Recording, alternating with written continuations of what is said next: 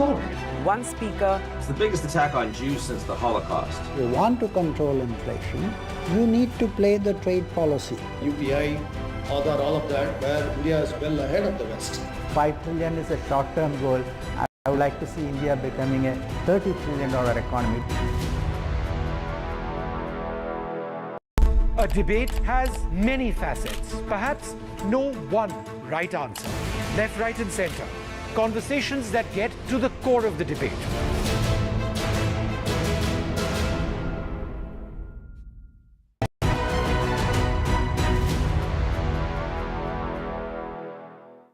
I think the first thing is one very important question. But I asked Deepinder Goyal first time I met him. So the thing, Zomato was then called Food eBay, right? And I used to visit the site regularly because it was the only restaurant listing site with all the menu cards, right? And I found that very useful. Hitesh Oberoi, our CEO, also found it useful. And we discussed one day, and he said, why don't you look at it for investment? And I said, yeah, why not? And I reached out to Deepinder. I didn't know him. I did in Google search to find him.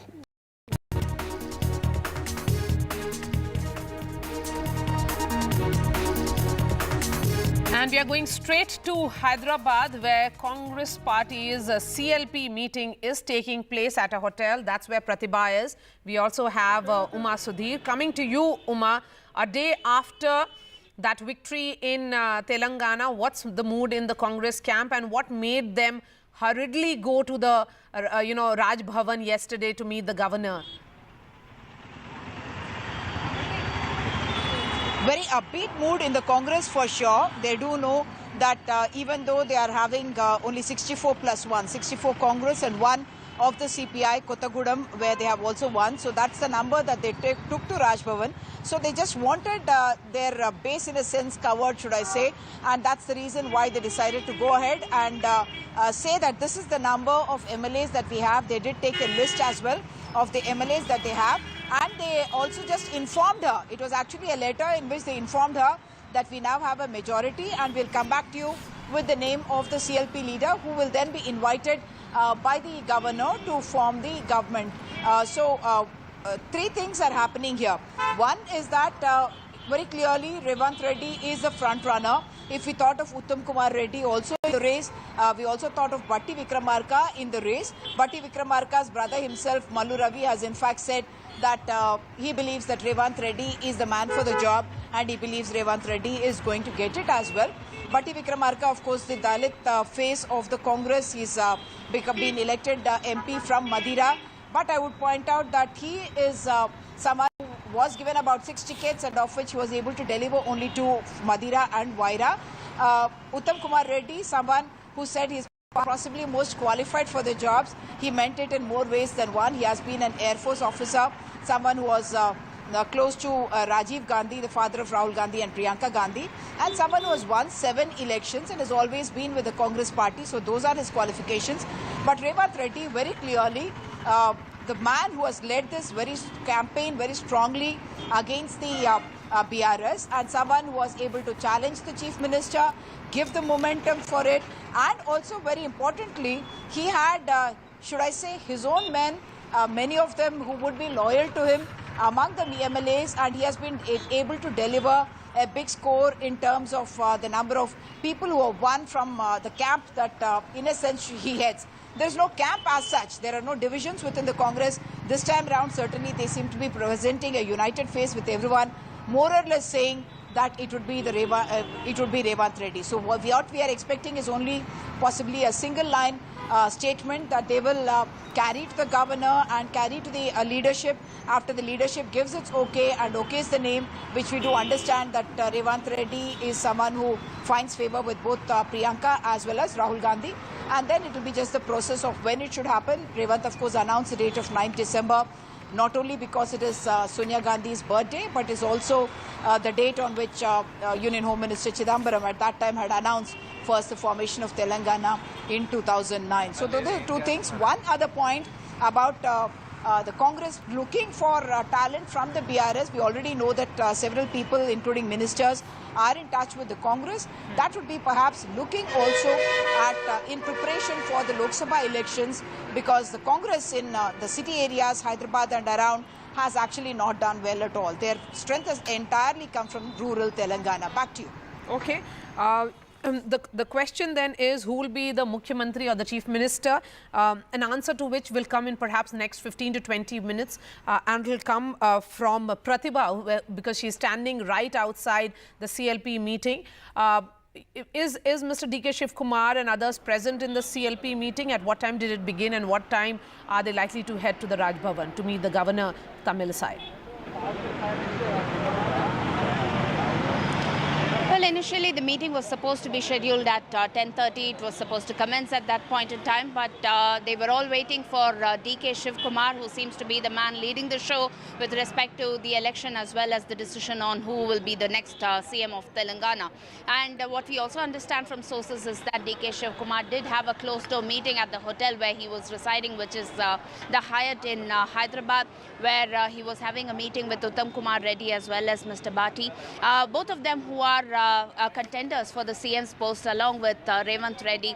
What we understand is also that a unanimous decision would be taken. Most of them seem to be suggesting Revanth Reddy's name, because like Umar did point out, the kind of efforts that have been undertaken by Revanth Reddy has been phenomenal with respect to the Congress's victory in Telangana.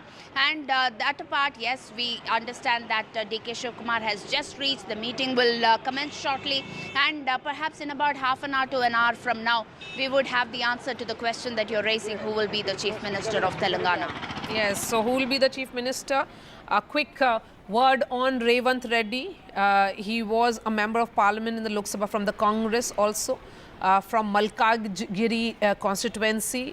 During his student days at Osmania University, he engaged with the ABVP, so he has that ABVP background. Stepped into politics, he secured the MLC in 2007 as an independent candidate, then TDP, and then transitioned into Telangana Assembly with Kodangal constituency, which he represented from 2014 to 2018, and then in 2014 Reddy clinched victory in the Andhra Pradesh Assembly elections from the Kodangal seat. So, you know, it has been quite a journey for Revanth Reddy. So is it almost a done deal, Uma, or can there be a wild card entry? Okay, we'll try and connect with Uma in just a bit. But Pratibha, will you take that question? Can there be a wild card entry in the form of a loyalist that Uttam Kumar Reddy is, or a Dalit face in Bhatti Vikramarka? In fact, it's almost a done deal as far as Revanth Reddy's name is concerned. This is what we're picking up from sources in the Congress camp. Most of them seem to suggest or acknowledge the efforts that have been taken by Revanth Reddy. In fact, he has been the front runner in terms of, you know, not just spearheading the movement or the momentum for the Congress in Telangana, but he's also spearheaded the Padayatra here, and several of these need to definitely be acknowledged and rewarded adequately. This is the answers that we are picking up from several leaders from the Congress. Of course, yes, there is a tinge of disappointment in the hearts of both Uttam Kumar as well as Mr. Bhati. Both of them seem to be old-timers in the Congress, and they have been loyal to the Congress for a very long time. And especially people like Uttam Kumar do bear the badge of qualification for heading the CM's post in Telangana, mainly because one being a winner for at least 7 times in the election, the MLA election, and 2 being a loyalist of the Congress camp.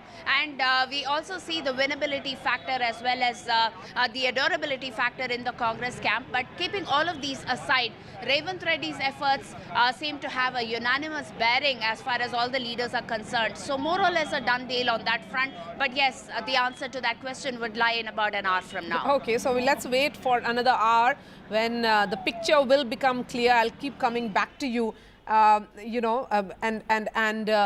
we'll try and put those SWOT analysis of sorts on our television screens as well.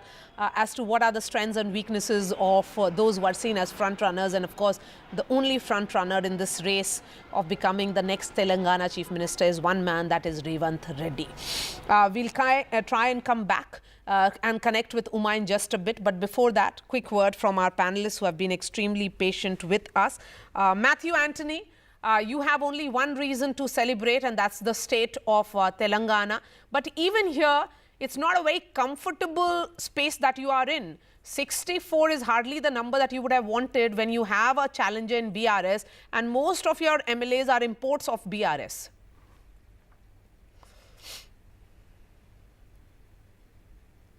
Mr. Anthony, if you can hear me, you have to unmute yourself. Yeah, thanks, Maria. First of all, our condolences to the pilots and their families who have lost their lives in the accident. On the Telangana issue, why should we not be comfortable with 64? And we have had a good victory there. At least allow us to celebrate the victory. Why do you want to question on that one? You know, that's a convincing victory. And we are forming the government. The CLP meeting is happening right now. So we are pretty confident about what we are in Telangana at this moment of time. Okay. And is it a done deal that Revanth Reddy, who added that much needed vigor in a state unit, which was almost down in the dumps like Telangana, you know, nobody gave you a chance till a year ago, and look where you are right now. Will you give him credit? It's a collective effort from the team, and he was a PCC president. He did his job pretty well. But the decision on the chief minister will be done by the leadership, and you will get to know in the next 1 hour's time from the leadership itself. Okay. So we'll know about it in some time. But, Rakhi, while we look at Telangana, but it sends a limited number of MPs to the Lok Sabha, and all this is building towards the Lok Sabha. It's a win-win-win for the BJP in 3 states in Hindi belt, and their collective number is far higher than one state. My question is that what we saw play out in Parliament, will that be more about reliance on one person and one brand, that is Narendra Modi? It is the best brand we have, in fact, the best brand on which the people of India, they trust. The only voice they listen to is the Narendra Modi ji's voice, and that has been established yesterday because the people of India, they believe the Modi ji's guarantees are the only guarantees which can be, you know, implemented on ground level, and that is why yesterday we got to win in 3 states. And as far as Telangana is concerned, we have improved our last assembly's performance because our vote share was increased from 7% to 15% this time, and the seat from 1 to 8. So that is the reason why we firmly believe that the people of India, they will trust Narendra Modi because of the deliverance. They voted for a good governance yesterday, and that thing we will definitely is going to, you know, we are going to put forward, and we are very happy that all our efforts were, you know, we landed on a positive note, and that is why we got a very good victory in these 3 states. And as far as Parliament is concerned, it's a regular Parliament session, in fact, and despite all these issues, because in each and every session you have seen that the opposition party, they, you know, whether it's Hindenburg's report or Adani or other issues are there, they are not concerned with the welfare points of our India, and that is the main problem here. But let's see what happens. But we are firmly, you know, want to take our country to a next level, and that is why we are always determined to do so. Okay. Thank you so much for your time, Rakhi and Matthew Anthony. Of course, this remains our top focus. In another few minutes, the CLP meeting in Hyderabad will be beginning, and then the Congress will decide on who will be the Chief Minister of the state of Telangana. And then the process of government formation begins. The CLP head will then be going to meet the governor to stake claim to form the government. That remains our top focus. We are slipping into a short break. Lots more news and updates on the other side.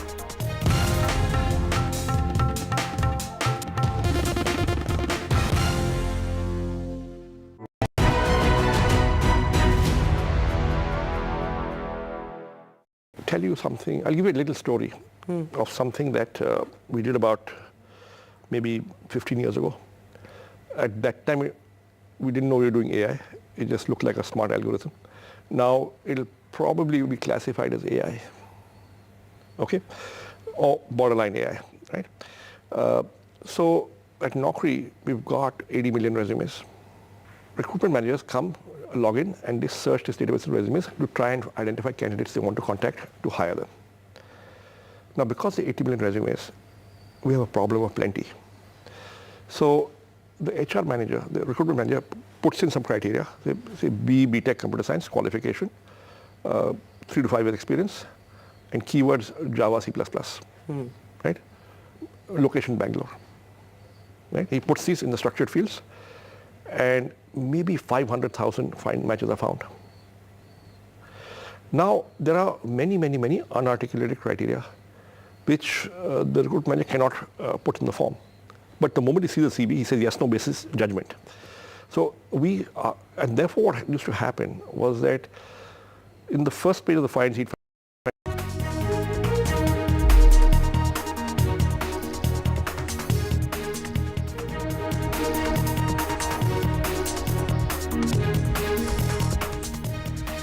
And the process of government formation in 3 states that has been won by the BJP will begin today. There will be also the observers that will be decided by the BJP leadership, who will then be heading to the states to conduct the important, crucial legislature party meeting, and thereafter the leader of those assemblies will be chosen. Just look at those visuals that are coming in. It has been quite a victory for the BJP. Let me bring in Revanth, who's joining me from outside Okay, we'll try and connect with Revanth. We did see celebrations at the BJP headquarters where Prime Minister arrived in around 6:30, 7:30 p.m. last evening, and then he delivered the victory speech, also setting the roadmap for the future of his party and telling them not to be complacent. There's lots more that has to be done by the BJP going ahead, is the message that came from the Prime Minister for the cadres and the karyakartas of the BJP. So those visuals of Prime Minister Narendra Modi arriving at the BJP headquarters, which I'll be asking my producer to put on our television screens, which we saw yesterday, in which the message was loud and clear. And those were the visuals. That is Mr. Balaknath, Baba Balaknath, who's seen as also the wild card entry, perhaps, in which the BJP could be looking at a completely different politics going ahead in the state of Rajasthan. Let's listen in to the Prime Minister.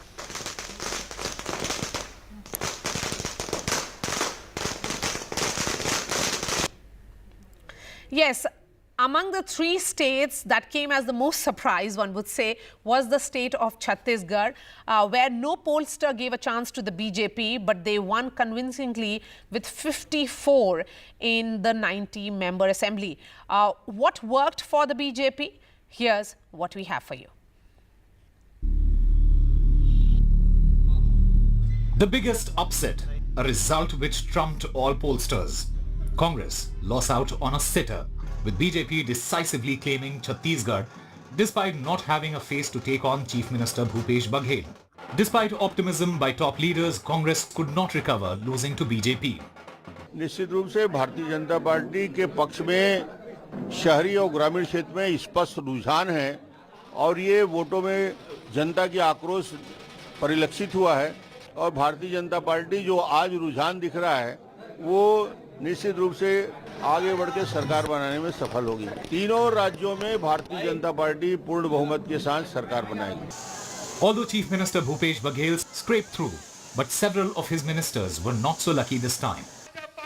The game changer was promise made by Prime Minister Narendra Modi to women that they will get 12,000 per year.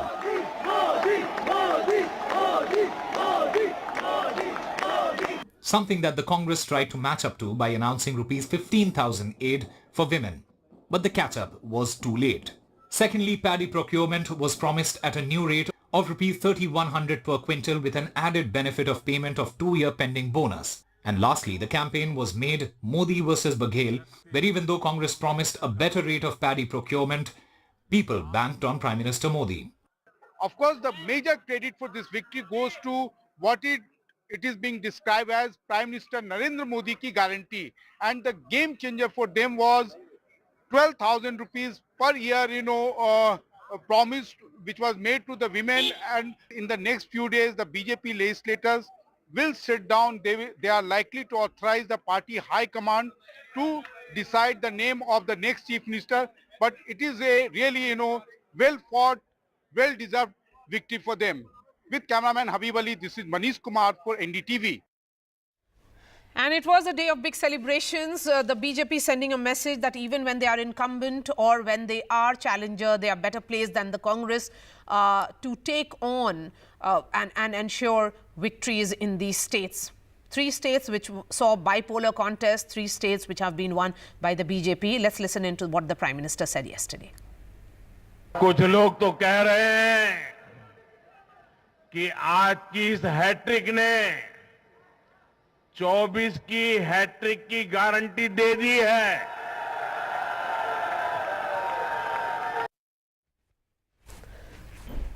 You heard what the Prime Minister said. He is setting perhaps another record for his party going ahead in 2024.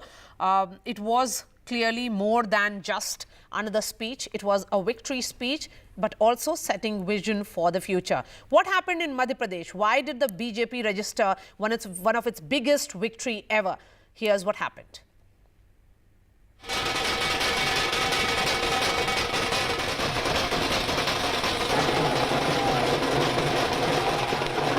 The Saffron Party didn't name its Chief Minister candidate, despite its longest-serving Chief Minister Shivraj Singh Chauhan heading the government in Madhya Pradesh, created history, and the Congress was far behind. So what worked for the BJP? The game-changer populist schemes like the Ladli Behna scheme, the Kisan Samman Yojana, overwhelming support of female voters besides the undercurrent of Ram Temple 2024 grand opening. हमारे प्रधानमंत्री श्री नरेंद्र मोदी जी जन जन के मन में हैं, मध्य प्रदेश की जनता के मन में हैं।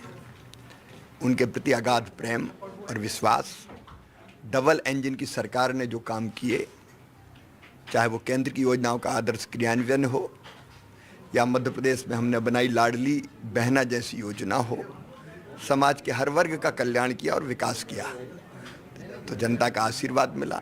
The Madhya Pradesh Congress leaders were so confident of winning the assembly elections that even before the counting had started, some local Congress leaders and workers had even put up such posters in front of the Congress headquarters in Bhopal, congratulating Kamal Nath and even claiming that a Kamal Nath government is coming to power. But once the results started coming out, the Congress headquarters looked deserted and the local Congress leaders were shocked and disappointed. वजह तो बाद में पता चलेगी जब इसका विश्लेषण होगा। अभी जो शुरुआती रुझान तो मैं नहीं कहूँगा, मिड लेवल रुझान है, 5-7 राउंड्स हुए हैं, 14 राउंड्स का इलेक्शन होता है, तो इसमें जो मैंने देखा वो मुझे जो मैंने ग्राउंड पे देखा था उसके अनुरूप ये रिजल्ट्स मुझे नहीं दिख रहे हैं। वो डिसअपॉइंटेड है क्योंकि जब पब्लिक रिएक्शन वोटिंग से मैच नहीं करता है तो कहीं ना कहीं प्रॉब्लम तो है। A region-wise breakup reveals that while the BJP has held on to its 2018 bright spot, the 30 seats strong Vindhya region, it is now virtually wiping out the Congress in the saffron stronghold.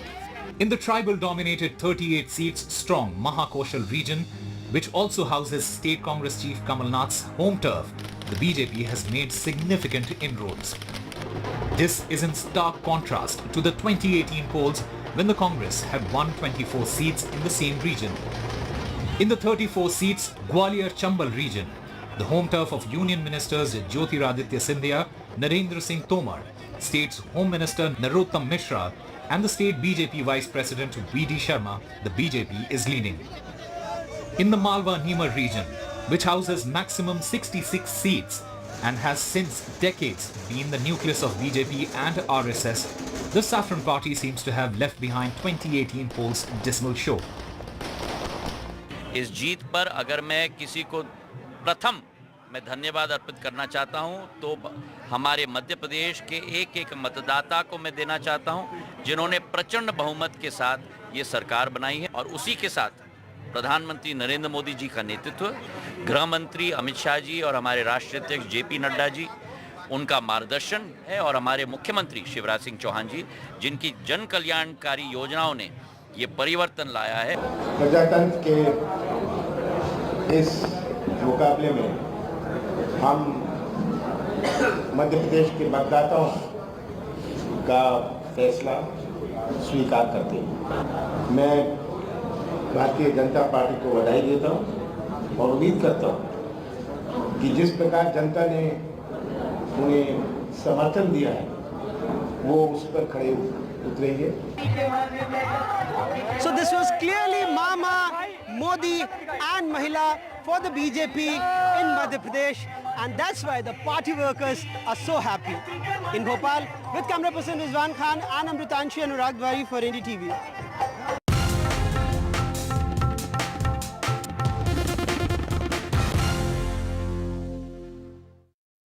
A debate. This World AIDS Day, join the fight against HIV. I'm Ayushman Khurrana.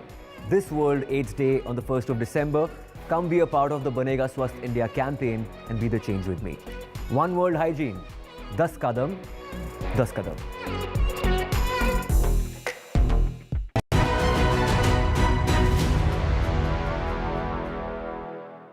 I want to talk a little bit about higher education in India, because Ashoka University, certainly, most or all will agree that it's been a success.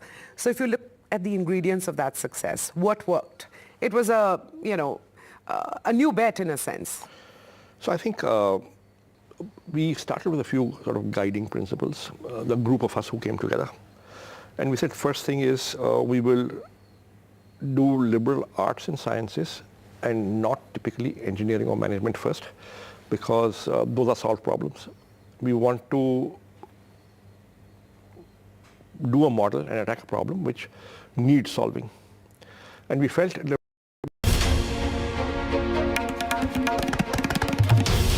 This is NDTV, and you're watching NDTV 24/7.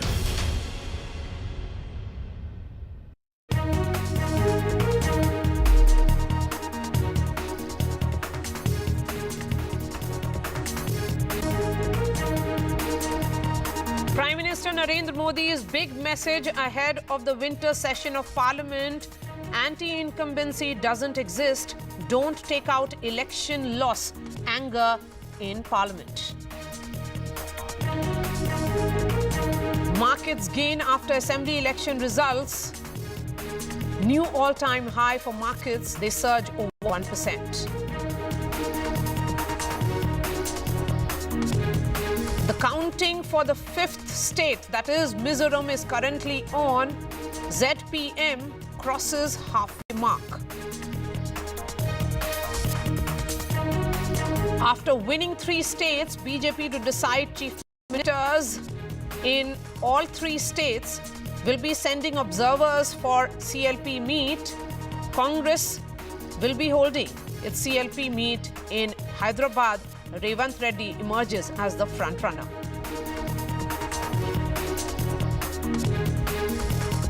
Cyclone warning intensifies. The landfall in coastal Andhra on Tuesday. Rain red alert in Andhra Pradesh, Tamil Nadu and Puducherry. 2 Indian Air Force pilots killed in crash. Indian Air Force trainer aircraft crashes in Telangana.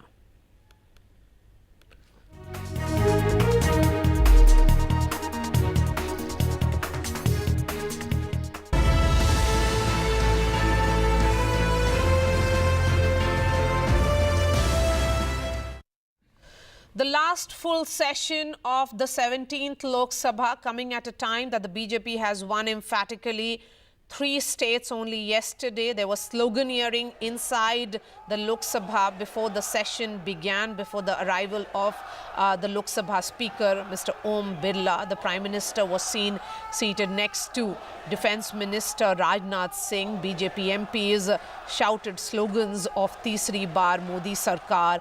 There was a lot of jubilation, clapping and celebrations inside the Lok Sabha. There are 21 bills that have been listed by the government. They are hoping that these bills will be passed before the 22nd, which is the last day of the winter session. We are going straight to the Lok Sabha, where BJP MP Nishikant Dubey is speaking. Let's listen in. Thank you. Item number 7, Shri Dharmendra Pradhan ji. अध्यक्ष महोदय, आपकी अनुमति से मैं आज की कार्यसूची में क्रमांक 7 में अपने नाम के सामने उल्लेखित केंद्रीय विश्वविद्यालय अधिनियम 2009 में संशोधन करने के लिए एक विधेयक पेश करने की अनुमति देने का अनुरोध करता हूं। 517 रूट्स वर्तमान में प्रचलित हैं और इस उड़ान योजना की एक बहुत महत्वपूर्ण भूमिका हम देख सकते हैं। एक नया उड़ान का सफर मध्य प्रदेश, राजस्थान और छत्तीसगढ़ में कल के दिवस में भी हो पाया है और इस सफर को हम प्रधानमंत्री जी के नेतृत्व में आगे भी ले जाएंगे। दूसरे राज्यों में इसका विश्वास भी हम सदन को देना चाहते हैं। जहां तक प्रश्न कार्तिकेय जी ने आज इस सदन में पूछा है, मैं उनको विश्वास दिलाना चाहता हूं नागर विमानन मंत्रालय से कि सेफ्टी और सिक्योरिटी हमारे मंत्रालय की प्राथमिकता है। सिक्योरिटी के लिए हमारी संस्था BCAS, bureau civil aviation security, अपनी तगड़ी निगरानी सारे एयरपोर्ट्स पे रखती है और सेफ्टी के लिए DGCA जो हमारी संस्था है, हर एक एयरलाइन और हर एक एयरपोर्ट के लिए कार जो सिविल एविएशन रूल होते हैं उसे इशू करती है ताकि हमारे यात्रियों की सुरक्षा, उनकी सेफ्टी और उनकी सुगमता का पूर्ण ध्यान रखा जाए। जो मुद्दा उन्हें उठाया है, कोई भी मिसट्रीटमेंट किसी भी पैसेंजर के साथ होगा जिसकी सूचना मंत्रालय को मिलती है, फौरन उस एयरलाइन या उस एयरपोर्ट दोनों को सूचित किया जाता है, जवाब लिया जाता है और जहां कोई भी एयरलाइन या एयरपोर्ट दोषी पाया जाए, पेनल्टी मंत्रालय के द्वारा पूर्ण रूप से फिक्स की जाती है। Second supplementary, Shri Kartikeya Sharma. Thank you, Chairman, sir. Through you, I would like to ask the Honourable Minister whether the Ministry has considered opening of or increasing the number of pilot training institutes in the country given the increase in demand in the aviation sector. Honourable Minister. Sir, ये बहुत महत्वपूर्ण प्रश्न कार्तिकेय जी ने उठाया है। हमारा नागर विमानन क्षेत्र की विस्तारता आने वाले दिनों में बहुत बढ़ने वाली है। प्रधानमंत्री जी के नेतृत्व में जिस देश में 65 वर्षों में केवल 74 एयरपोर्ट थे, आज 149 एयरपोर्ट, हेलीपोर्ट और वाटरड्रोम प्रचलित हो पा रहे। हमने इस संख्या को दुगना से ज़्यादा कर दिया है 9.5 वर्षों में और हमारी प्राथमिकता है कि इसे हम आगे जाके बढ़ाएं। हमारे एयरलाइंस की भी पूर्ण क्षमता आगे बढ़ने वाली है।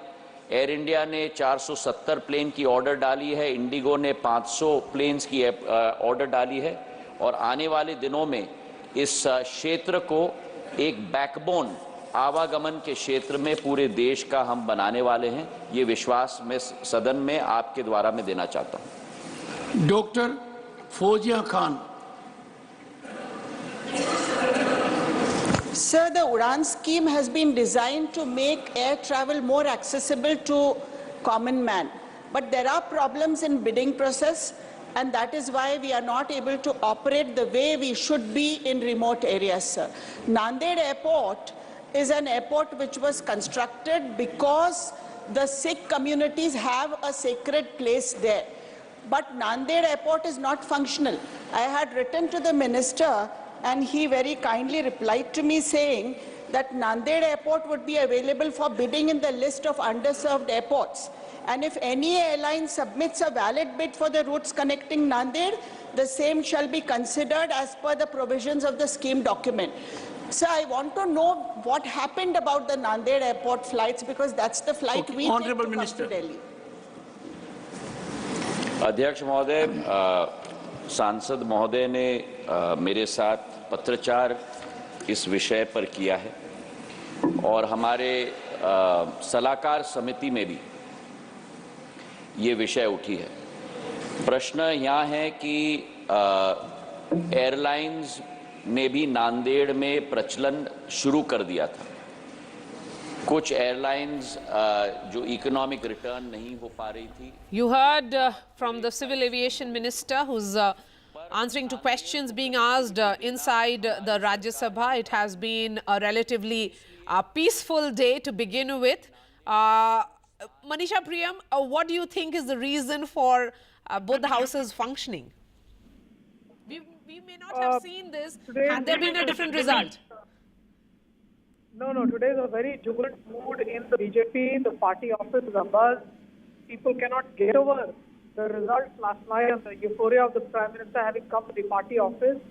And today, Parliament meeting is only a logical culmination of what one has seen. And I would say that there had been some kind of a low spirit within BJP after the defeat in the Karnataka elections and the steps that were being taken to the 2024 general election. This indeed is the grand finale of this House, this Parliament. After that, the whole Parliament will be in election mode. So it is euphoria, and no other word describes the mood better.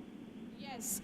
And Manisha ji, I really appreciate your time. Let me go straight to Hyderabad, where the CLP meeting has begun with DK Shiv Kumar, who is the in charge of the state of Telangana, present in that hotel where the CLP meeting is happening. We can see those visuals of 64 MLAs. All of them are seated with one CPI MLAs as well.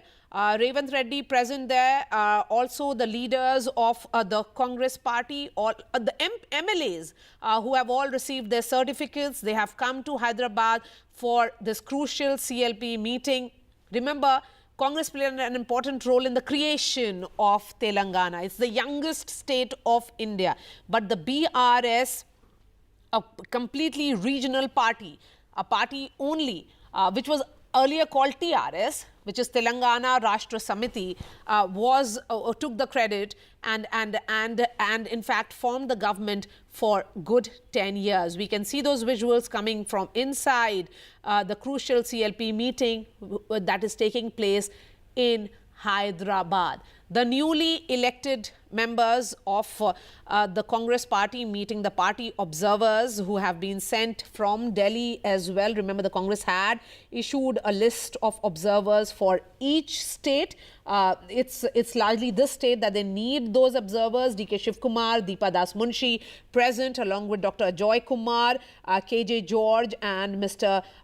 K. Muralidharan. All of them are present in that meeting, which is happening at a hotel in Hyderabad, and Pratibha is where this meeting is happening, and so is Uma, my colleague who is present in Hyderabad as well. We'll try and connect with both of them.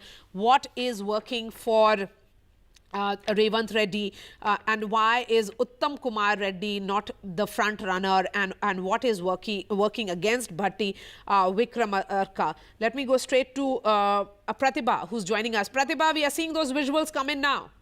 Any moment the picture will become clear. Who is the new CLP leader? That's right. In fact, right since morning, that has been the question doing the rounds. In fact, the CLP meeting was scheduled to commence at around 10:30 a.m. But the man of the show is definitely DK Shiv Kumar, who's been leading this entire process. And what we were told is that he did have a closed-door meeting at his hotel along with the other two front-runners. That is, apart from Revanth Reddy, we have Uttam Kumar Reddy as well as Bhatti, who are the front-runners in top contenders for the CM's post. And Revanth Reddy's efforts definitely need to be acknowledged, and most of them seem to suggest that it is definitely going to be a done deal. So we'll have to wait and see if Revanth Reddy's name would actually be formally announced now that the CLP meeting is getting over. Okay, so the meeting will get over, and thereafter the CLP head, who will be chosen, will be heading to the Raj Bhavan to meet Governor Tamilisai and stake claim to form the government. The swearing-in ceremony will be happening on 9th. So that is 5 days from now, who are likely to be inducted in the cabinet. That remains to be seen. But correct me, Pratibha, this is a bicameral legislature. There is also a legislative council, right? That's right. I mean, that would the next steps would be suggested post this meeting. In fact, right now, what we are told is that the CM's post as well as the DCM's post would be finalized. And if it is Revanth Reddy who will be the top contender for the CM's post, then perhaps Bhatti would be the likely choice for the DCM's post. And once the swearing-in ceremony is over, we will wait and see how the cabinet would actually take shape. So this would be the next steps in progress as far as the Congress government is concerned. And in fact, it has been quite a hurried set of steps that has been undertaken by the Congress. One, to project a show of strength, and two, to also keep its flock together, mainly because it is not a number that is a sweeping majority of sorts. It is just 4 above the majority mark, which is 60. And so with 65 MLAs, they did parade to the governor's office yesterday to say that all of them are in unison here as far as the Congress government's comeback is concerned in Telangana. Okay. Uma is joining me as well. Uma, Bhatti Vikramarka, Uttam Kumar Reddy or Revanth Reddy? Very clearly, it appears that it will be Revanth Reddy, though of course Uttam Kumar Reddy, Komat Reddy, Venkat Reddy and also Bhatti Vikramarka said to be in the race. Uttam Kumar Reddy, someone who has been 7-time MLA, most qualified for the job is what he himself had said. And yes, he's also someone who has been an Air Force pilot, who has always been with the Congress, and also someone who has been close to the Gandhi family. He used to know Rahul and Priyanka's father, Rajiv Gandhi, and was an associate of Rahul Gandhi, of Rajiv Gandhi. And Bhatti Vikramarka is a Mala Dasri leader from the Dalit community and someone who had done Padyatras as well, has been, he's the CLP leader in the last house. And the Komat Reddy, Venkat Reddy calls himself the senior most among the Congress leaders, someone who delivered all the seats in Nalgonda district, the erstwhile Nalgonda district. He and his brother Rajgopal also had won the election, and that is his certificate. He is also someone who claims to be quite close to the Gandhi family and would like to be considered in the race for CM as well. But yes, Revanth Reddy, I must say, by far ahead in this race. Certainly the front runner, Mallu Ravi, who is the brother of Bhatti Vikramarka, himself says that he thinks Revanth Reddy is the right choice for the Chief Minister, not just because of the way he has led this campaign very much from the front, campaigning across the state, heli-hopping, doing at least 4 constituencies in every day in the last few days and covering the maximum numbers. And the candidates that he had backed or he had suggested also have delivered. And that's one reason why we do expect that Revanth Reddy, who is in a sense you can consider new to the party, he had come only in 2017-18. His rise was quick. He became the leader of the party in 2021. And from then on is when the momentum changed, because he has changed the entire picture from a dismal picture for the Congress in Telangana to one of hope. Of course, other factors also contributed, but right now it seems quite clear that it will be Revanth Reddy. We do understand that D.K. Shivkumar in the morning, in fact, had a meeting with these contenders, and certain negotiations were done in order to keep everyone happy. This election, Congress has managed a very united face. Otherwise, you do see a lot of divisions and multiple leaders speaking in multiple voices. But this time round, they did avoid a lot of that, and that culture that they have now imbibed with the winning streak as well, seeming to continue now as well. Okay. Back to you. So has the Congress party got what has been Shuvendu Adhikari in the state of Bengal and also Himanta Biswa Sarma in Assam? Could you repeat that question, Myra? I'm saying, has the Congress party got a Shuvendu Adhikari kind of a figure or a political leader like what happened for the BJP in the state of in the state of Bengal, and also the Congress, the former Congress leader who went on to join the BJP and then become Chief Minister in Himanta Biswa Sarma in Assam? So no, the Congress as of now will keep a united face. It does not even look like, the earlier fear was that if they were less than 65, the MLAs may have to be shipped, or rather there was instruction from the party high command. We were told to ship them to Bengaluru, and if they are between 65 and 70, they thought it was safe to keep them here. But what we do understand is that the Congress House seems to be safe with the number of MLAs that it has, 64 from the Congress itself, 1 from the CPI. Rather, they are going to be adding to their numbers. I've spoken to top sources in Congress as well as in the BRS who do know that there are going to be some MLAs, some of them ministers in KCR's cabinet who are going to jump ship. Interestingly, some of them may be having the Telugu Desam connection. What I'm trying to tell you is that when Revanth Reddy was in the Telugu Desam, he did have close relations with many of these leaders who subsequently may have gone to the BRS and now were in also ministerial positions. Those are people with who we understand that Congress is in touch with. They have made the phone calls. We already saw Bhadrachalam MLA who has just been elected from the BRS. He came and met Mr. Revanth Reddy. So officially, though I have not said anything, the Congress certainly preparing to strengthen the numbers that it has. Also in preparation, I would think, for the Lok Sabha elections, because the pattern that we see in Telangana is that the large numbers for the BRS have actually come from the urban areas. In fact, from Hyderabad area itself, they've got 17 out of their 39 MLAs, which means really that the Congress has not done too well in these areas. There's also the MIM that took away 7 seats. They held on to their bastion. And the Congress will need to strengthen its position in Hyderabad and around that area, because they literally drove a blank here, as was expected also, I must say, because they have not been seeing this as their strength. So there is a rural-urban divide in the way the voters seem to have voted.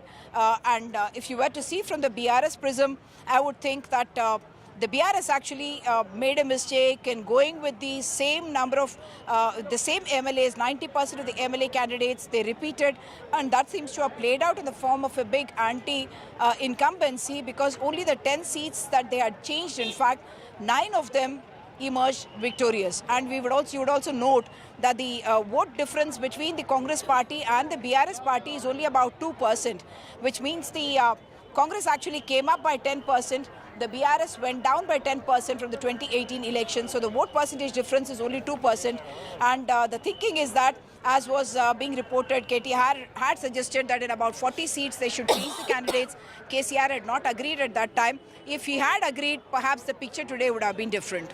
Yes, so KCR has lost the political plot, and but hasn't really lost the base, one would say, because if there is just a 2% difference between his party and the victor, that is the Congress party, then what has Congress gained? Of course, it is forming the government, but the big picture also is GHMC. Uma, quick word on the urban versus rural divide that is visible also in Telangana. Yes, indeed. K.T. Ramarao, most people in Hyderabad, the industry, the corporates, all of them seem to be happy with him. He was seen as the man who is, in many senses, inspiring the dreams of a Hyderabad and a youth along with that. But I must point out that the rural youth, many of who were depending on the Telangana State Public Service Commission, the government jobs, they were very disappointed with the BRS because there were exam leaks that happened. They had postponed exams multiple times, and the jobs promises that was made was not just about the corporate sector, but it was largely about the government sector. There are always huge expectations, and that's where the anger against the BRS government seems to have solidified, because I have met with some youngsters who actually showed me messages which seem to have been going around saying that when the TSPSC leak happened, and there is also a suicide death of a young woman that happened in Hyderabad, and she was here preparing for competitive exams, which subsequently got postponed, and all that frustration happened mostly among the youth who were coming into Hyderabad hoping to make it to the government job. So that is one big area that the BRS seems to have neglected. They were not able to change the perception. This is something that KTR has also admitted on camera, saying that the perception of the youth that the government was not able to do enough for them. And those youth, I do not mean urban youth, that has really worked against the BRS, I must say. The other part is the disappointment that in the Dalit Bandhu and the 2B PPH schemes, the fact that some people got it, about 15% people got it, and that led to a lot of resentment among the rest that they were not being given and that it was being favored.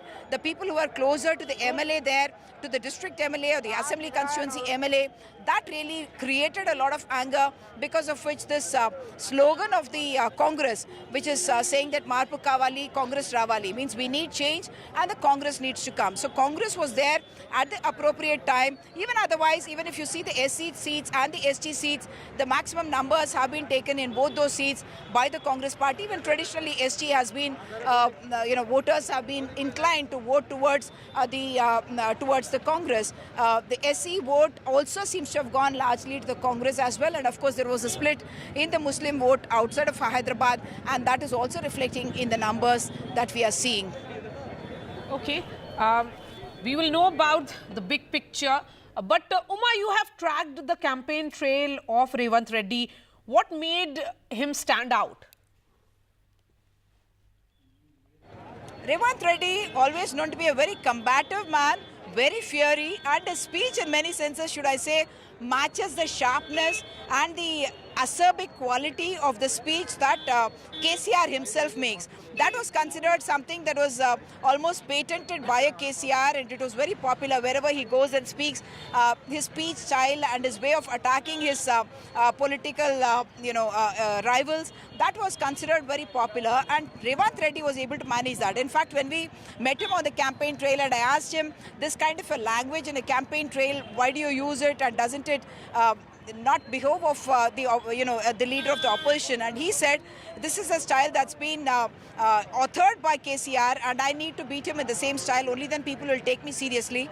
I remember a few years ago as well, when I met Revanth Reddy, he said this, that I cannot pitch myself against a KTR or any other leader. I have to pitch myself against a KCR, and that's what I'm working towards, and that's precisely what he did after coming into the Congress, using that opportunity in the last couple of years, every time attacking a KCR and doing it in the same style. That worked for him. The second important factor is also the Reddy factor. What we do understand in this election is that overall, even otherwise, all parties give big numbers of tickets, almost 40 tickets to the Reddys. That's what each party actually does, even though, those parties are not dominated by Reddys, and Congress has been a party which is identified with the Reddy community, who incidentally have only 6 to 8% population in Telangana, but politically they are a very significant group. And even in this election, it's probably the first election in which the maximum number of Reddys have been elected. That's about 43 people from the Reddy community who have got elected. The other important part about Revanth Reddy is not just his style, his very combative political strategies. If we have some time, I can tell you about the political savviness of a Revanth Reddy, because he had in fact started in the BRS. In 2001-2002, Revanth Reddy was in the BRS, and then he thought he was not being given adequate space, and that's why he went to the TDP in 2006. And at that time, he was contesting a seat called the ZPT seat is called, so Zilla Parishad seat, and in that there were 21 rivals, and he has himself told us in a conversation saying that he ensured that most of those rivals actually got out of the race. And then there was one person who was left in the race who was called SN Reddy, and what Revanth did was to get 15 SN Reddys in that very constituency and got them to contest, and therefore the voters became so confused that the vote entirely got split, and therefore Revanth managed his first victory in the ZPTC. That's the kind of political savviness or acumen that Revanth Reddy has, and that is something that everyone will credit him for being that kind of a very also ambitious, interesting very competitive that from Kama Reddy, he lost to a BJP's Reddy, that is Ramanna Reddy, and from Kama Reddy, he actually was third in that race. Uma, thank you for all those fascinating stories that you have shared with us and our viewers. We are going straight now to Mizoram, where the Chief Minister, in fact, has lost his own election. Over to you, Ratnadeep. What are the pictures that you have for us and our viewers? That's right. In fact, this has been a big victory for the ZPM, a party which was established only 6 years back. And you can see here the ZPM supporters now celebrating. This is a landslide victory for them.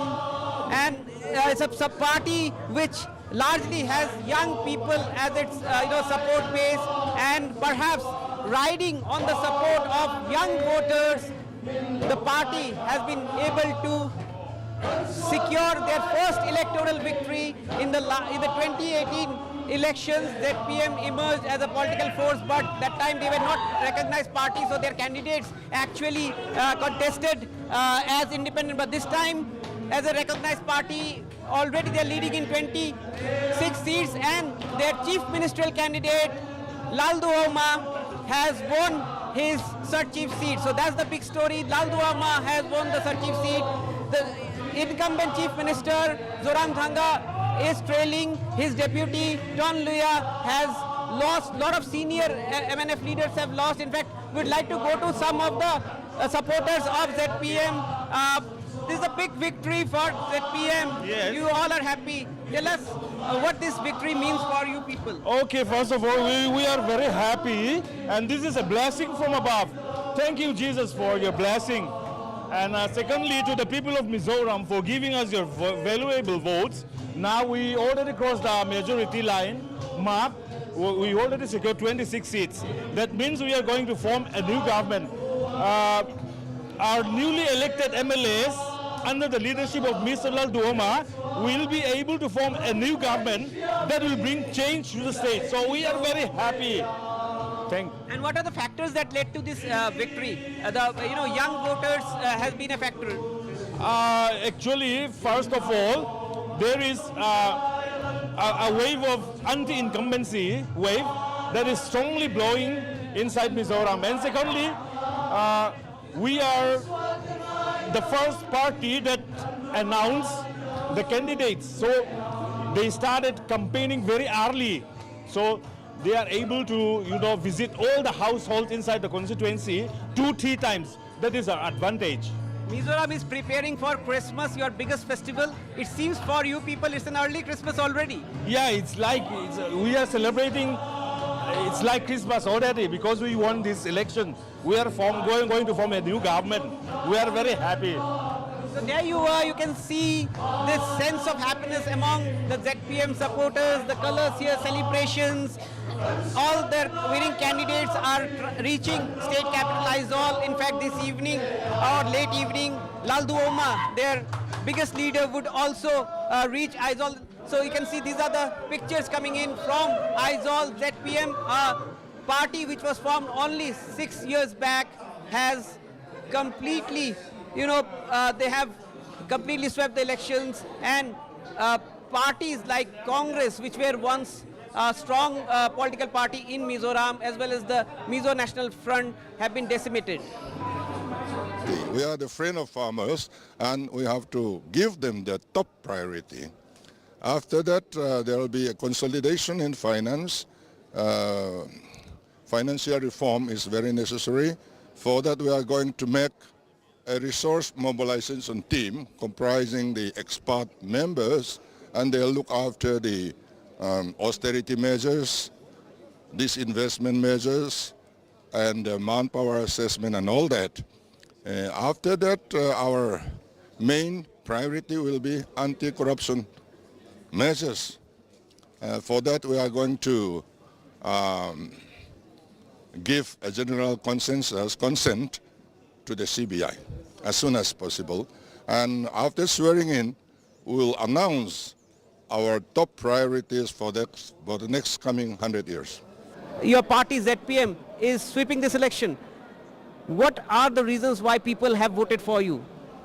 People want a change, change in the sense that it has to be a positive change. Mizoram was ruled by two parties for all those years after attaining the statehood.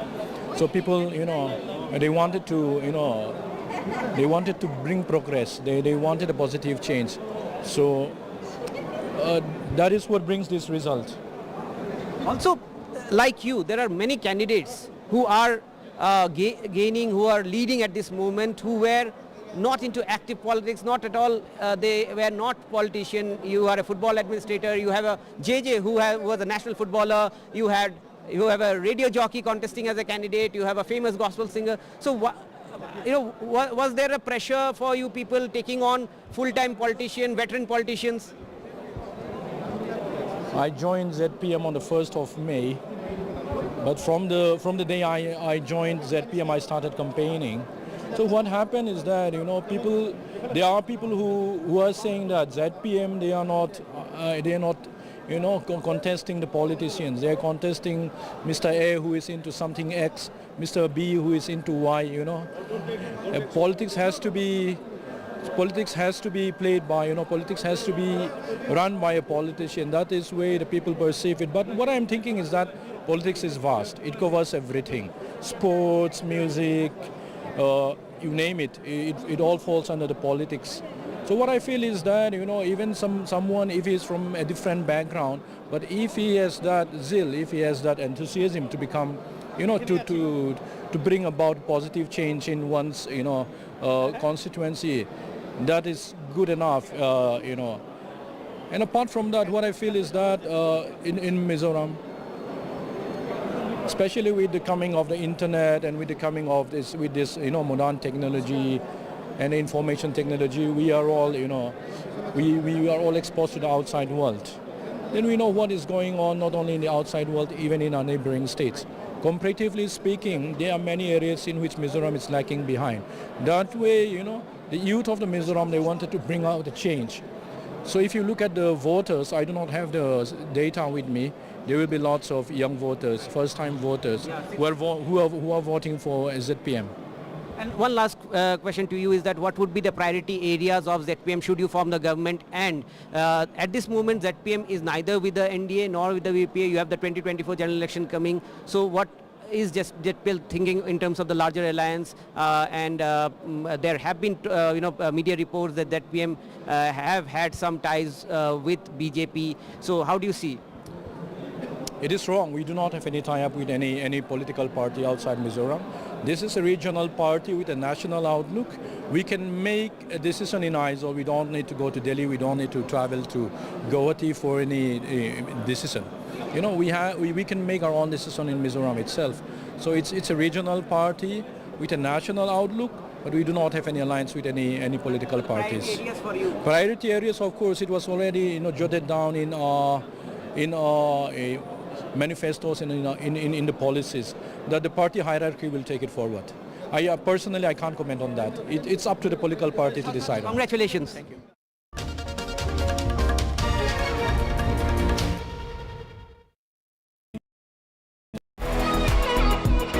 This World AIDS Day, join the fight against HIV. I'm Ayushman Khurrana. This World AIDS Day on the 1st of December, come be a part of the Banega Swasth India campaign and be the change with me. One World Hygiene, 10 kadam, 10 kadam. How often have you turned away from debates that descend into endless fights? We bring you a show where every question is answered, where every debate finds its resolution, where every story finds its conclusion, where opinions collide but facts prevail, where stories unfold with insights and trust. When the noise ends, the last word begins.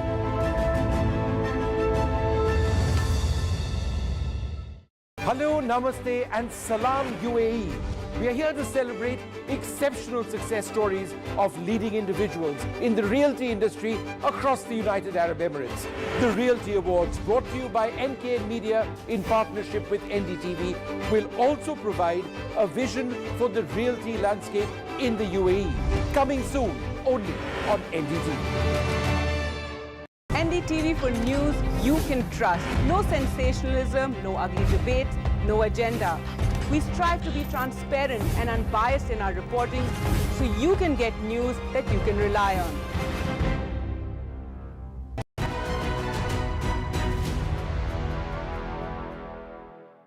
Tell you something, I'll give you a little story of something that we did about maybe 15 years ago. At that time, we didn't know we were doing AI. It just looked like a smart algorithm. Now, it'll probably will be classified as AI, okay, or borderline AI, right? So at Naukri, we've got 80 million resumes. Recruitment managers come, log in, and they search this database of resumes to try and identify candidates they want to contact to hire them. Now, because the 80 million resumes, we have a problem of plenty. So the HR manager, the recruitment manager, puts in some criteria, say B.Tech computer science qualification, 3 to 5 years experience, and keywords Java, C++, right? Location Bangalore, right? He puts these in the structured fields, and maybe 500,000 matches are found. Now, there are many, many, many unarticulated criteria which the recruitment manager cannot put in the form. But the moment he sees the CV, he says yes, no basis, judgment. So and therefore what used to happen was that in the first page of the finds, he'd find 2 relevant resumes, although they all matched the criteria he put down.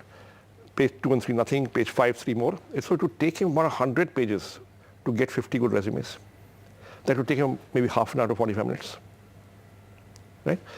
And we said, is there a way we can identify these unarticulated criteria and somehow put all the relevant ones at the top on the first page? If you can save about a half an hour of your client's time. And you managed to do that successfully? Yes, we developed an algorithm. It took us a couple of years. We developed an algorithm that did precisely that. And it worked like a miracle because only 5 people in the company knew how it worked. And the moment we introduced it, our sales team all got calls from clients saying, what is this? What have you done? This is fantastic, right? Now, that's 11 p.m. now. There is heavy rainfalls that is happening. In fact, all schools have been shut as well. Waterlogging and power, internet disruption being reported from the city as heavy rains lashed the city this morning. Many flights have been cancelled or delayed at Chennai airport. And now news coming in that the Chennai airport has been shut till 11 p.m. IMD has said that that Cyclone Mig Jam now lies at 110 kilometer east-northeast of Chennai, and it has moved at 10 kilometer per hour in the last 6 hours. It is expected to move in the north-west direction and intensify into a severe cyclonic storm by forenoon, and it may then move parallel to Tamil Nadu and south of Andhra Pradesh, and is expected to cross between Nellore and Machilapatnam by December 5th forenoon. So all precautions being taken now. Anna University, remember, has postponed engineering semester exams which were scheduled for Tuesday due to heavy rains, and the university has said that it will be announcing dates later. Hundreds of cars and trucks have been stuck in 2-kilometer long traffic jam on Chennai-Kolkata highway. And also the concerns are now of what happens next in terms of the precautions that have been taken. Schools and colleges have been shut. There is a breach in Narayanpuram Lake as well, which has caused floods in several parts of Chennai. We are going straight to Sam, who's joining me on the phone line. Sam, what is it that we know now? Several flights cancelled and delayed, but now Chennai airport has been shut down.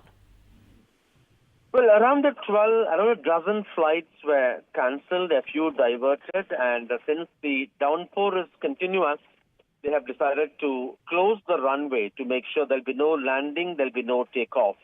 And things will improve only after the rain stops or reduces. The Met Office says at the moment some pockets of Chennai have received up to 29 centimeters over the last 24 hours. The rains will subside only after the cyclone Mig Jam would leave Tamil Nadu and head towards Andhra. That they expect around 3 o'clock. So till 3, the city would expect or experience very heavy rainfall. And Chennai airport closed, although they tried to at least allow landings, but now they decided the water stagnant in the airport is too heavy, that they're not able to pump out waters for landing. So as we speak now, earlier they had closed it till 11:30. Now it will be for some more time till the rains subside. The larger picture, Cyclone Mig Jam is triggering very heavy rainfall in Chennai, adjoining districts of Chengalpattu, Tiruvallur and Kanchipuram. It's a public holiday. Schools, colleges, government offices shut. Private offices advised to allow their employees to work from home. The Chief Minister, after a review, has appointed monitoring officers for every zone of Chennai Corporation because many parts of Chennai at the moment, people wade through anywhere between ankle-deep to knee-deep waters. Hundreds of cars lying in waters. That's a major challenge, major loss of property in that sense. And even the newly built stormwater drains have not been able to handle this quantum of water. People have been advised to stay indoors, not to step out unless it's absolutely important or unavoidable, and to follow the government guidelines. Around 700 people have been evacuated from low-lying areas, particularly from districts like Tiruvallur, Kadlur, and some from Chennai. Around 5,000 relief centers have been opened, and both NDRF and SDRF teams have been positioned, have been kept ready. So the moment the rain stops, they'll be able to intervene and help authorities in pumping out waters from low-lying areas. In other areas, authorities say once the rain subside or reduce or stop, in a matter of 2 hours, they say the stormwater drains will in away the water in most areas, and in low-lying areas, at least 500 pumps have been kept ready to pump out waters at the moment the rain stops. Sam, Daniel, really appreciate your time. Thank you so much for joining us. So the big breaking that is coming in is that Chennai airport has been shut down till 11 p.m. because around 4 noon is when the cyclone Mig Jam is likely to make the landfall. We are shifting focus now back to the big story, which is, of course, the emphatic victory of the BJP in 3 states in the Hindi belt, 2 of which they have won with a landslide. And clearly the message is that there is that fillip which we saw also in Parliament today. A lot of rejoicing happening. Rajasthan follows a revolving door method for 3 decades. They have roamed home despite internal differences and dissent. The Vasundhara Raje factor also playing out, but will she be the chief minister? Is there some dark horse waiting out there? What about Baba Balaknath? Lots being discussed right now. Let me go straight to Revanth, who's standing outside the BJP office in Jaipur. You saw celebrations yesterday, Revanth. You spoke to Jai Kumari as well. She has won with the highest margin in these elections. Many are saying that it was a safe seat, but just look at the margin of victory that she has had. But overall, are the celebrations continuing even today? Or now are the Karyakartas or the workers of the BJP waiting to see as to who will be the chief minister? Well, absolutely, Mara. Well, here at the BJP office, the focus now is completely shifted to government formation. In fact, the latest that we can tell you is that both C.P. Joshi as well as Arun Singh have left for Delhi. They left, a while back, and they will be meeting the party high command and the parliamentary board. In fact, we spoke to both Diya Kumari as well as Baba Balaknath, and the standard response is that we've left it to the high command and the parliamentary board. But just quickly looking at the CM probables, well, of course, the 2 names doing the rounds here in Jaipur circles who seem to be front runners. One, of course, Vasundhara Raje, former chief minister, 2-time chief minister, somebody who has conducted the maximum number of Jan Sabhas here. In fact, very interestingly, she campaigned for 47 candidates and 31 out of them have won. And she is somebody who is seen as a candidate who enjoys mass popularity here in Rajasthan. The other name doing the rounds is Baba Balaknath.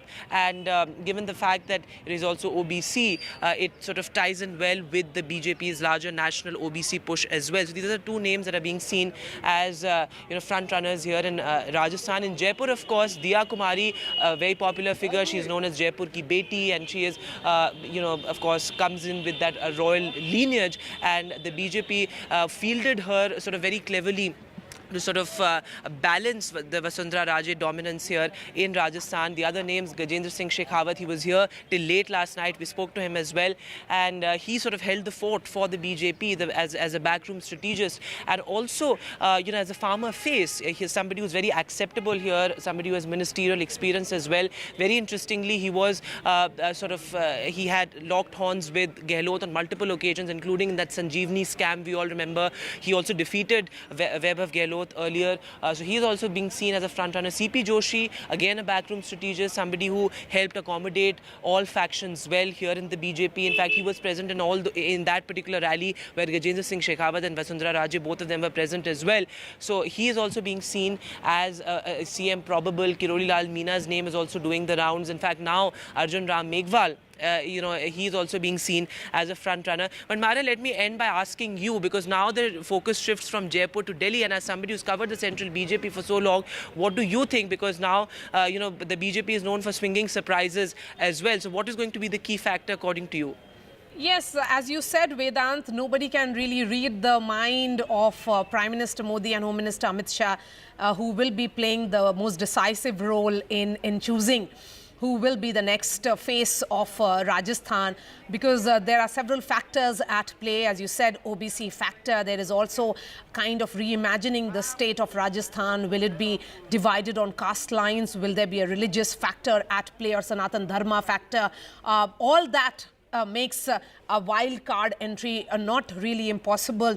But, as someone, as you said rightly, I've covered the BJP for so many years, Vedant, I will not be hazarding a guess on this one, because election after election we have seen that there are some other calculation that the BJP does, because they have 10 years in mind when they decide a leader, when they project a chief minister in that state. So thank you so much, Vedant, for joining us. And yesterday, the man of the moment in the state of Madhya Pradesh was also Shivraj Singh Chauhan. I did speak to him last night. Listen in to what he had to say. Shivraj ji, बहुत बहुत बधाई। इतनी बड़ी बहुमत BJP को मिली है, 160 आपने पार किया है। मेरा सवाल ये होगा कि क्या आपको इतनी सीटों की उम्मीद थी?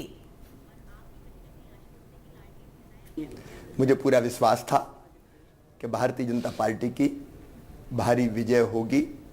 जनता का प्यार और आशीर्वाद भरपूर हमें मिलेगा, लाडली बहनों का लाड़ भी मिलेगा और भांजे भांजियों का समर्थन भी मिलेगा। उसी के अनुरूप ये जीत हुई है। आपने लाडली बहना योजना की चर्चा की, तो कितना आप मानते हैं कि महिलाएं आकर के उन्होंने आपका समर्थन दिया? लाडली बहनों ने भरपूर आशीर्वाद दिया है, लेकिन भांजे भांजियों का प्यार भी मिला है, गरीबों का, किसानों का, समाज के हर वर्ग का समर्थन भारतीय जनता पार्टी को मिला है और बहनों ने तो भरपूर आशीर्वाद दिया। ये तो प्रो इनकम्बेंसी का चुनाव हो गया आपका। शिवराज जी, कांग्रेस बार बार एंटी इनकम्बेंसी की बात कर रही थी, तो एंटी इनकम्बेंसी कहाँ गया?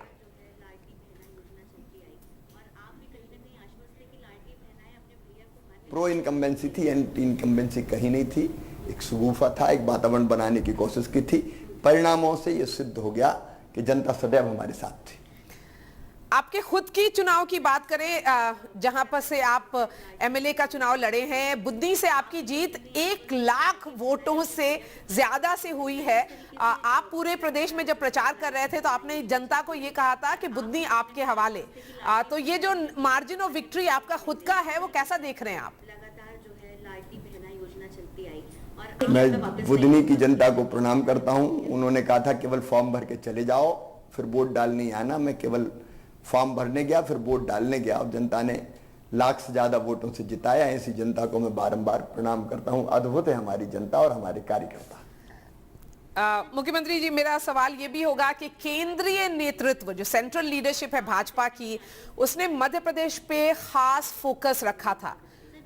3 यूनियन मिनिस्टर, 4 MP और जनरल सेक्रेटरी जो थे, सब चुनाव लड़ रहे थे इस बार।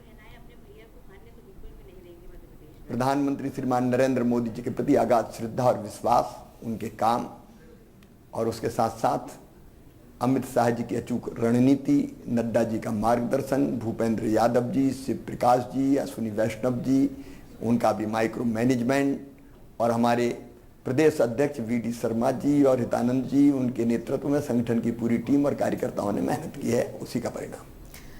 सामूहिक नेतृत्व या कलेक्टिव लीडरशिप की बात की जाए तो कोई चेहरा नहीं था, कलेक्टिव लीडरशिप ने चुनाव लड़ा है। ये आप किस तरह से देखते हैं? हम सब एक हैं, मिलकर साथ चुनाव लड़े। आखिरी सवाल, जनता के नाम आपका क्या संदेश होगा? 160 से ऊपर की जीत और बहनों के खास करके आप उनको क्या कहेंगे? मध्य प्रदेश की बहनों के लिए क्या संदेश? मैं तो बारंबार प्रणाम करता हूं, देवतुल्य जनता है, उसकी सेवा में कोई कसर नहीं छोड़ेंगे।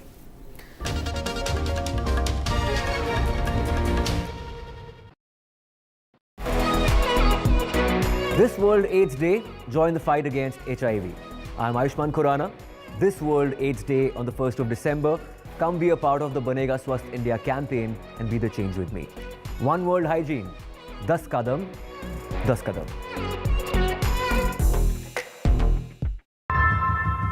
How often have you turned away from debates that descend into endless fights? We bring you a show where every question is answered, where every debate finds its resolution, where every story finds its conclusion, where opinions collide but facts prevail,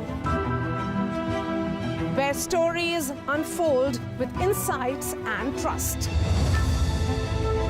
When the noise ends, the last word begins.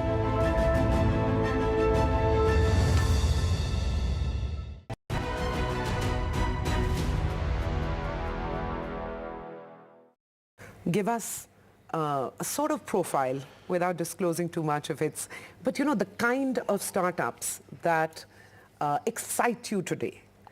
Because Zomato, Policy Bazaar, Naukri, great innings, but I'm wondering today what kind of companies, what are the elements of these companies? So I tell you, we don't do it top down.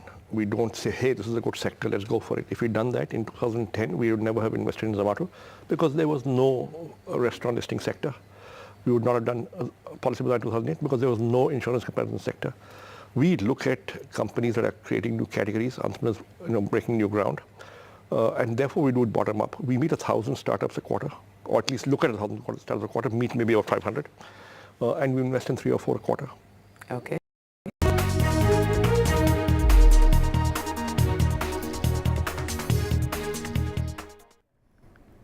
Welcome back. Let's get you the latest on the cyclone that's brewing at sea. It's very, very close to the coastline, which is why it's bringing in very heavy showers towards Chennai. That's the area which is getting impacted the most when we talk about the last 24 hours. 250 millimeters of rainfall has been recorded in the airport area, which is why the airport has now been closed down till 11 o'clock. It has been inundated, which is why no flights will take off.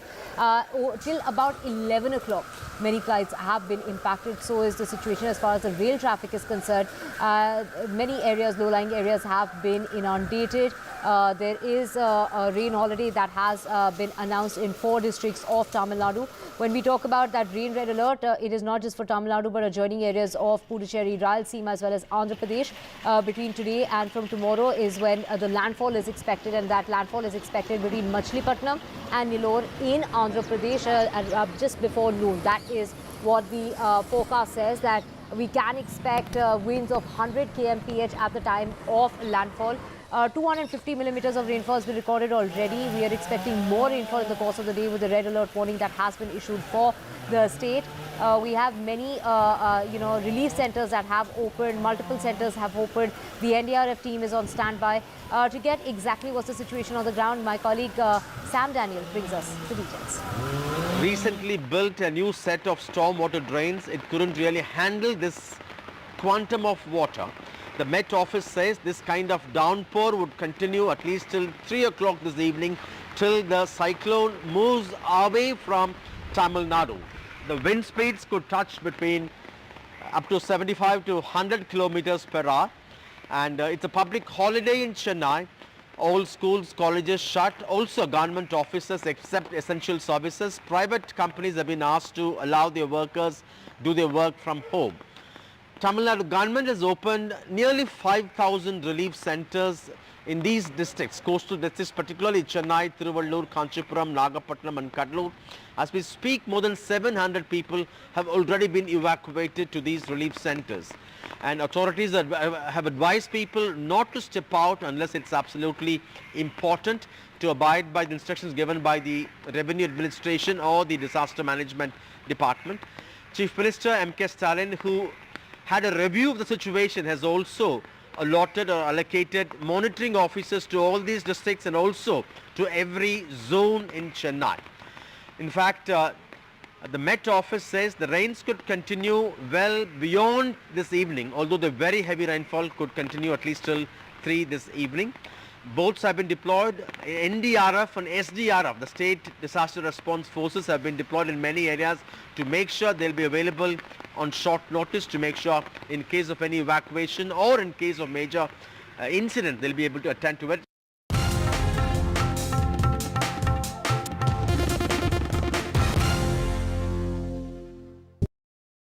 This show isn't just about news from the southern states. It's one that looks at the rest of India and the world from a diverse South India point of view, because NDTV has always taken the southern view seriously.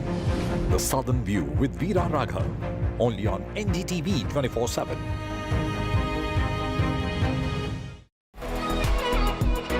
This World AIDS Day, join the fight against HIV. I'm Ayushman Khurrana. This World AIDS Day on the 1st of December, come be a part of the Banega Swasth India campaign and be the change with me. One World Hygiene, 10 kadam, 10 kadam. NDTV for news you can trust. No sensationalism, no ugly debates, no agenda. We strive to be transparent and unbiased in our reporting so you can get news that you can rely on.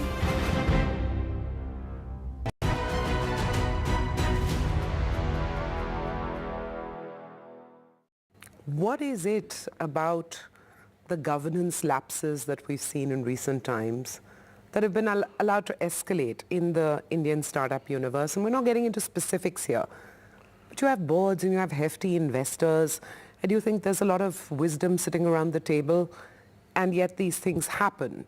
Why?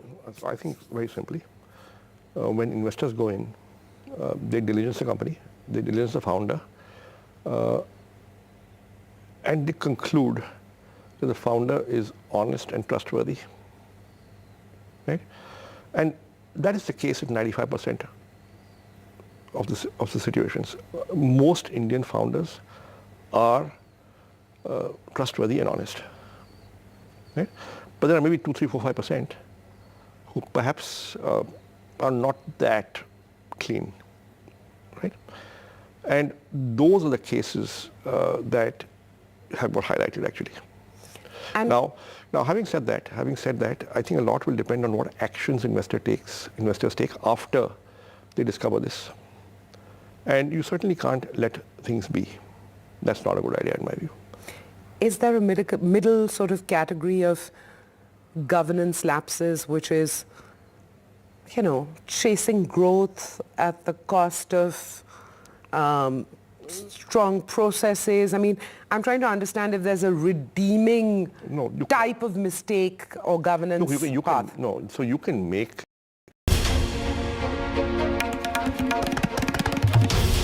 This is NDTV, and you're watching NDTV 24/7.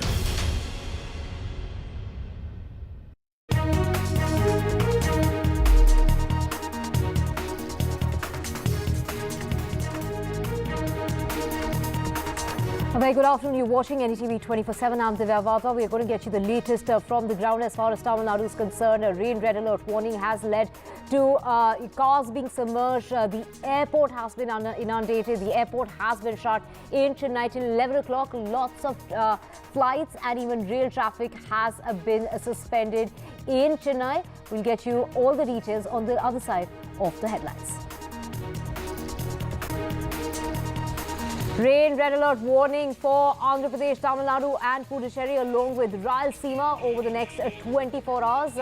The airport in Chennai has been shut down due to inundation Very heavy showers are expected in the area before that cyclone makes landfall tomorrow morning in Andhra Pradesh.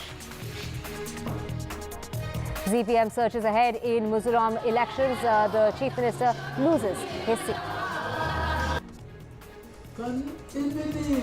After winning 3 states, the BJP to decide the Chief Ministers, while the Congress unseats the BRS. CLP meet is expected in Hyderabad with Revanth Reddy, the front runner in Hyderabad. And as the winter session of the Parliament begins, the ethics panel report on Mahua is unlikely today. 2 Indian Air Force pilots have been killed in a crash. The Indian Air Force trainer aircraft crashes in Telangana.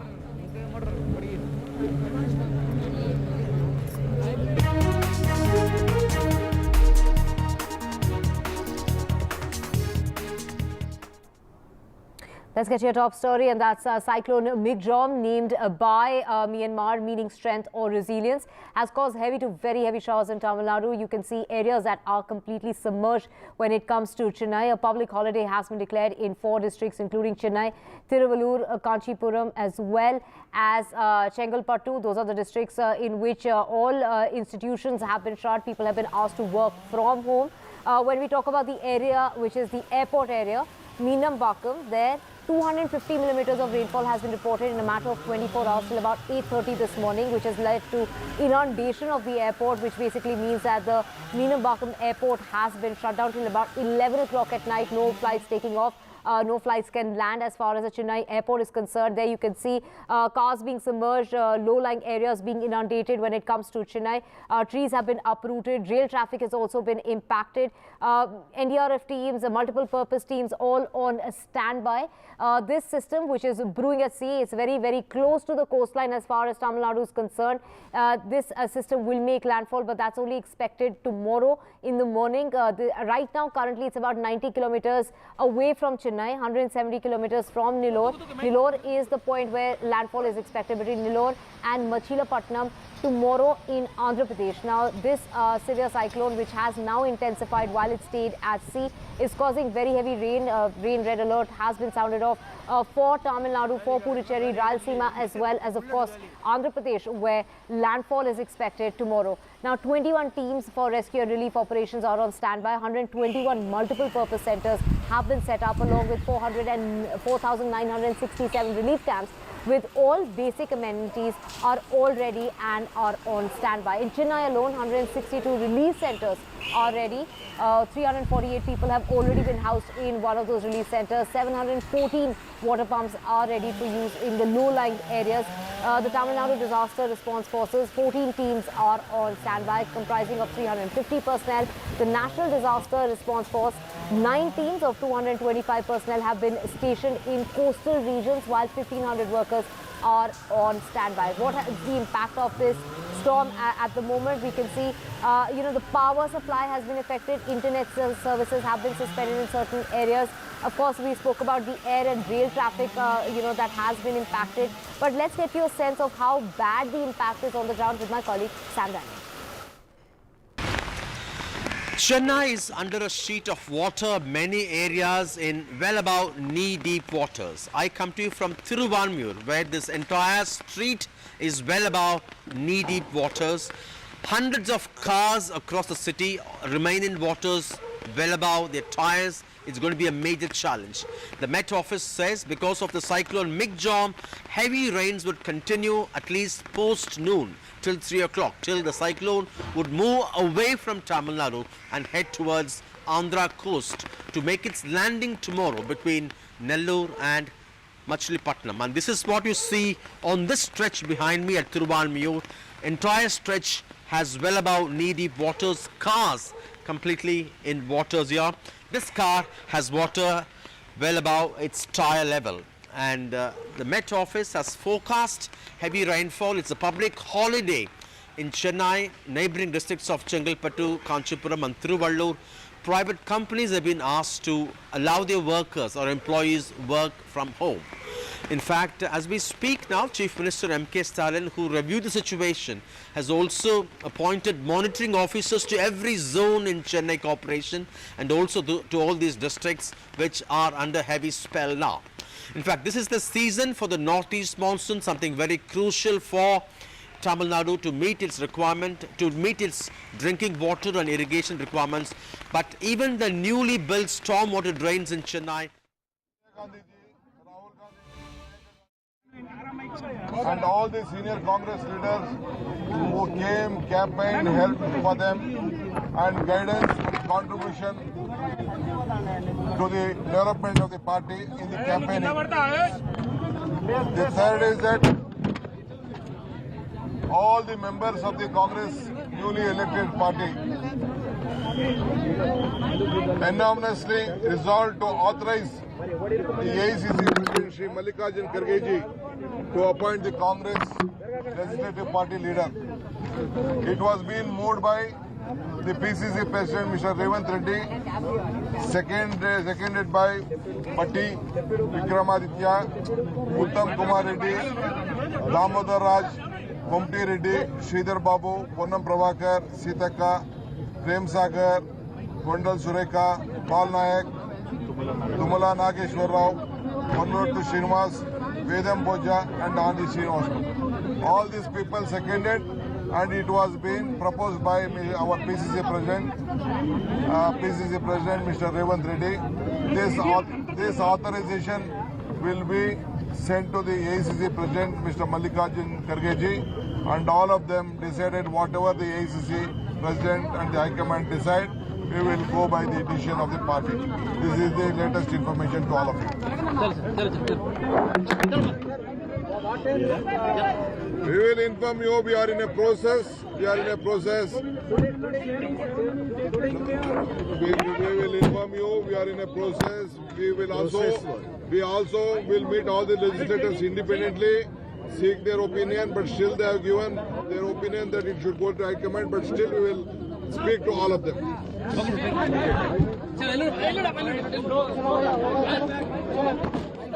Well, we have Uma Sudhir joining us to get us more on this. Uma, we just heard DK Shiv Kumar saying how they are going to, in fact, come to that decision when it comes to the Chief Minister's position. Revanth Reddy, the front runner there, is he the Chief Minister in waiting? Yes, indeed, it does appear that Revanth Reddy is very much the front runner, though DK Shiv Kumar did not mention him by name. What he has only said is that after the CLP met, Revanth Reddy had proposed the leadership issue should be left to the party president, Mr. Mallikarjun Kharge, and therefore the resolution was proposed by Mr. Revanth Reddy and seconded by a dozen leaders of the Congress, after which that is going to be sent to Mr. Mallikarjun Kharge. And also he said that individually the opinion of the MLAs had also been sought privately, and that feedback would also be given to the leadership. But what I understand from my sources in the police is that arrangements are being made for this evening itself in Raj Bhavan for swearing in of not just a Chief Minister but also a Deputy Chief Minister. As we have been saying, Revanth Reddy very much the front runner in this race, but others in the race were also including Mr. Uttam Kumar Reddy, who has been 7-time MLA, has also been MP, is in fact a sitting MP from Nalgonda as well, and he is someone who has always been in the Congress, was an Air Force pilot earlier, and he is someone who was also close to the Gandhi family. He was close to Mr. Rajiv Gandhi, the father of Rahul Gandhi and Priyanka Gandhi. So while his candidature was being spoken about, it was very obvious that it is Revanth who would certainly be the Chief Minister. Even if you're talking about the other contender, Batti Vikramarka, he's the Dalit face of the party. He belongs to the Mala Dasari community, and he's someone who we are talking about as possibly going to be the Deputy Chief Minister of the party. So the arrangements are being made at Raj Bhavan, even though Revanth Reddy had earlier spoken about swearing in ceremony on the 9th of December. He had spoken about Sonia Gandhi's birthday, and that this would be a gift to Sonia Gandhi, and also that it would they would also do it on the day that Telangana was proposed by Mr. Union Minister, Mr. Chidambaram. So, okay. So, what is the decision that's been taken, Andy? Single-lined decision made by CLP. That is, AICC decision is final. That's it. Mr. Revanth Reddy is obviously the front runner. Are you also going to have a Deputy Chief Minister? Of course, there may be a chance. Maybe today evening it can reveal also. So Kharge decision is the ultimate decision. So we do understand that arrangements are already being made at Raj Bhavan. The word has gone for the security and the chairs arrangement and all the other protocol. Yeah. So we are going to see swearing possibly this evening. Maybe today evening our Telangana people see news Chief Minister of the Telangana. I think. Mr. Revanth Reddy had said that on December 9 he wants to give the birthday. So the birthday present is going to come in advance. And on that day, full-fledged cabinet with Sonia ji. Sonia ji also we invited. Priyanka ji and Rahul Gandhi also participated in that meeting. We made a gift for. On that day, Telangana government runs her blessings only. One question, Andy, when you have thought about, you have the 64 number, why did you want to yesterday go and stake claim and today advancing this date that was earlier announced by Mr. Revanth Reddy himself? State required CM immediately. That's why we preponed to the date of 9th December also is there a big meeting. On that day, we reiterating our 6 guarantees on that day only. And was the MP's decision, opinion also taken in this? Did others like Mr. Uttam Kumar Reddy or Batti Vikramarka say we would also be in the race? Yes. Personally, they take the names also, but ultimately they depend upon AICC decision. Easily, that's why they a single note, sealed cover note to the AICC. So all the conversations have taken place so that there is no rebellion, no dissension, nothing this time around? No. What we call it as ekagriva bole to kya hai? Unilateral decision. We bound on AICC decision. Okay, thank you so much and congratulations on getting in the news. Should we say it is Mr. Revanth Reddy indeed? Yes. Okay, so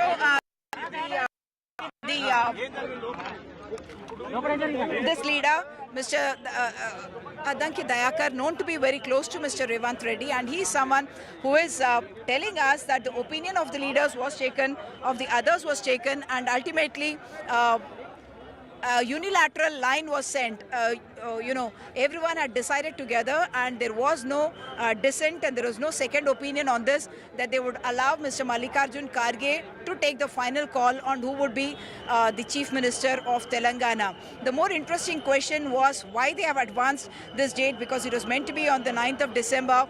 Mr. Dayakar in fact saying that Telangana needed a CM immediately and they did not want to wait for so many days for that to happen, and that's the reason why yesterday itself they had gone to stake claim even when a CLP leader was not elected, because the usual procedure is that the governor invites the leader of the largest party to come and form the government. In this case, they had not yet elected a leader, and yet DK Shivkumar along with his MLAs, whoever was present, went in and met the governor, handed over the letter to her, and now what we understand is that even though the CLP has not elected its leader in that formal sense, they have authorized Mr. Mallikarjun Kharge, the president of the party, to take that call. While this is happening, I did ask this question about Uttam Kumar Reddy and Batti Vikramarka, and the Congress leaders saying that those concerns have also been addressed and there is going to be no voice of dissent that we will see. Back to you. Right. Thank you so much, Uma, for joining us with all those details. We will keep tracking this story and coming back to you for more on that. Moving on to Mizoram now, where counting is taking place. The Mizoram mandate, Zorum's People's Movement, crosses the halfway mark. Well, the alliance of six party takes clear lead over MNS, and the ruling MNF falls behind in Mizoram. The Chief Minister loses his seat. So the Zorum's People's Movement, the ZPM, was racing towards power in Mizoram, having already won 12 seats and leading in 15 others as votes were being counted for assembly elections. Now, according to the Election Commission, the ruling Mizo National Front, that is the MNF, has won 2 seats and was leading in 8 others. But several of its senior leaders, when we talk about their senior leaders, they were either trailing or have already lost. To get more on this, we have my colleague Ratnadeep joining us, in fact, to get us more on this. Ratnadeep, take us through the reasons behind, how come the ZPM has got such a huge response.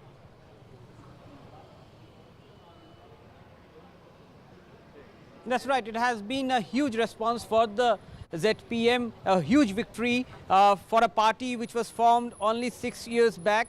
In the 2018 elections, they fought as independent because their party was not registered, but within the last 5 years, they have reorganized themselves. They have taken the space of the main opposition. They have raised several issues which were important for the people. And in the run-up to the elections, their campaign was seen as the most intense campaign among all parties. And therefore, the results, party insiders say that they are not surprised with the results because there was a wave in their favor, and they say that it was an anti-incumbency wave against Chief Minister Zoram Thanga, who has also lost. The Chief Minister has lost from his Aizawl East 1 constituency.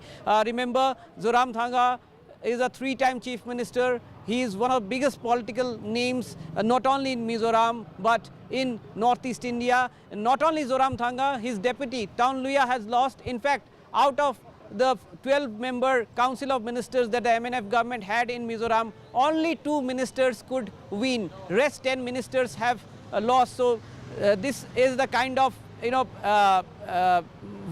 is the kind of mandate that the people of Mizoram have given. In fact, another party which used to have a stronghold in Mizoram, the Congress, in the last election, they lost power. They were able to win only 5 seats, and this time the Congress has been able to manage till now only 1 seat, and their state chief, Lal Sota, has also lost. So therefore, in fact, in Mizoram's firebrand leader, Rajya Sabha MP, Vanlal Veena, who was brought back to the state politics and given ticket, he's also trailing. That's what we are given to understand. So most of the top leaders of the MNF have either lost or they are trailing. Whereas if you look at ZPM, you have ZPM where there are a lot of candidates who were not even career politicians. They were, there are people who have been footballers, national footballers, football organizer, to radio presenter, to gospel singers, all of them from different walks of life, even a media baron, a media entrepreneur, all of them contested and they have won. In fact, at least 20 ZPM candidates who have won are first-timers. They have contested for the first time and they have won for the first time. So perhaps the people of Mizoram were looking forward to a not only change but to give scope to a new party, because ever since statehood, Mizoram has seen switching of power largely between the Congress and the MNF, and always power switched after 10 years, but this time only within 5 years the MNF government has lost, and perhaps the people have voted to this call for an alternative politics, an alternative way of governance that ZPM's top leader Lal Duama, who is the chief ministerial face and who has won the election in Sarchip, he gave this call, and it seems that the people of Mizoram have responded. All the ZPM winning candidates have been asked by the party leadership to reach state capital Aizawl. Some of the candidates are in remote area, so therefore, including Lal Duama, many of the candidates will only reach late at night. there would be an executive committee meeting of the ZPM, and where they will elect their leader, and in all likelihood it is going to be Mr. Lalduhama, because he has been declared as the chief ministerial face. We'll have to wait and watch in terms of what would be the response from Mr. Zoram Thanga. There is no word from MNF or Mr. Zoram Thanga as of now. And the Congress, for them it was a make or break election, but very dismal performance. For the BJP, it seems that BJP is going to get at least 2 seats, and if that happens, it would be a better performance for the BJP. One would also have to wait and watch to see whether, like other states in Northeast, BJP is able to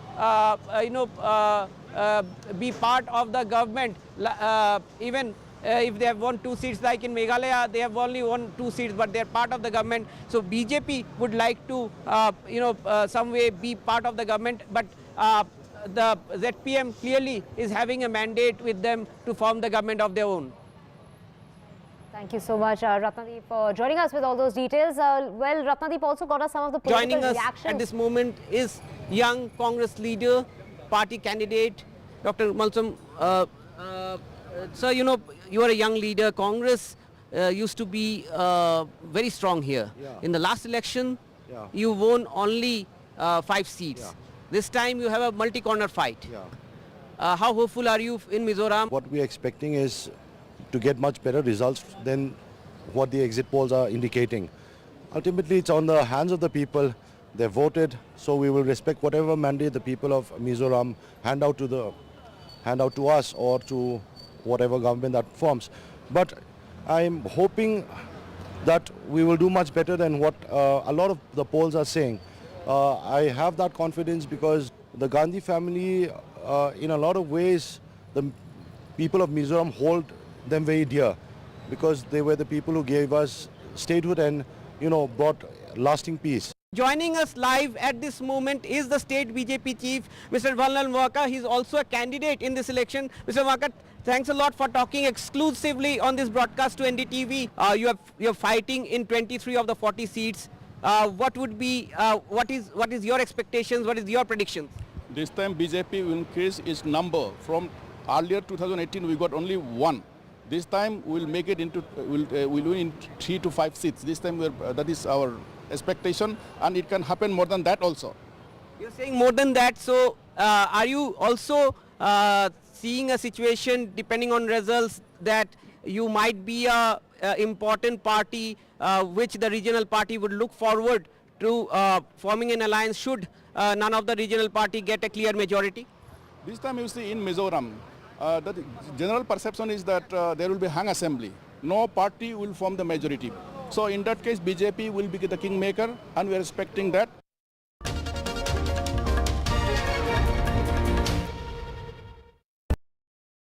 And there's too much talking but very little being said. Too many voices but hardly any being heard.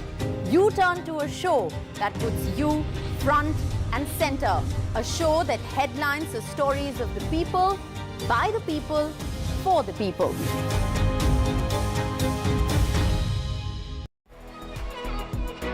This World AIDS Day, join the fight against HIV. I'm Ayushman Khurrana. This World AIDS Day on the 1st of December, come be a part of the Banega Swasth India campaign and be the change with me. One World Hygiene, 10 kadam, 10 kadam. Welcome to Serious Business on NDTV. $1 has only secured 0.6 cents of private capital. That needs to fundamentally change. By mid-century, India's economy will grow 8-fold. One topic. When a family comes out of the poverty line, what would be the first asset class they would buy? It's gold. One speaker. It's the biggest attack on Jews since the Holocaust. If you want to control inflation, you need to play the trade policy. UPI, Aadhaar, all of that, where India is well ahead of the West. 5 trillion is a short-term goal. I would like to see India becoming a $30 trillion economy. A debate has many facets, perhaps no one right answer. Left, right and center. Conversations that get to the core of the debate.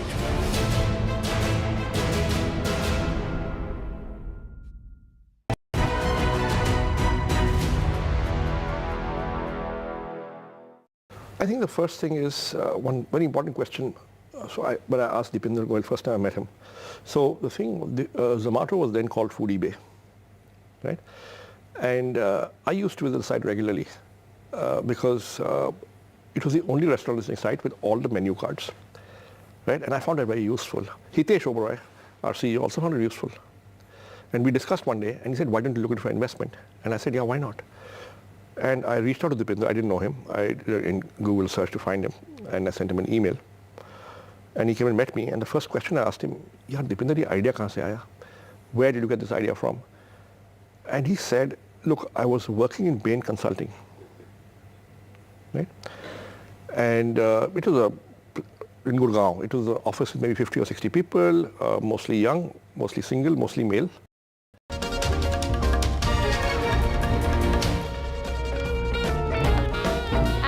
Rajasthan, which follows the revolving door process and it has done so in the last 3 decades, doing it again. It was Rivaj continuing in the state where all the efforts by Ashok Gehlot did not really work, and the BJP emerged victorious in the state, winning over 100 seats. BJP stealing the show. It clearly is an important victory because particularly in the tribal belts of Rajasthan, there has been a lotus bloom. I'm going straight to Revanth, who's joining us. Revanth, you know, the former chief minister is very much in Rajasthan and in Jaipur, that is Vasundhara Raje. And other leaders who have moved to Delhi are largely those who are members of parliament because the parliament session has begun today. You know, in terms of consultations, are you seeing some movement outside any office to say that, you know, there could be a wild card entry? Well, Maria, as you rightly pointed out, you know, all the major leaders, the MPs who were in the fray as well, all of them are in Delhi for Parliament, including Rajavardhan Rathod, of course, CP Joshi, Arun Singh, they're all in the national capital. Here it's pretty quiet right now in Jaipur, all the leaders inside their homes. In fact, interestingly, you know, I also, you know, met Mr. Pilot this morning, unwilling to sort of really come out and speak to the media. In fact, the Congress was also in a huddle till late last night. We saw Mr. Gehlot also having his own introspection meeting, his own introspection huddle with the Congress observers. And you know, he sort of introspected on what went wrong with the party. Division of votes was one factor that was being considered by them. Whether there should have been a pre-poll alliance in the tribal seats, that was being considered. So the Congress also in its own huddle introspecting what's happening. In fact, the latest as far as the Congress is concerned is that Mr. Pilot has left from Jaipur and he will be going to the Congress office in Tonk, his constituency, at about 2 p.m. this afternoon. Now, as far as the BJP is concerned, well, yes, as you rightly pointed out, Vasundhara Raje is here in Jaipur. After her victory, she didn't really sort of come out in a big way. She just gave a small sort of soundbite at the BJP office yesterday. She's not speaking to the media today either. Diya Kumari has also been rather tight-lipped. She's also being seen as one of the sort of top contenders for the top job. But as far as the wildcard entry is concerned, well, as far, you know, here in Jaipur circles, as I said, as I told you earlier as well, 2 names that are doing the rounds. One, of course, is Baba Balaknath, who also is he has been in his constituency, he's not come to Jaipur at all. And the second name, of course, is Vasundhara Raje, 2-time chief minister, you know, a tall leader here in the, you know, for the BJP here in Rajasthan. So these are the 2 names doing the rounds here in Jaipur. Now the story has shifted entirely to the BJP also, of course, because there were so many MPs in the fray that now they are in Delhi. So perhaps there could be some sort of talk there on the sidelines, but you know, there's no official word on that. But what we are hearing is that by the 6th or 7th, later this week perhaps, is when things would be clearer as to who you know, will form the government. Unlike the Congress states, because we saw in Himachal Pradesh, similarly in you know, in Telangana as well, that as soon as the Congress comes to power, it stakes claim to form the government. Sort of doesn't want to leave any room for any sort of chancing. But as far as the BJP is concerned, well, it takes its own sweet time. Consultations with the High Command and the Parliamentary Board likely to happen later later, perhaps later this week, as I said. But many contenders, Kirori Lal Meena's name is also now coming up in a big way. Arjun Ram Meghwal, given the fact that he was made law minister right, perhaps months ahead of the crucial Rajasthan polls. So it remains to be seen which way the BJP actually sort of wings it this time. But, the Vasundhara factor is something that many political pundits here in Rajasthan say the BJP cannot ignore. Yes, absolutely. And 25 seats in the state of Rajasthan. It has been a complete sweep election after election in the Lok Sabha, Vedant. And that is the reason why the BJP cannot afford not to have a 100% result from this state. That could be one of the reasons that Vasundhara Raje cannot be ruled out from this, battle for the big crown of Rajasthan. But Vedant, talking about the other side, one of the reasons why the Congress did not do well is the Gujar pockets, where the Gujars were perhaps upset and angry of the manner in which Ashok Gehlot had treated or mistreated Sachin Pilot. Are there knives out in the Congress group? But you're absolutely right, Maria. In fact, one of the Congress observers I was speaking to, yesterday, and he made that point. He said that, we got the caste arithmetic wrong, and that is something that we have to acknowledge. In fact, 3 factors is what the Congress is looking at. One, as I said, is the caste factor, getting the caste arithmetic right. Because remember, the BJP got that bang on right because Hanuman Beniwal, a Jat strongman from the RLP, he lost to the BJP's, Jat strongman. That means the BJP was doing something right in terms of getting, the caste arithmetic right. In that eastern Rajasthan, the Gujar belt, the BJP has made significant inroads, and the Ashok Gehlot's last-ditch effort to sort of show a united face with that tweet that he had put out with Sachin Pilot, that didn't really work, because that sidelining of Sachin Pilot throughout the campaign was something that has not gone down too well with the Gujars. And also, the Congress is looking at how well it perhaps could have taken on board the others, whether it was the RLP or the Azad Samaj Party or the BAP. The BAP has done very well as well. So that is something that the Congress is looking at. And the third, thing, Maria, and this is something that Ashok Gehlot told me on the campaign trail. He said that I have very high hopes from the rural seats, because he had expected that his welfare schemes, the Mehengai Rahat campaign, would resonate as far as the rural seats are concerned. But the BJP has done very well there as well. So the BJP has gotten the caste arithmetic, the tribal arithmetic, the urban-rural arithmetic, all of it right. Apart from, of course, the fact that the double-engine plank worked, and also the revolving door of politics, which many say is the main reason as to why Congress was decimated. Ashok Gehlot also made an important point yesterday. He said that it was what he calls the polarization campaign of the BJP that might have worked on the ground. He said that you had union ministers and MPs come and sort of give provocative speeches, and that could have worked on the ground as well. But of course, the end result is that the Congress has lost its fort, and Ashok Gehlot's future as at 72 is something which is extremely precarious now. So he is doing a lot of Atmachintan, is what I'm being told by sources close to him. He's not speaking to the media at all. So time for introspection for the Congress indeed in Rajasthan. All right, Vedant, thank you so much.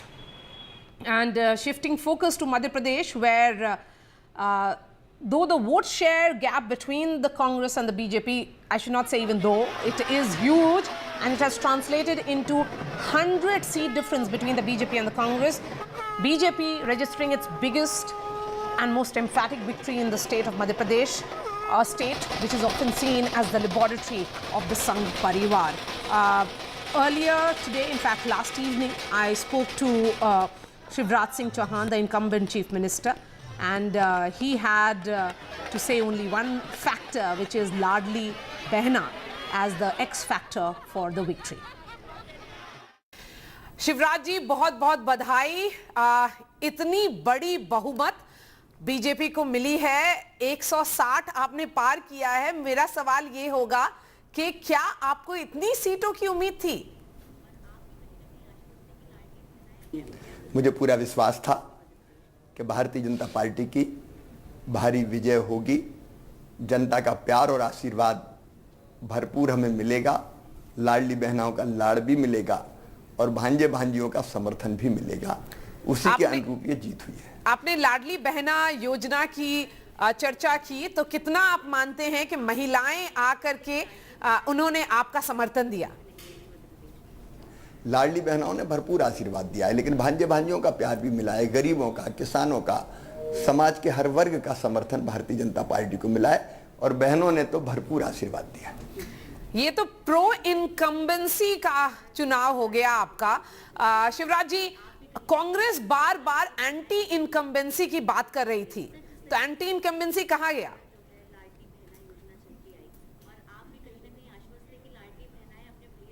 Pro incumbency थी, anti incumbency कहीं नहीं थी। एक शगुफा था, एक वातावरण बनाने की कोशिश की थी। परिणामों से यह सिद्ध हो गया कि जनता सदैव हमारे साथ थी। आपके खुद की चुनाव की बात करें, जहां पर से आप एमएलए का चुनाव लड़े हैं, बुद्धि से आपकी जीत 1 लाख वोटों से ज्यादा से हुई है।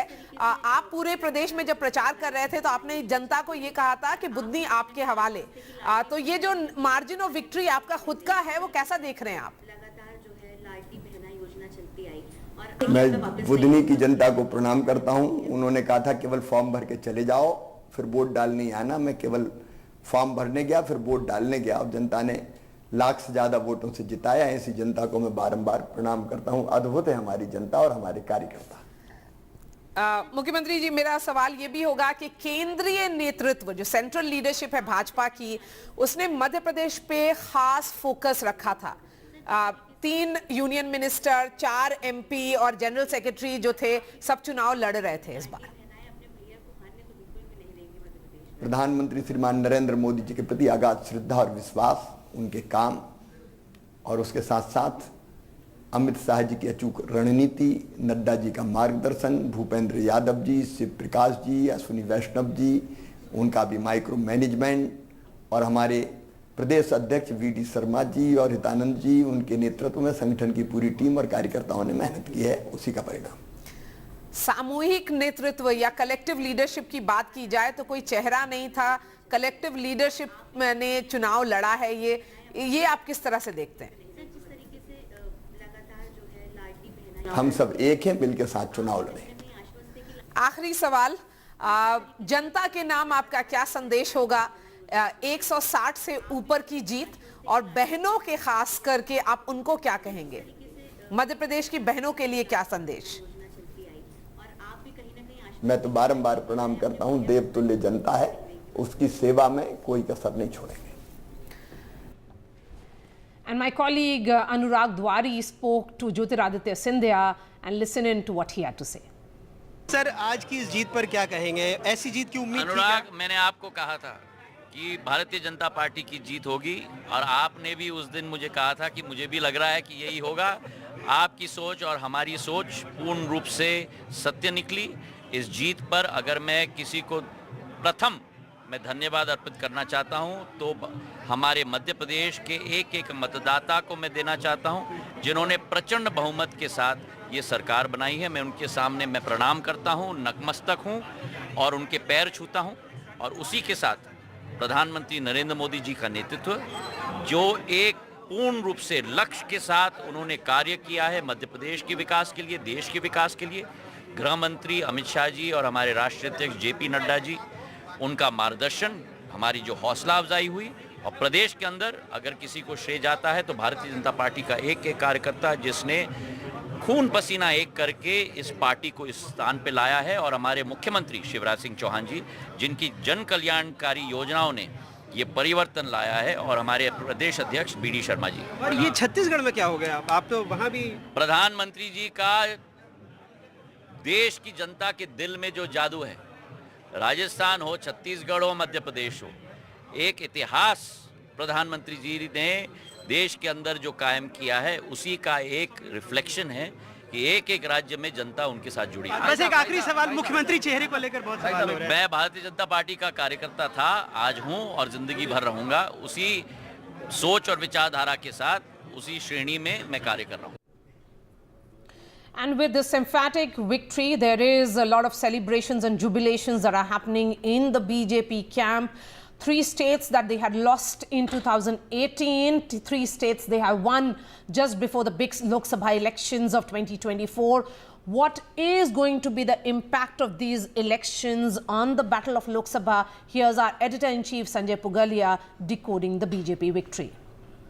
We'd get a couple of key questions on a couple of the editor's take, as it were. So question number 1, these elections are done. Let's look at next year. Is the BJP, Sanjay, likely gunning primarily, number 1, at a 50% vote share? Absolutely. After Gujarat verdict, this thought did come into my mind. The way you make bipolar election into an election of 45%, 50% vote. Mr. Modi must be now planning to do something unthinkable, which is to aspire for. मेरे हिसाब से मोदी जी ने अपनी party को ये target set करके दे दिया है कि भाई आप लोग काम करिए 50% वोट शेयर के लिए, जिसमें बीजेपी का अकेले का 45 होना चाहिए, 50 एनडीए का होना चाहिए। और ये एक प्रोवोकेटिव थॉट है। साथ ही साथ इसका मतलब सीट शेयर पे क्या होगा? सीट शेयर पे ये होगा कि मोदी जी को बीमारी है अपना रिकॉर्ड तोड़ने की। वो कहेंगे कि 303 नहीं 304 प्लस बीजेपी को अकेले चाहिए। इसका मतलब ये हुआ कि एनडीए के लिए 350 से 400 सीटों की बिसात वो बिछाने के लिए काम कर रहे हैं। रिकॉर्ड तोड़ने का उनका ऑब्सेशन वैसा ही है जो किसी बच्चे का किसी खिलौने की जिद को लेकर के होता है विष्णु। तो मुझे ये लगता है कि ये एक लाइन का टारगेट है, एक लाइन का मैंडेट है, 50% 350 सीट्स इन 2024 इलेक्शंस। और इसके पीछे जो बैकवर्ड इंटीग्रेशन और प्लानिंग चाहिए उसके तो डिटेल्स हम रोज देखते ही रहते हैं। Sanjay, one final question. The development plank. Will 2024 be fought, based on what you heard today, likely on the plank of development? Absolutely. इसीलिए उन्होंने एक नया फ्रेज दिया, कुछ ही दिन पहले दिया, विकसित भारत का। क्योंकि दरअसल दुनिया भर की परिस्थिति कुछ इस तरह की हो गई है, सिचुएशंस ऐसी हो गई हैं कि इंडिया के एडवांटेजेस बहुत सीरियस हो गए हैं। एक तरफ एशियन कंट्रीज़ के बीच में, दूसरी तरफ अमेरिका की जो सिचुएशन है, यूरोप की जो सिचुएशन है, तो ग्लोबल ऑर्डर जो रीसेट हो रहा है उसमें इंडिया का रोल, जितना हम लोग अभी पब्लिक कन्वर्सेशन में बात नहीं कर रहे हैं विष्णु, और आप डिफेंस और स्ट्रेटेजिक अफेयर्स कवर करते हैं, ग्लोबल चीज़ों पर नज़र रखते हैं, मैं आपको बताना चाहता हूं कि भारत एक बहुत यूनिक पोजीशन में है। तो जिसको कहते हैं ना कि सारे स्टार्स भी कोलाइड और कॉन्स्पायर कर जाते हैं, जिसमें कि पॉलिटिकल प्लेयर अपना फ़ायदा उठा सकता है, लेकिन हिंदुस्तान एक बहुत ही शानदार ट्रेजेक्ट्री पर है, despite inequalities, despite contradictions, despite issues cultural and social both. We are on a trajectory and Mr. Modi will be milking it.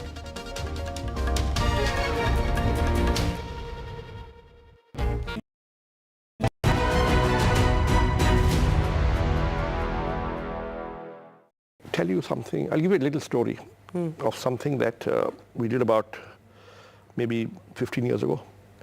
At that time, we didn't know we were doing AI. It just looked like a smart algorithm. Now it'll probably be classified as AI, okay, or borderline AI, right? So at Naukri, we've got 80 million resumes. Recruitment managers come, log in, and they search this database of resumes to try and identify candidates they want to contact to hire them. Now, because the 80 million resumes, we have a problem of plenty.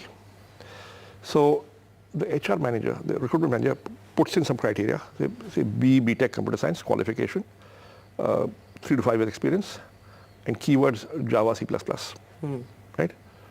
Location Bangalore, right? He puts these in the structured fields, and maybe 500,000 matches are found. Now, there are many, many, many unarticulated criteria which the recruitment manager cannot put in the form. But the moment he sees the CV, he says yes, no basis, judgment. So and therefore what used to happen was that in the first page of the finds, he'd find 2 relevant resumes, although they all matched the criteria he put down. Page 2 and 3, nothing. Page 5, 3 more. So it would take him about 100 pages to get 50 good resumes. That would take him maybe half an hour to 45 minutes, right? And we said, is there a way we can identify these unarticulated criteria and somehow put all the relevant ones at the top on the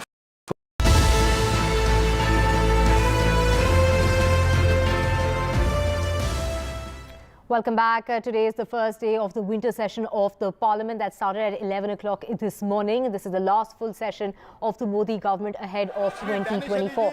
With ruckus in the Lok Sabha, the House has been adjourned till noon. The stormy winter session on the cards, with the BJP likely to raise the Mahua ethics panel issue. Well, that is unlikely to happen today. The BJP MPs chant victory slogans as far as the Parliament is concerned, and the BJP MP standing ovation for the Prime Minister in the House. The Prime Minister takes on the opposition day after election results. He said, "Don't take out election anger in Parliament," is what the Prime Minister said, and anti-incumbency doesn't exist. Let's listen in to what Prime Minister Modi had to say.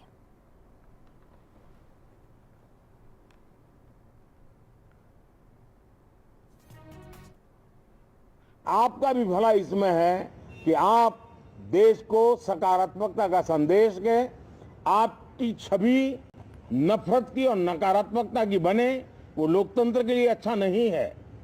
लोकतंत्र में विपक्ष भी इतना ही महत्वपूर्ण है, उतना ही मूल्यवान है और उतना ही सामर्थ्यवान भी होना चाहिए। और लोकतंत्र की भलाई के लिए मैं फिर से एक बार अपनी ये भावना को प्रकट करता हूं।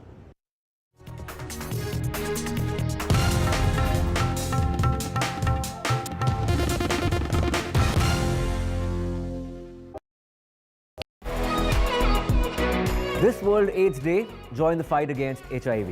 I'm Ayushman Khurrana. This World AIDS Day on the 1st of December, come be a part of the Banega Swasth India campaign and be the change with me. One World Hygiene, 10 kadam, 10 kadam.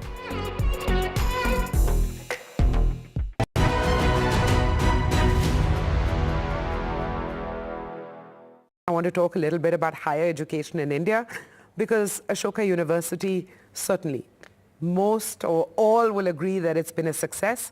So if you look at the ingredients of that success, what worked? It was a new bet in a sense. So I think we started with a few sort of guiding principles, the group of us who came together. And we said first thing is we will do liberal arts and sciences and not typically engineering or management first, because those are solved problems. We want to do a model and attack a problem which needs solving. And we felt liberal arts and sciences had not been addressed by private higher education institutions adequately. So one was, that's a focus area, because there's a gap there, a need gap. Second, we said we will not follow the UK system, which is prevalent in India, which is you choose a subject and you study it. That's it. However, the US system, where in your first 2 years you do breadth and width, which is you study.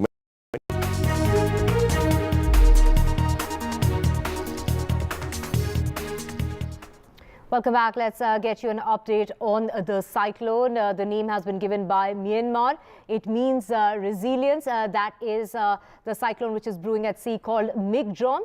Strength or resilience is the meaning. Heavy to very heavy rain in Tamil Nadu has in fact resulted in a public holiday that's been declared in 4 districts, including Chennai, Tiruvallur, Kanchipuram and Chengalpattu. In Chennai, the Meenambakam area, which is the airport area, has received 250 millimeters of rainfall in the last 24 hours till about 8:30 this morning, which has led to the inundation of the airport, and which is why all operations have been suspended. Several flights have been in fact impacted. There you can see that rainwater entered the runway as far as the airport is concerned, which has prompted authorities to close the airport till about 11 o'clock tonight. We also have adjoining areas where 230 millimeters of rainfall has in fact been reported in adjoining areas as well. So this is the situation on the ground, as internet services have been impacted. Power outage, in fact, due to the kind of rainfall that it has received. When we talk about a normal day during the northeast monsoon, it rains about 10 to 12 millimeters in the course of 24 hours. When we talk about 250, you can see the impact on your screen of how cars have been submerged, power outages, internet services have been impacted. Nangambakam, 230 millimeters of rainfall has been recorded. Air and rail traffic has been impacted. 118 trains are going to be impacted in the state of Tamil Nadu till about the 6th of December. So 90 kilometers away from Chennai is where the system is at sea. It is gathering strength and speed. Let's just get you a clearer picture as to what kind of impact is this system going to make. We do know that landfall will take place only tomorrow morning, and that too not in Tamil Nadu. It's going to move towards Andhra Pradesh, and the landfall will take place between Machilipatnam and Nellore. We have JP Sharma of SkyMed joining us. Sir, very good afternoon. Thank you for joining us on the broadcast. Take us through how different is this cyclone given its devastating impact being felt in Tamil Nadu in the last 24 hours, way before landfall, and that too very far from the point of landfall. Yes, Divya, this cyclone, as you rightly said, it's a little different. You see, it has been maintaining a track which is not normally seen, moving from south to north, keeping even north Tamil Nadu coast, capital city Chennai also, onto its left.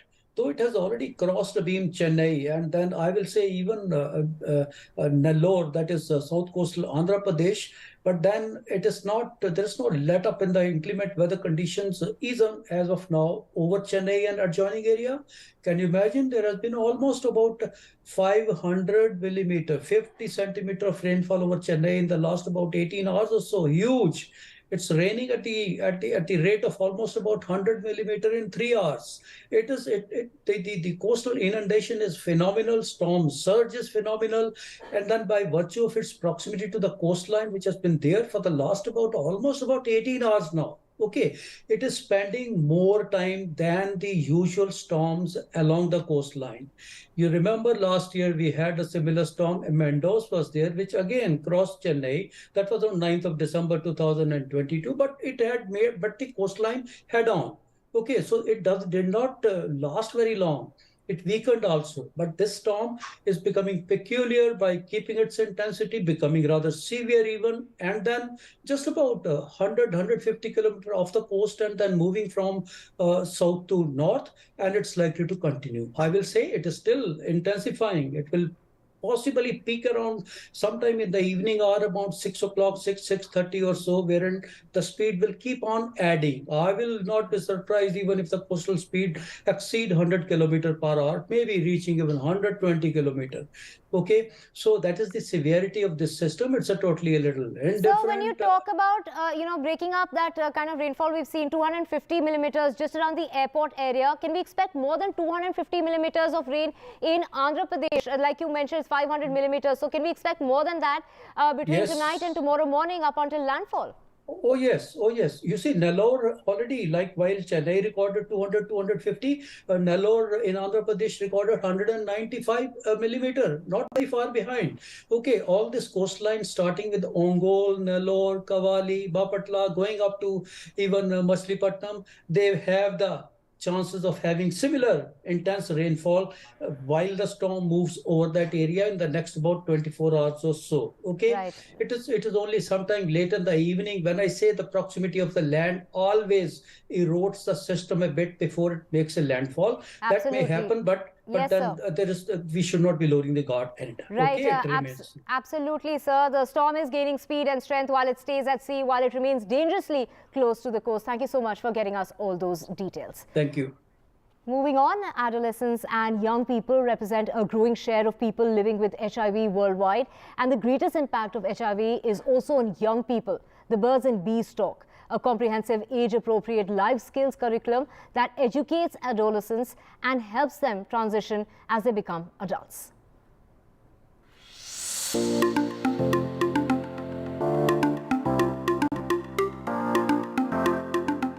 मैं पहले ही नशा करता था, ये injection लेता था, ऐसे ही share कर लेते थे हम एक दूसरे से। उसके चक्कर में मेरा HIV हो गई, मुझे जब भी पता नहीं चला। मैं फिर घर पे रहता रहा, नशे करता रहा, तो मेरा क्या हुआ, मैं कमज़ोर हो गया, बहुत ख़त्म से होने वाली हालत हो गई। मेरी मम्मी ने आखिरी देख के नशा मुक्ति में भेज दिया मुझे। नशा मुक्ति में जाते ही वो कराता है, वो ब्लड टेस्ट कराते हैं। ब्लड टेस्ट में मुझे पता चला मेरा HIV है। उसके बाद मैं रोया हुआ। पहले नहीं पता था इससे क्या होता है, क्या बीमारी, क्या नहीं है, पहले नहीं पता था, इसलिए थोड़ा रोना आता था। अब पता चल गया तो जीने की उम्मीद है। This World AIDS Day has a lot of significance to me. And we know that India has been doing very well. If you compare from 2010 to 9, there has been a 37% reduction. It's a very effective reduction. But a lot needs to be done. Especially programs like this. I feel very happy and honored to be invited for this. For children living with HIV and the challenges they face. This year, World AIDS Day was the day they got to enjoy. It was planned and celebrated in a unique way to create joy, entertainment and support for these resilient young individuals. आज का दिन मेरे लिए बहुत ही अच्छा था वैसे जो मैंने और इस टॉपिक के बारे में भी जाना HIV के बारे में और जो मूवी वगैरह थी इतने सारे शो हुए उससे भी मुझे बहुत अच्छा लगा और मैं चाहती हूँ कि आगे भी ऐसे होते रहे. To build a more inclusive, protected and aware society, Asacham Foundation with their CSR partner Reckitt in collaboration with PBR Nest organized a special program to commemorate World AIDS Day. In our whole program today, the day started with showcasing the movie which has been chosen by the kids themselves. It's called Avatar. Followed by that, we actually, we arranged 3 other programs for them. The first program is with Rais Khan, who has performed on the folk songs and giving the messages on hygiene. The second program which we did was on empathy, on equity and equality. This program we have done with the characters of the Sesame Street by the Muppets. And the third one what we have done with the Moko Koza, who has flown specially from the Nagaland to Delhi today to perform in between the kids.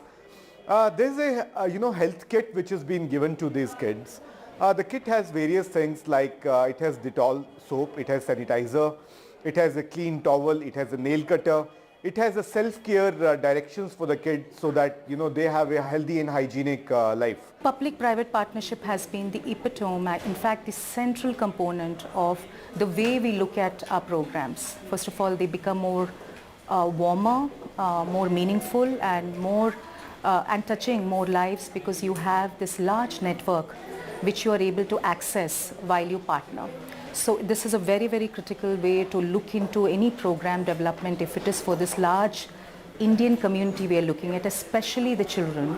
And these partnerships land up creating huge impacts, huge objectives which are required for the development of these programs. Everyone has a role and responsibility to ensure that children's rights are protected in communities affected by HIV and AIDS. Only when all stakeholders work together can we ensure no one is left behind.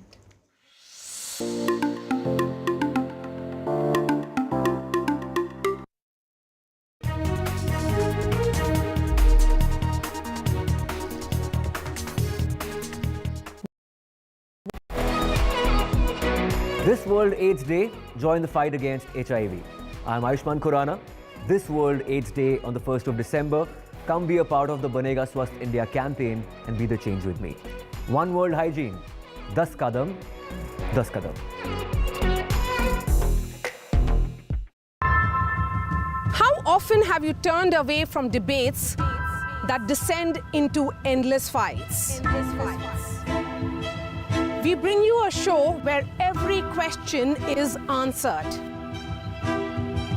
where every debate finds its resolution, where every story finds its conclusion, where opinions collide but facts prevail, where stories unfold with insights and trust. When the noise ends, the last word begins.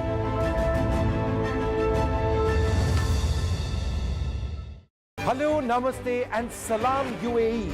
We are here to celebrate exceptional success stories of leading individuals in the realty industry across the United Arab Emirates. The Realty Awards, brought to you by NKN Media in partnership with NDTV, will also provide a vision for the realty landscape in the UAE. Coming soon, only on NDTV. NDTV for news you can trust. No sensationalism, no ugly debates, no agenda. We strive to be transparent and unbiased in our reporting so you can get news that you can rely on.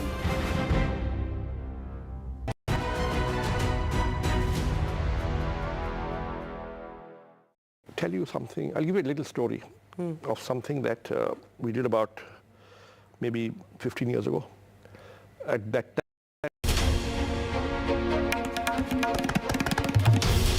this is NDTV, and you're watching NDTV 24/7.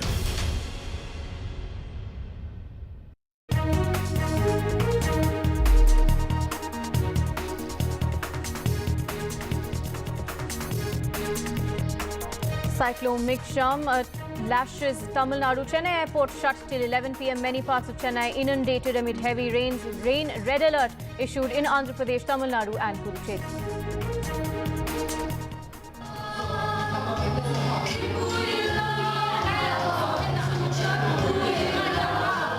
ZPM surges ahead in Mizoram elections. CM Zoramthanga loses his seat.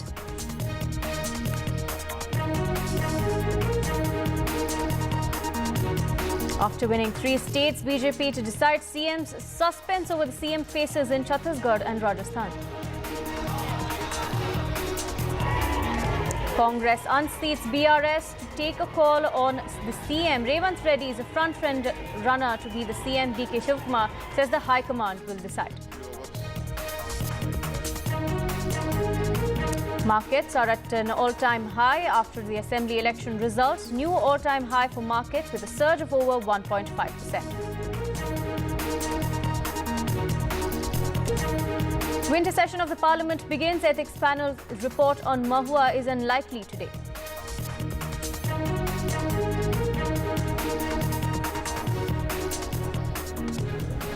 Two Indian Air Force pilots killed as an IAF trainer aircraft crashes in Telangana.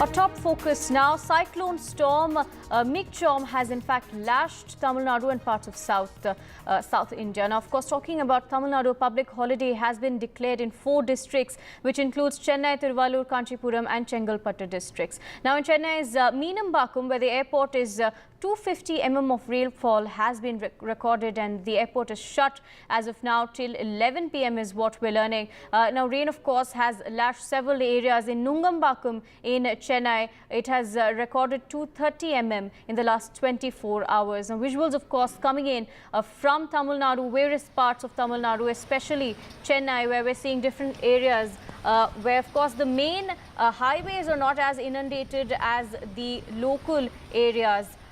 Or the heartland of Chennai, in fact, which shows, of course, cars are completely inundated and unable to move even. I have my colleague Parimal, who in fact had spoken to the meteorological department. Let's listen to what they have to say.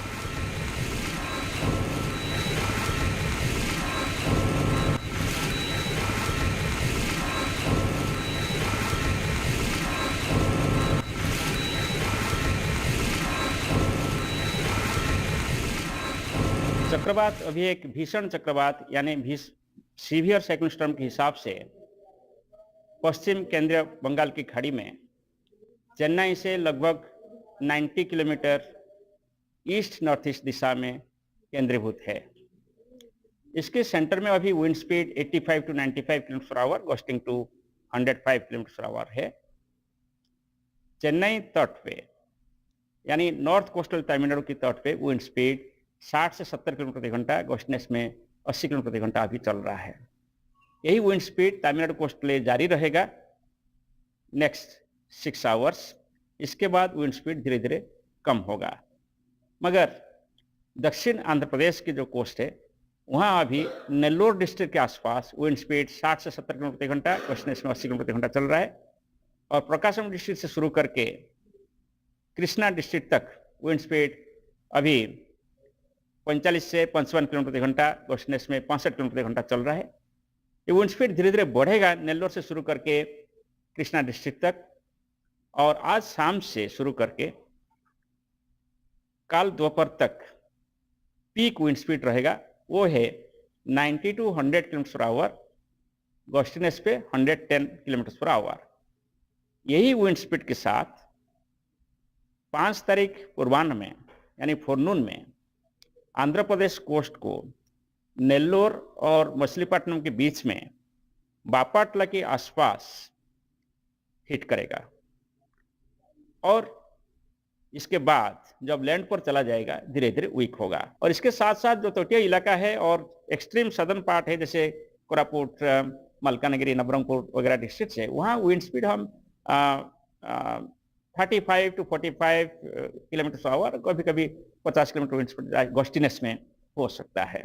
ये पूरा जी। इसलिए structural damage Odisha के लिए नहीं है, मगर heavy rainfall वजह से वहाँ भी जो स्टैंडिंग क्रॉप है, पैडी है, बहुत सारे क्रॉप्स हैं, इस पे इम्पैक्ट हो सकता है। इसलिए हम जो चेतावनी और एडवाइस दिए हैं कि जो स्टैंडिंग क्रॉप है ये सभी को अमल कर लेना चाहिए, हार्वेस्ट कर लेना चाहिए। और कोई फिशरमैन समुद्र के अंदर नहीं जाना चाहिए 6 तारीख तक, क्योंकि समुद्र अशांत है और 6 तारीख के बाद समुद्र का कंडीशन जो है इम्प्रूव होगा। Right, now a public holiday of course has been issued in Tamil Nadu which helps the residents, but the big question is how are essential goods and services being transported? This is a situation in Tamil Nadu as of now where of course transportation is becoming a major issue. People of course have been advised to stay indoors. The TN Disaster Response Forces 14 teams which comprises 350 personnel and National Disaster Response Forces 9 teams of 225 personnel have been stationed in the coastal region, while 1,500 workers are on standby. A stock of more than 3 lakh electricity poles is part of the inventory that is being made. Now, I have my colleague Sam joining us live from Chennai. Sam, what's the ground situation like? You, in fact, yourself are knee-deep in water. Take us through the situation there. People, of course, are indoors. But how are they managing to get groceries and essentials? Well, people hope that this heavy downpour would stop tonight and they'll be able to continue with the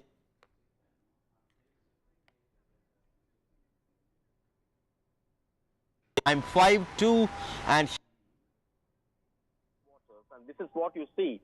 The entire stretch, almost half a kilometer, people have to wade through knee-deep waters, and all along you see many cars completely stranded here with waters well above the entire level, and that's going to be a major challenge across Chennai as hundreds of cars have become targets of this fury. With me, a few residents here. Thank you very much. I'm sorry you are in the situation. Tell me what you went through the whole of today. Today, the entire city has come to a standstill.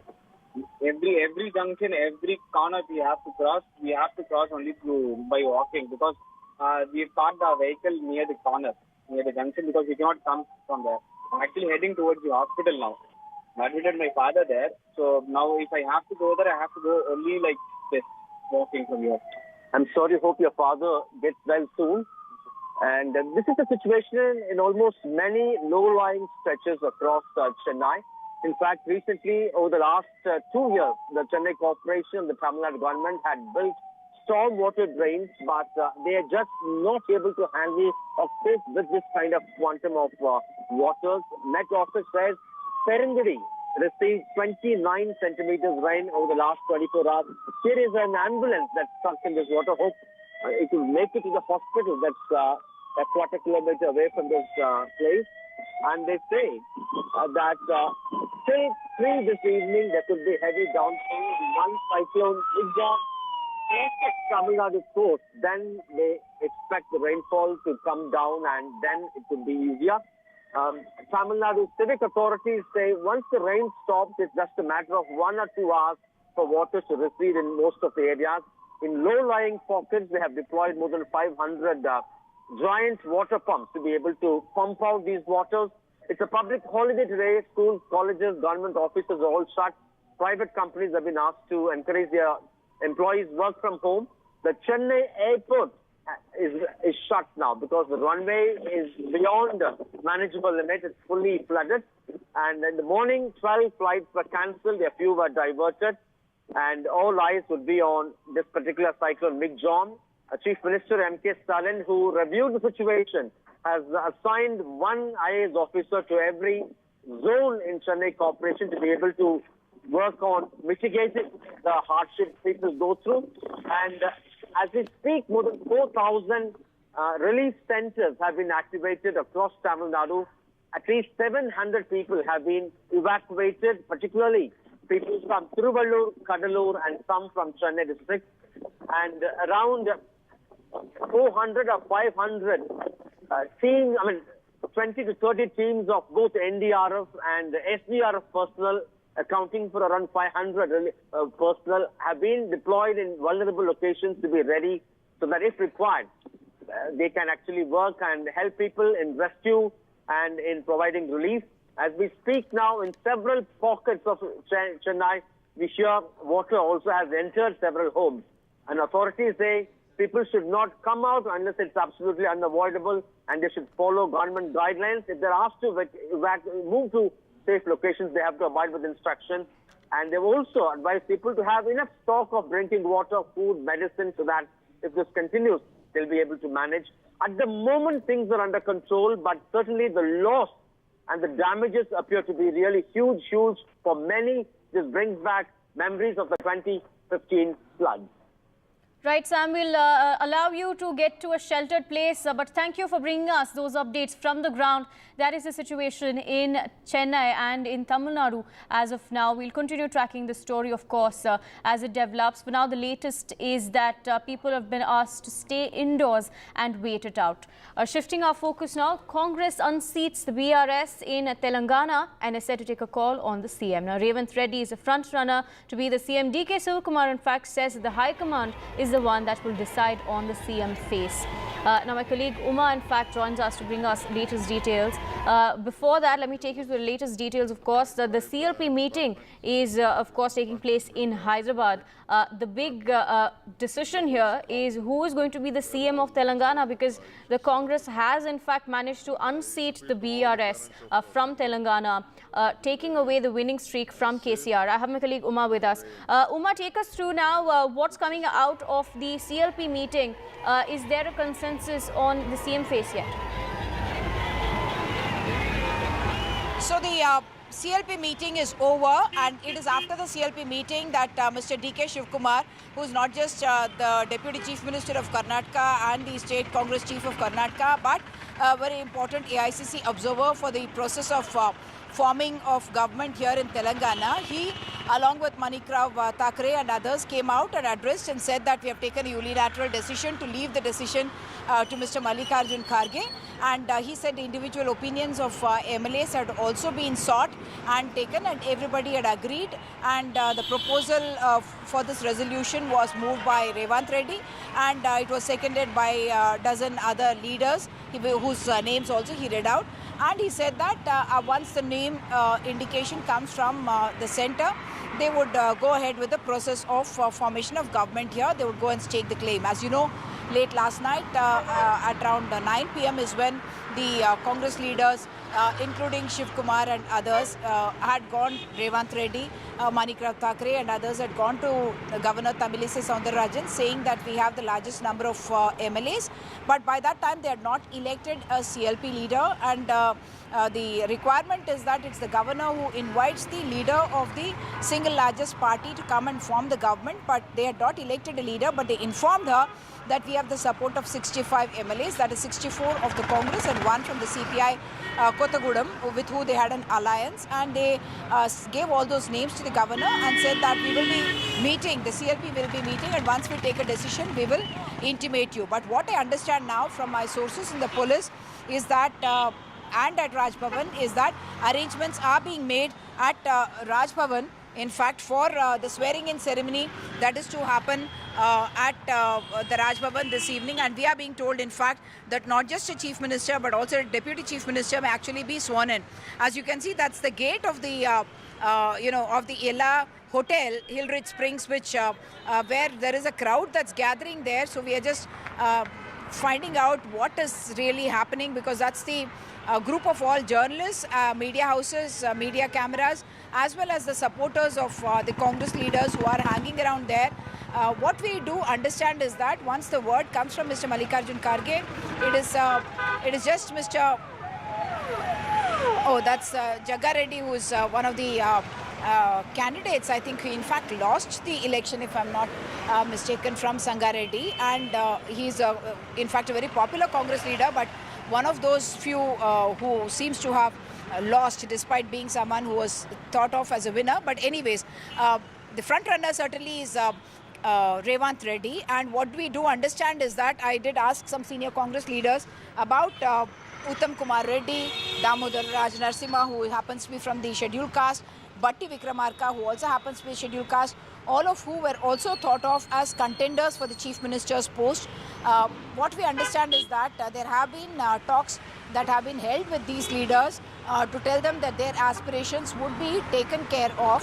Uttam Kumar Reddy is seen as the strongest contender after Revanth Reddy for this. He is someone who has been 7-time MLA, always been in the Congress, and someone who is seen as close to the Gandhi family. He used to be an Air Force pilot, and someone who has been close to Rajiv Gandhi as well, the father of Priyanka Gandhi and Rahul Gandhi. And he in many senses could be called the most qualified, as he himself put it once when I asked him about his chances to become Chief Minister. He said, I'm possibly the most qualified to become the Chief Minister. But in any case, there is going to be no open revolt as far as we can see. Komatreddy Venkat Reddy is the other contender who has about 12 MLAs with him, and he's someone who has delivered all the seats in the erstwhile Nalgonda constituency. His brother Komatreddy Rajgopal Reddy was the one who had the bipole in Munugod. He had resigned the Congress MLA seat in 2018, which he had won, and then came back to the Congress just before the election, just before the name announcement, and then became the candidate and has won that as well. So on the one side this is happening, on the other, I asked the Congress leaders also why such a hurry, because Revanth Reddy has been very famously saying that we will be forming a new government, or swearing in will happen on the 9th of December, which happens to be the birthday of Sonia Gandhi, and he said that it's a birthday present to Sonia Gandhi that we are doing. And he had also said that 9th December is also special for Telangana, because that is the date on which then Union Home Minister P. Chidambaram had in fact promised that the process of formation of Telangana would start. And this was in 2009 when he had made that announcement here in Hyderabad itself, after in fact going in and meeting KCR inside the hospital at NIMS. He had made that announcement, and subsequently, of course, whatever has happened is history. But this time round, the Congress feeling that the Telangana people, Revanth Reddy had specifically appealed, saying that you've given 2 chances to KCR, who has claimed to form Telangana. And this time they've said that it's Sonia is getting her due credit with the kind of vote that they have got. Back to you. Right. Thank you, Uma, for joining us and bringing us those latest details. Shifting our focus now to Mizoram. The Zoram People's Movement, the ZPM, was racing towards power in Mizoram, having already won 12 seats and leading in 15 others as votes were being counted for assembly elections on Monday, according to the Election Commission. And the ruling Mizo National Front has fallen flat on its face as Chief Minister Zoramthanga has lost to ZPM's Laltan Sangha after 3 rounds of counting. Now, this is in the Aizawl East 1 seat is what we're learning. Earlier, of course, he was trailing. Celebrations already had begun in the ZPM headquarters. Supporters, of course, saying that they had expected this. This is, of course, remember, a new party, a young party that has come forward. The Zoram People's Movement now going to be seeing a huge win in Mizoram as far as the trends are indicating as of now.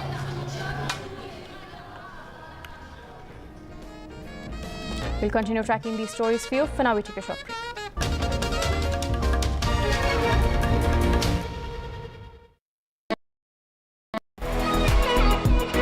This World AIDS Day, join the fight against HIV.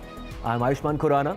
This World AIDS Day on the 1st of December, come be a part of the Banega Swasth India campaign and be the change with me. One World Hygiene, 10 kadam, 10 kadam. How often have you turned away from debates that descend into endless fights? We bring you a show where every question is answered, where every debate finds its resolution, where every story finds its conclusion, where opinions collide but facts prevail, where stories unfold with insights and trust. When the noise ends, the last word begins.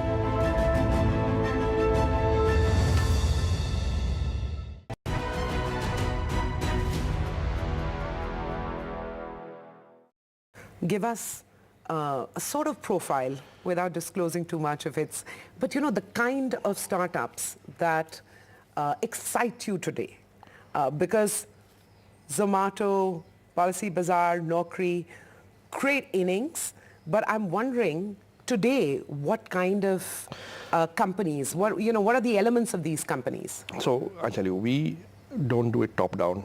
We don't say, hey, this is a good sector, let's go for it. If we'd done that in 2010, we would never have invested in Zomato because there was no restaurant listing sector. We would not have done Policy Bazaar in 2008 because there was no insurance comparison sector. We look at companies that are creating new categories, entrepreneurs breaking new ground, and therefore we do it bottom up. We meet 1,000 startups a quarter, or at least look at 1,000 startups a quarter, meet maybe about 500, and we invest in 3 or 4 a quarter. Okay. Okay. And we start with first principles bottom up. Is there some evidence of natural traction? Is there some indication that the value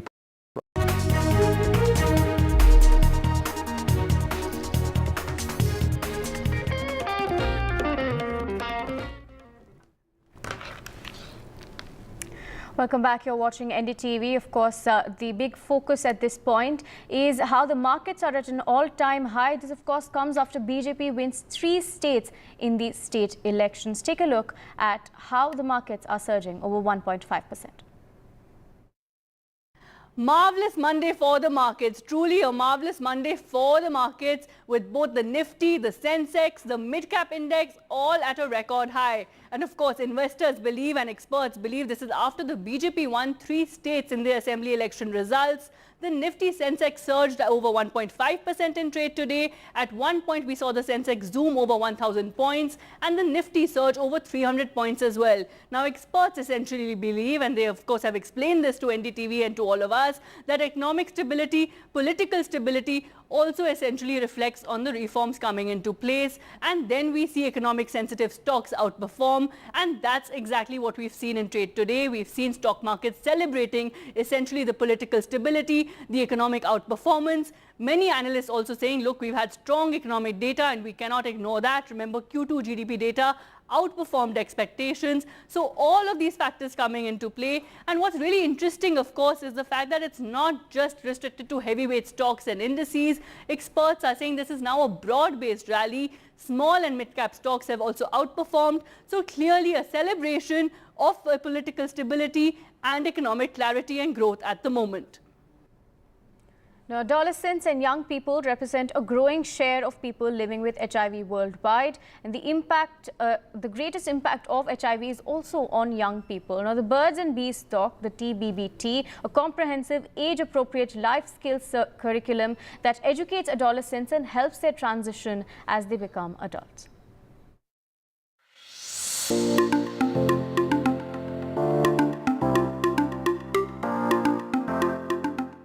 मैं पहले ही नशा करता था, ये injection लेता था, ऐसे ही share कर लेते थे हम एक दूसरे से। उसके चक्कर में मेरा HIV हो गई, मुझे जब भी पता नहीं चला।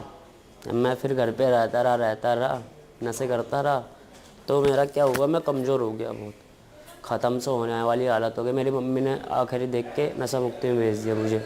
नशा मुक्ति में जाते ही वो कराता है, वो ब्लड टेस्ट कराते हैं। ब्लड टेस्ट में मुझे पता चला मेरा HIV है। उसके बाद मैं रोया। पहले नहीं पता था इससे क्या होता है, क्या बीमारी क्या नहीं है, पहले नहीं पता था, इसलिए थोड़ा रोना आता था। अब पता चल गया तो जीने की उम्मीद है। This World AIDS Day has a lot of significance to me, and we know that India has been doing very well. If you compare from 2010 to 9, there has been a 37% reduction. It's a very effective reduction, but a lot needs to be done, especially programs like this. I feel very happy and honored to be invited for this. For children living with HIV and the challenges they face. This year, World AIDS Day was the day they got to enjoy. It was planned and celebrated in a unique way to create joy, entertainment and support for these resilient young individuals. आज का दिन मेरे लिए बहुत ही अच्छा था वैसे जो मैंने और इस बार इस टॉपिक के बारे में भी जाना HIV के बारे में और जो मूवी वगैरह थी इतने सारे शो हुए उससे भी मुझे बहुत अच्छा लगा और मैं चाहती हूँ कि आगे भी ऐसे होते रहे. To build a more inclusive, protected and aware society, Asacham Foundation with their CSR partner Reckitt in collaboration with PBR Nest organized a special program to commemorate World AIDS Day. In our whole program today, the day started with showcasing the movie which has been chosen by the kids themselves. It's called Avatar. Followed by that, we actually, we arranged 3 other programs for them. The first program is with Rais Khan, who has performed on the folk songs and giving the messages on hygiene. The second program which we did was on empathy, on equity and equality. This program we have done with the characters of the Sesame Street by the Muppets. And the third one what we have done with the Moko Koza, who has flown specially from the Nagaland to Delhi today to perform in between the kids. There's a health kit which has been given to these kids. The kit has various things like it has Dettol soap, it has sanitizer, it has a clean towel, it has a nail cutter, it has a self-care directions for the kids so that they have a healthy and hygienic life. Public-private partnership has been the epitome, in fact the central component of the way we look at our programs. First of all, they become more warmer, more meaningful and touching more lives because you have this large network which you are able to access while you partner. So this is a very, very critical way to look into any program development if it is for this large Indian community we are looking at, especially the children. And these partnerships land up creating huge impacts, huge objectives which are required for the development of these programs. Everyone has a role and responsibility to ensure that children's rights are protected in communities affected by HIV and AIDS. Only when all stakeholders work together can we ensure no one is left behind.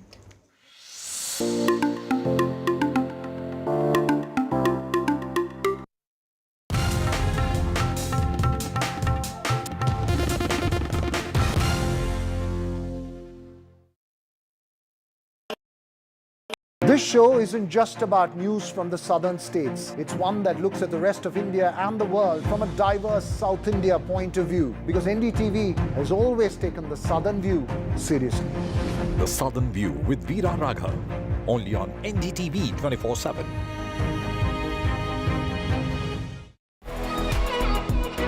This World AIDS Day, join the fight against HIV. I'm Ayushman Khurrana.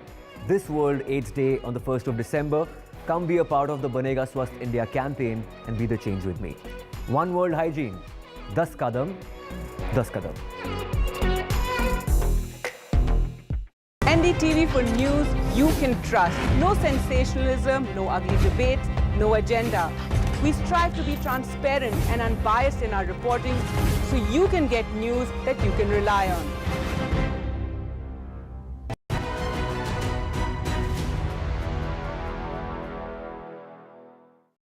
What is it about the governance lapses that we've seen in recent times that have been allowed to escalate in the Indian startup universe? And we're not getting into specifics here, but you have boards and you have hefty investors, and you think there's a lot of wisdom sitting around the table, and yet these things happen. Why? I think very simply, when investors go in, they diligence the company, they diligence the founder, and they conclude that the founder is honest and trustworthy, right? And that is the case with 95% of the situations. Most Indian founders are trustworthy and honest, right? But there are maybe 2, 3, 4, 5% who perhaps are not that clean, right? And those are the cases that have got highlighted actually. And now having said that, I think a lot will depend on what actions investors take after they discover this. And you certainly can't let things be.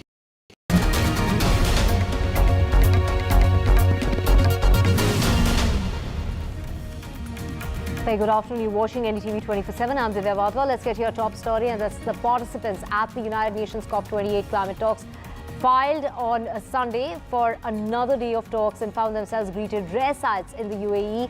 Protests and public demonstrations were taking place. On Sunday afternoon, over 100 demonstrators held a pro-Palestinian protest over the Israel-Hamas war near the Israeli pavilion at the summit. They waved watermelon flags, a pro-Palestinian symbol, and other placards as well, with some chanting, "Free Palestine."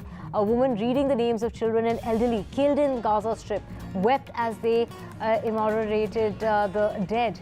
Others cried as they listened at the COP28 venue. Activists allowed into the UAE can demonstrate under strict guidelines in this autocratic nation. Others from organizations long banned by the country also have been let in, providing them the opportunity for the first time in about a decade to offer criticism, though many acknowledge that it may see them never allowed back in the country. The UAE, a federation of 7 fiefdoms, this is led by Abu Dhabi's ruler, bans political parties and labor unions. All power rests in each emirate's hereditary ruler. Broad laws tightly restrict speech, and nearly all major local media are either state-owned or state-affiliated outlets.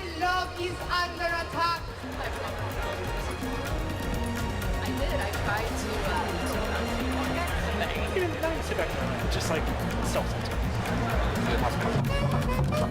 Now that peaceful protest that was taking place, calling for a ceasefire, this was taking place in Dubai. Around 25,000 people gathered on a Sunday. This was around 25,000 people gathered in the afternoon in Brussels to march against climate change in action. The demonstration kicked off at about 1:30 in the afternoon at the North Station. Then protesters marched through central Brussels and into the European Commission district. Protesters carried signs reading, "We need to save our planet. It's only one where there is we have to act," and the expression there with frustrations over inaction when it comes to Europe on tackling climate change.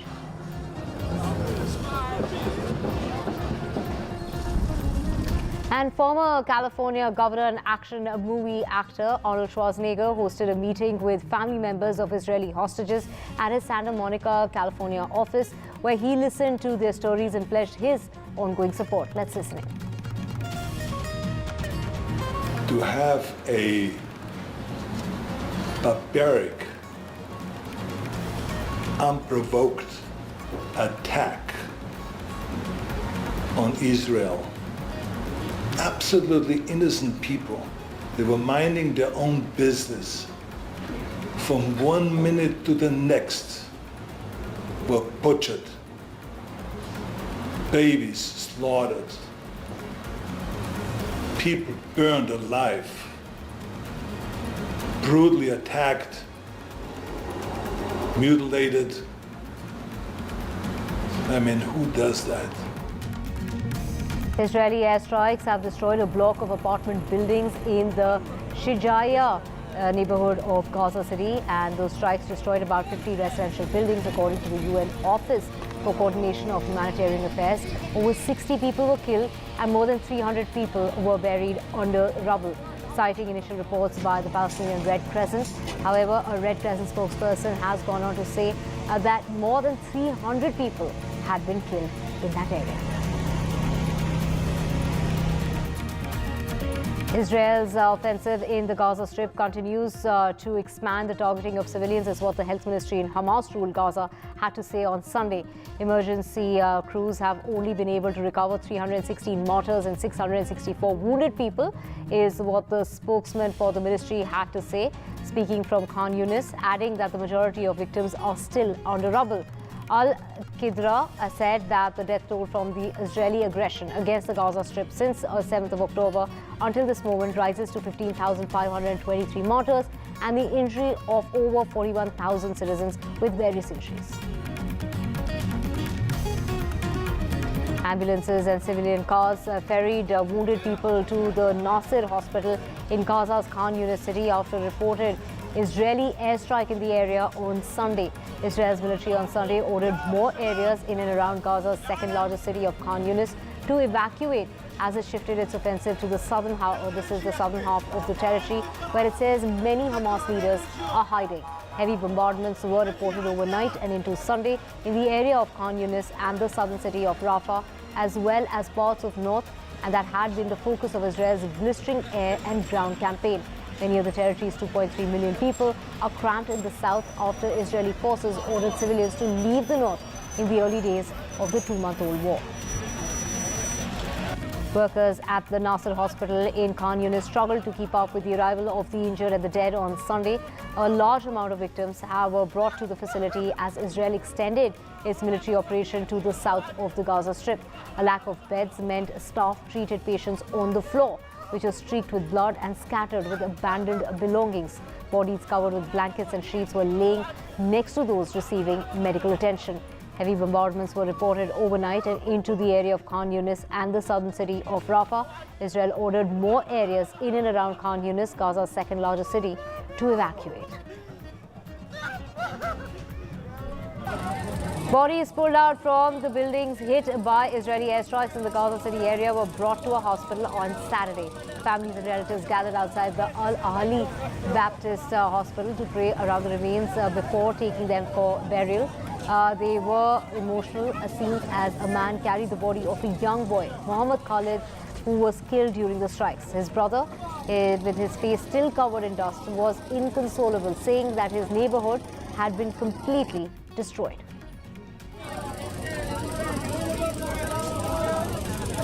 Palestinians in Khan Yunis city in the besieged Gaza Strip mourned their loved ones who were killed in that Israeli bombardment on Sunday morning. Bodies wrapped in white sheets continue to arrive at the morgue at the Nasser hospital. The United Nations Human Rights Chief urged for an end to the war, saying that the suffering of civilians was too much to bear.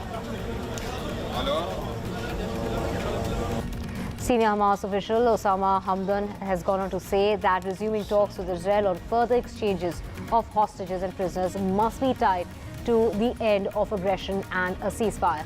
Now, we affirm that the resumption of prisoner exchange negotiations is contingent upon the cessation of aggression and a ceasefire, is what he told reporters in Beirut.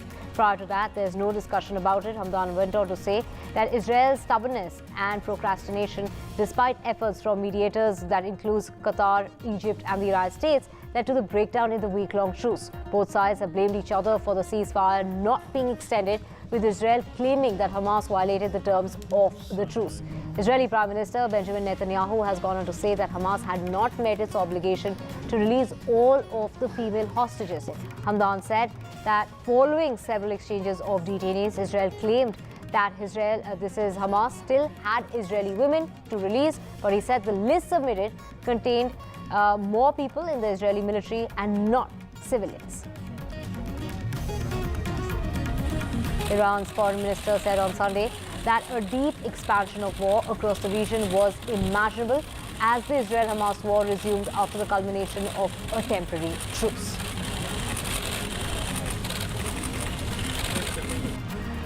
Hungary will not support any European Union proposal on the revision of the EU budget and to begin talks on making Ukraine a president. This is a member of the bloc, is what the government minister had to say.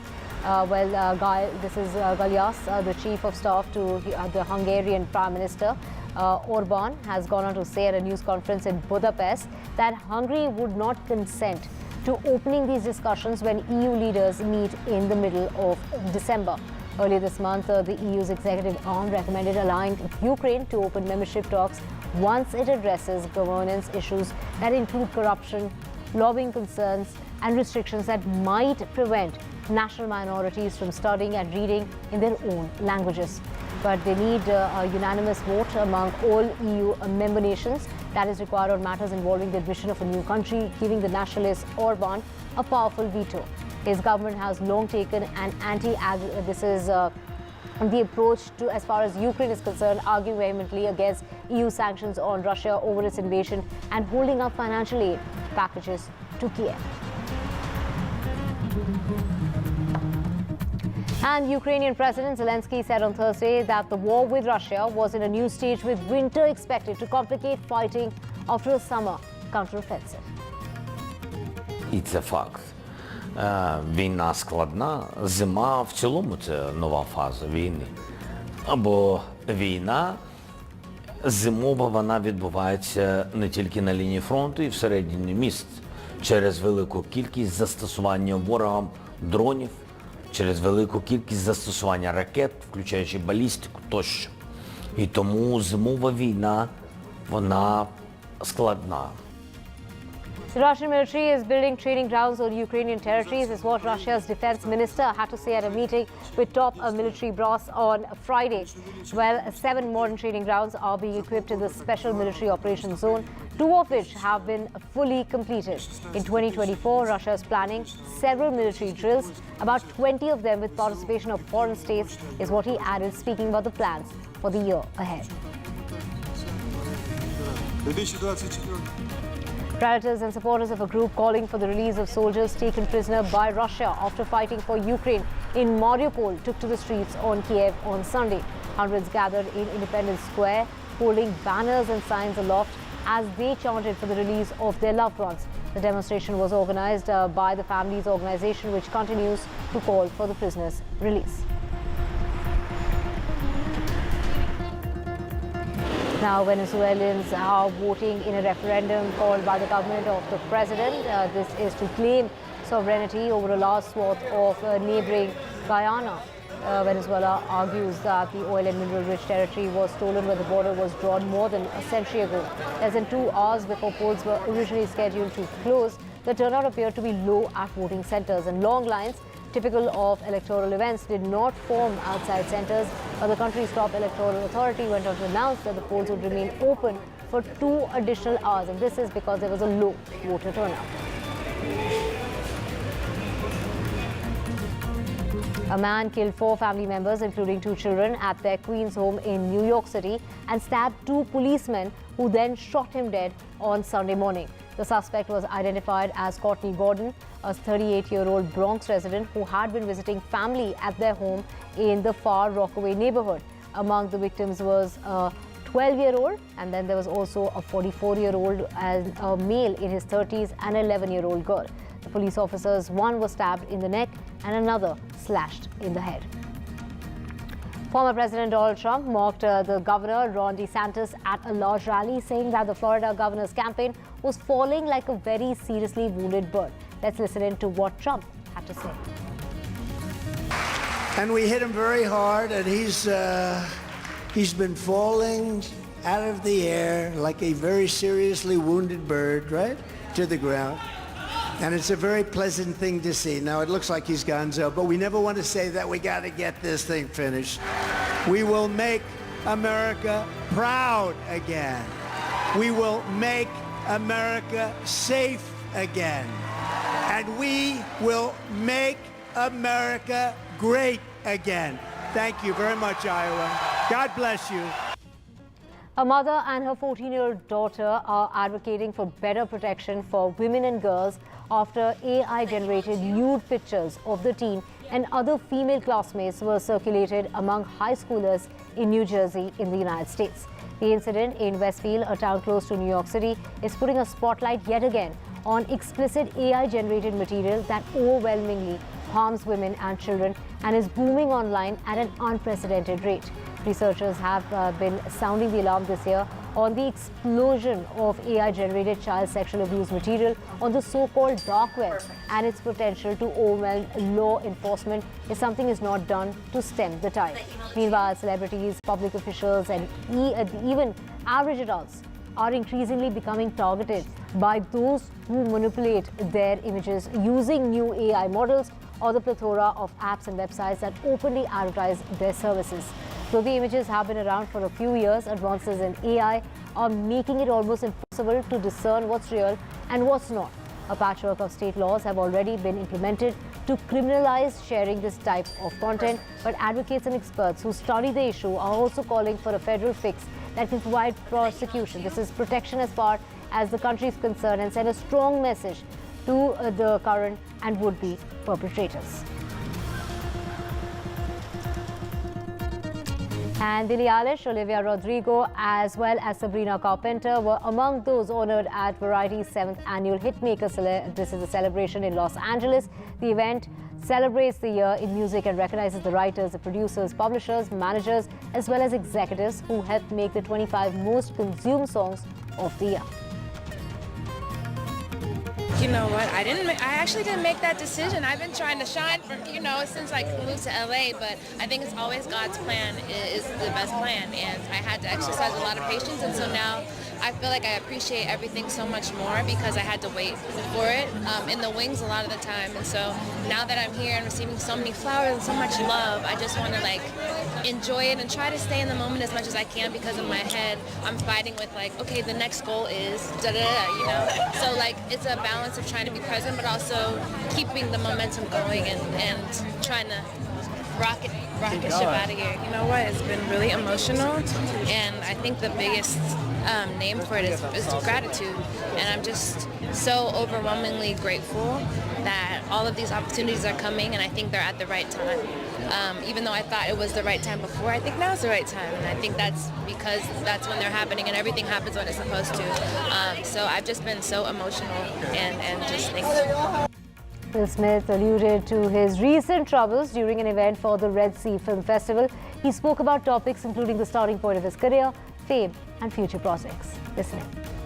If you're devoted to your dream, you'll ultimately make your way there. It's just a little bit easier when you have an elder who understands and is willing to spend time to teach, Share experience. Yes, to share the experience. You're going to make mistakes. I've made tons of my own mistakes, and we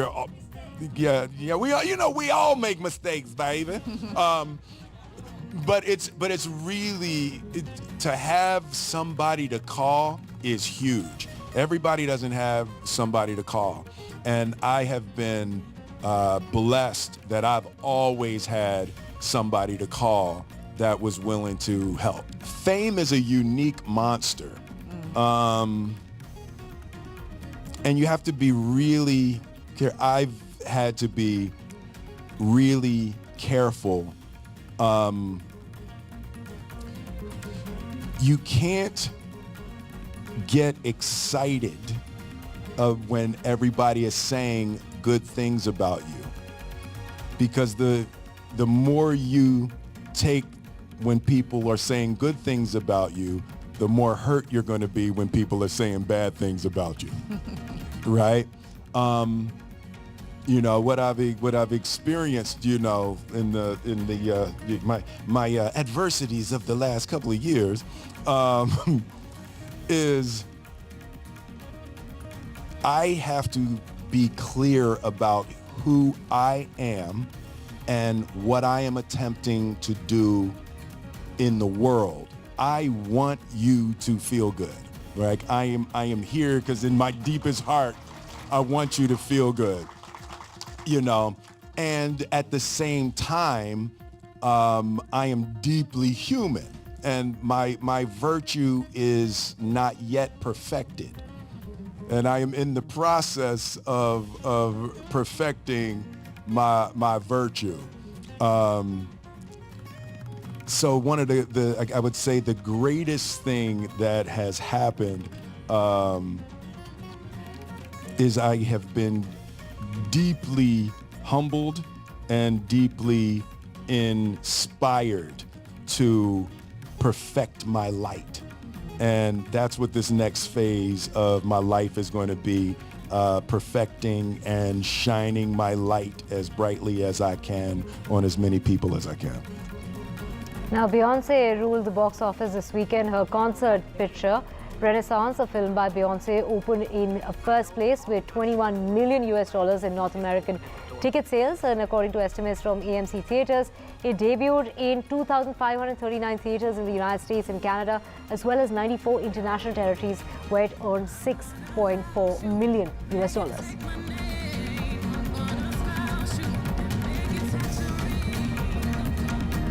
The Boys in the Boat will be released on the 25th of December. The film stars George Clooney, who joked that he had expected the stars of his underdog sports drama, The Boys in the Boat, to arrive at its special London screening weighing 300 pounds after they had to get into shape to play a Great Depression-era university rowing team. Listen in. Well, I think every actor would tell you the same thing, which is odds are against you. You know, there's, in our union, there's 160,000 actors, and that's not all the actors in the country, and very few of them actually get work. You know, probably about 5% of them. So, you know, you're always up against the odds, but, you know, luck plays a big part in careers. It certainly did with my career.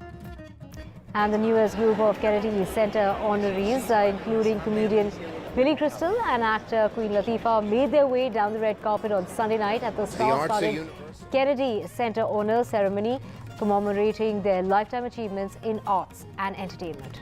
President Joe Biden welcomed the honorees to the White House before the event, saying that the performing arts reflect who we are as Americans and as human beings.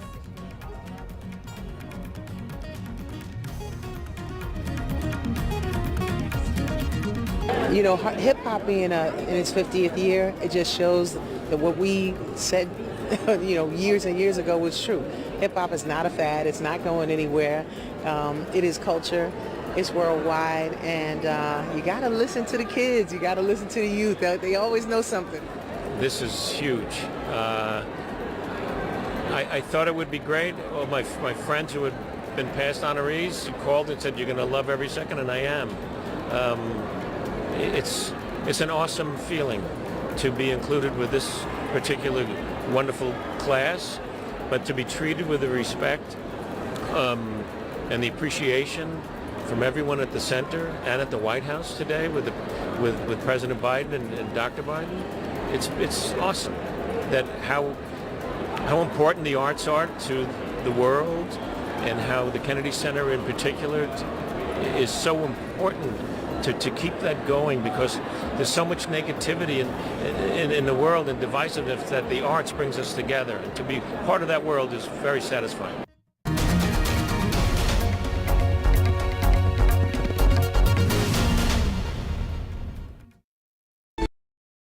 And there's too much talking but very little being said. Too many voices but hardly any being heard. You turn to a show that puts you front and center. A show that headlines the stories of the people, by the people, for the people.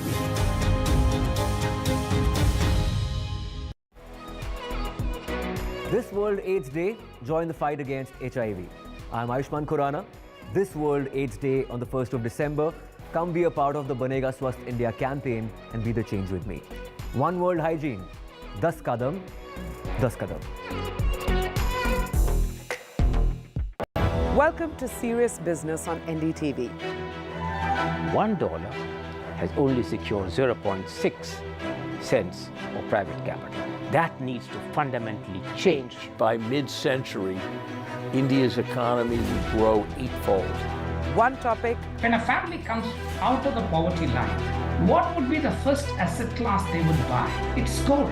One speaker. It's the biggest attack on Jews since the Holocaust. If you want to control inflation, you need to play the trade policy. UPI, other.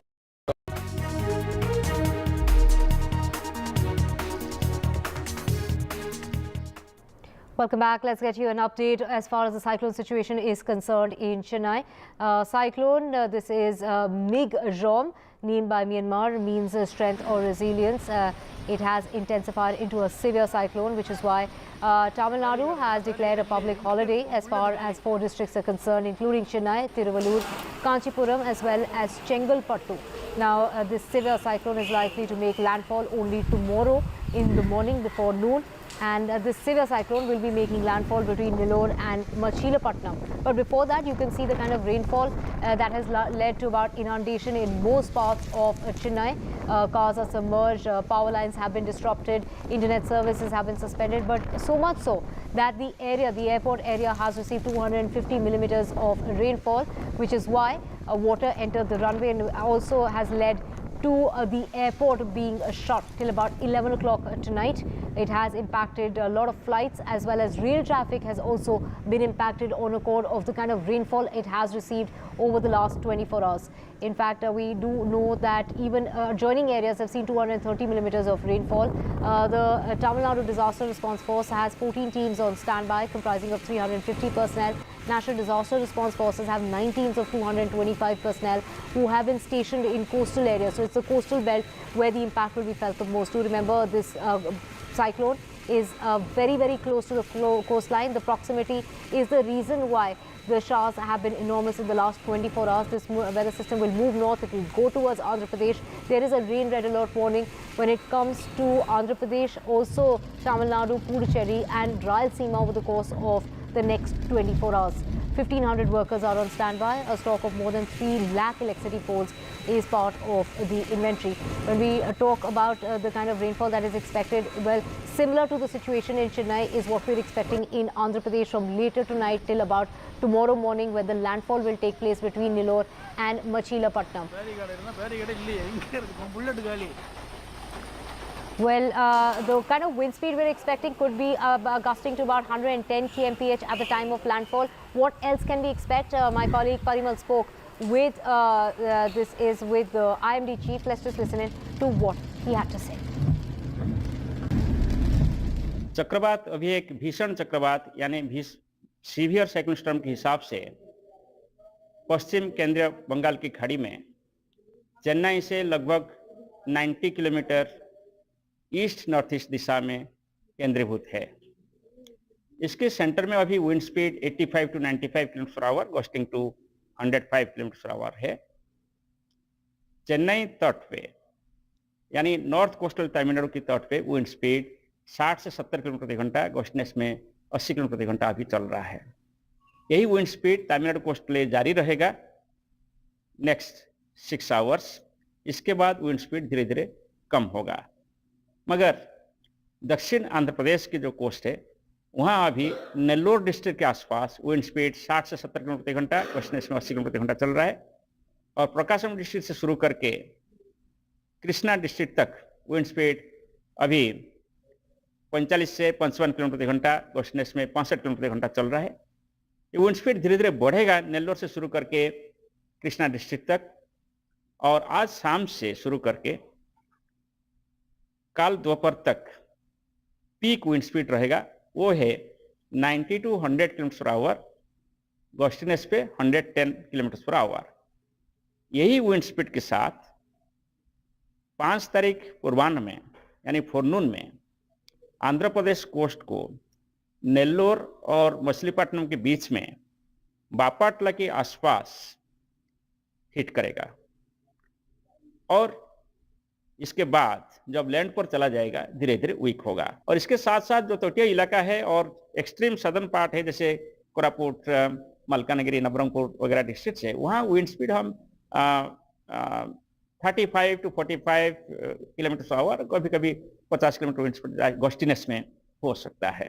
ये पूरा जी। इसलिए structural damage Odisha के लिए नहीं है, मगर heavy rainfall की वजह से वहाँ भी जो स्टैंडिंग क्रॉप है, पैडी है, बहुत सारे क्रॉप्स हैं, इस पे इम्पैक्ट हो सकता है। इसलिए हम जो चेतावनी और एडवाइस दिए हैं कि जो स्टैंडिंग क्रॉप है ये सभी को अमल कर लेना चाहिए, हार्वेस्ट कर लेना चाहिए, और कोई फिशरमैन समुद्र के अंदर नहीं जाना चाहिए 6 तारीख तक, क्योंकि समुद्र अशांत है और 6 तारीख के बाद समुद्र का कंडीशन जो है इम्प्रूव होगा। Well, a word of caution to fishermen especially, and all those especially in Tamil Nadu as well as Andhra Pradesh between tonight and tomorrow morning when landfall is expected between Nellore and Machilapatnam. With that, we're slipping into a very short break. My colleague Aarti will be here to get us the very latest.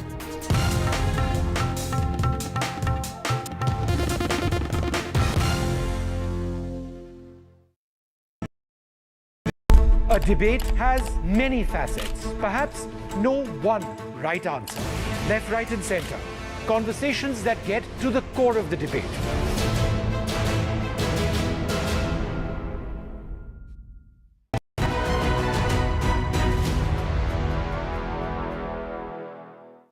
I think the first thing is one very important question. But I asked Deepinder Goyal first time I met him. So the thing, Zomato was then called Foodie Bay, right?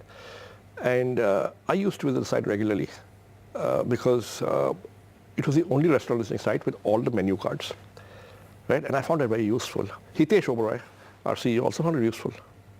And we discussed one day, and he said, why don't you look at it for investment? And I said, yeah, why not? And I reached out to Dipinder. I didn't know him. I did in Google search to find him, and I sent him an email.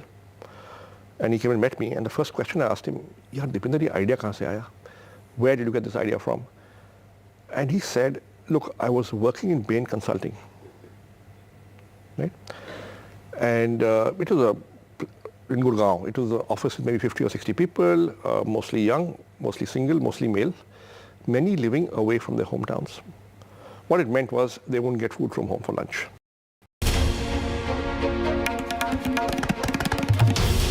This is NDTV, and you're watching NDTV 24/7.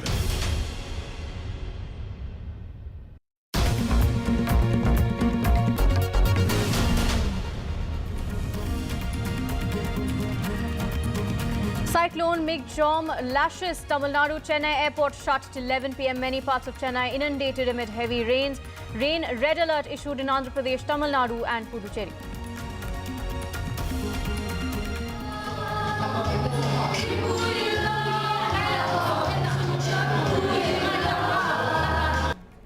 ZPM surges ahead in Mizoram elections. CM Zoranthanga loses his seat.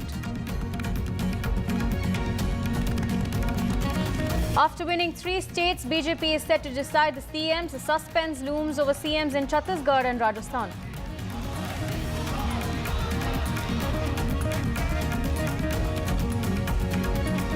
Top India ally reacts on the Congress loss. Bengal CM Mamta says the Congress has been defeated, not the people. She says they've been pushing for seat sharing.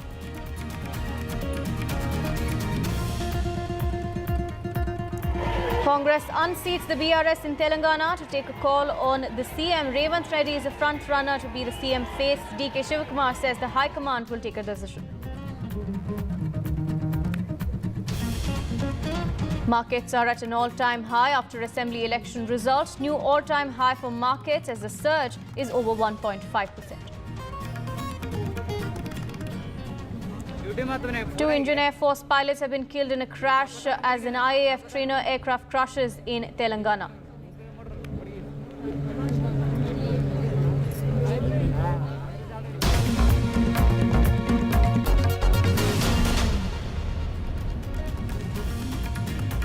Our top focus now, Cyclone Mig Jam, currently swirling over the Bay of Bengal and heading towards the Andhra coast, has unleashed torrential rain upon Tamil Nadu and Puducherry. Now, heavy rainfall was reported in northern coastal Tamil Nadu, encompassing Chennai, Sengalpattu, Kanchipuram, Nagapattinam and Kadalur districts, with Tiruvallur district being the brunt of the downpour. The cyclone is, of course, expected to make landfall between Nellore and Machilipatnam tomorrow noon. The Chennai airport in Meenambakam, meanwhile, is shut till 11 p.m. today. A public holiday has been issued throughout Tamil Nadu, while private companies have been advised to operate through work from home. Now, authorities have set up nearly 5,000 relief centres in coastal districts to assist those affected by the heavy rains. The aid in relief and rescue efforts have been stationed through authorities from the NDRF and 9 SDRF teams in the affected districts as well.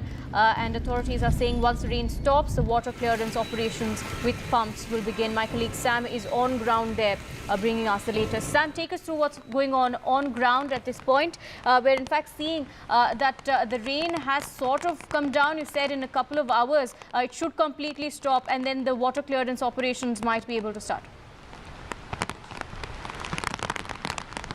Well, that's the Met Office's forecast, that around 3, once the cyclone Mig Jam crosses the Tamil Nadu coast, then there could be respite in Chennai. But at the moment, we don't see any signs of respite. It's just pouring non-stop. We come to you from the Oliver Road in the Mylapore area in Chennai. It's knee-deep waters. The entire stretch is like this, around a quarter kilometer. Hundreds of people have to wade through this. Waters have entered several homes, and hundreds of cars across Chennai remain in waters. That's a major loss of property and a major challenge for Chennaites. The Met Office says some parts of Chennai received up to 29 centimeters rain. For instance, Perungudi, around 10 kilometers from where I am right now, received 20 9 centimeters. Nungambakam, they say, received up to 20 centimeters.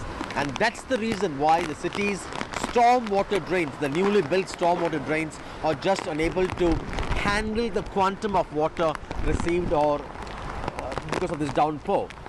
And authorities say once the rain stops, then in most parts of the city the waters will automatically recede in 2 hours. In low-lying pockets where already waters have entered homes, they have deployed giant pumps, and that's going to be a major task. Across Tamil Nadu, around 4,500 relief centers have been started, and as we speak now, close to 700 people have been evacuated, largely from Kadalur district, Tiruvallur, and some from Chennai. Chief Minister M.K. Stalin, who reviewed the situation, has assigned one senior bureaucrat for every zone in Chennai to be able to activate the mitigation efforts once the rain stops, and also to other districts. Tiruvallur is bearing the brunt of the extremely heavy rainfall it's receiving, and it's a public holiday in Chennai. All the schools, colleges, government offices except the emergency services are shut. Private companies were advised to allow the employees work from home. The Chennai airport remains shut. A dozen flights were cancelled to begin with. A few were diverted, but now unable to pump waters on the runway, the administration has decided to shut down till 11 tonight. So it's an anxious moment for people in Chennai, coastal Tamil Nadu, and they hope that Cyclone Mig Jam will swiftly cross this coast so that the havoc will be limited. In fact, the quantum of damage to property would emerge only after the waters recede, and for many this actually brings back memories of the 2005 floods. Call it the city's infrastructure collapsing, call it impact of climate change, call it unprecedented heavy downpour. Chennaites are really facing a nightmare, and they hope things would ease by end of this day. Right, Sam, now in fact you did mention the 2005 floods. In comparison, where are we at in terms of damage? And of course, water inundation at this point looks at par with that. But when this of course passes through Tamil Nadu, perhaps then we'll be seeing a lesser impact when it comes to, if you compare it to what happened in 2005. In terms of the downpour, we can compare, but in terms of the other reason which had triggered massive floods in that situation is different. For instance, at that time, 35,000 cusecs of water was released from the adjoining Chembarambakam lake in the neighboring district, but now it's only around 3,500 cusecs. So it's not the waters from that lake that's flooding, it's the non-stop rainfall over the last 24 hours that's causing this. But of course, in terms of the severity, that time was much bigger, larger, and the disaster was huge. But the visuals in terms of waters flooding many of these low-lying pockets, many of these wide streets in Chennai, that in a sense brings back memories of the 2015 floods, and people hope this would end by this evening. At the moment, Met Office says once the cyclone crosses Tamil Nadu coast, then we can see signs of respite, and then authorities, particularly the NDRF and the state disaster response force teams, who are waiting with boats and other rescue equipment to be able to help people to reach out to people in those low-lying pockets.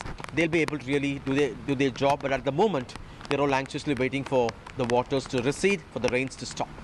Right, thank you, Sam, for bringing us those updates from the ground. Continue tracking the developments there on ground, and we'll come back to you. For now, let's listen in to my colleague's interview with Mohapatra, the DG of IMD, and what he had to say about the rains being predicted in Tamil Nadu. चक्रवात अभी एक भीषण चक्रवात यानी severe cyclone storm के हिसाब से पश्चिम केंद्रीय बंगाल की खाड़ी में चेन्नई से लगभग 90 किलोमीटर ईस्ट नॉर्थ ईस्ट दिशा में केंद्रीभूत है। इसके सेंटर में अभी wind speed 85 to 95 km/h gusting to 105 km/h है।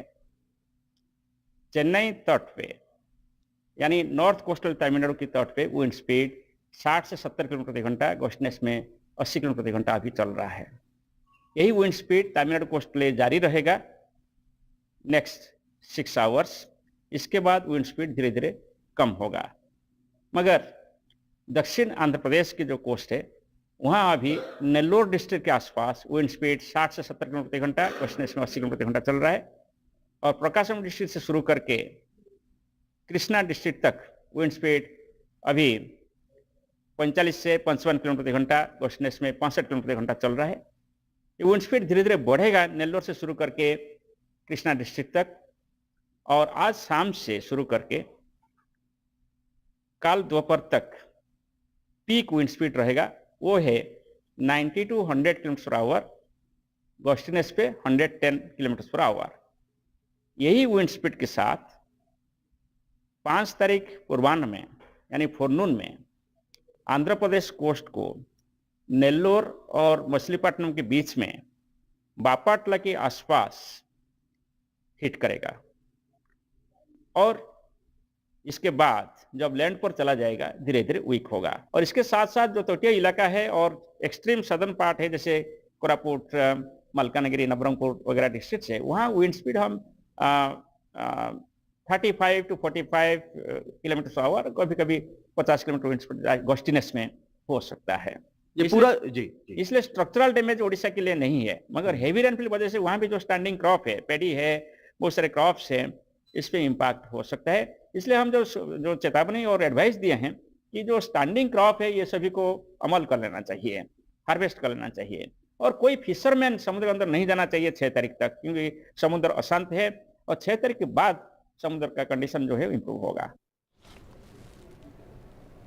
Shifting our focus now, Mizoram Chief Minister Zoramthanga has lost from the Aizawl seat, which was his constituency, and the ruling Mizo National Front is set to lose the election in the northeastern state, as Zoramthanga has lost to Lalthan Sangha of the Zoram People's Movement that has swept this election. Now, the Mizoram Assembly has 40 members. The majority mark is set at, of course, 21. Now, the ZPM has crossed the majority mark with 27 seats, and there the MNF still with 10. Celebrations, of course, are underway in Aizawl in the ZPM office. My colleague, in fact, had spoken to Lalthan Sangha, who is the ZPM candidate who won against Zoramthanga. Listen in to what he had to say.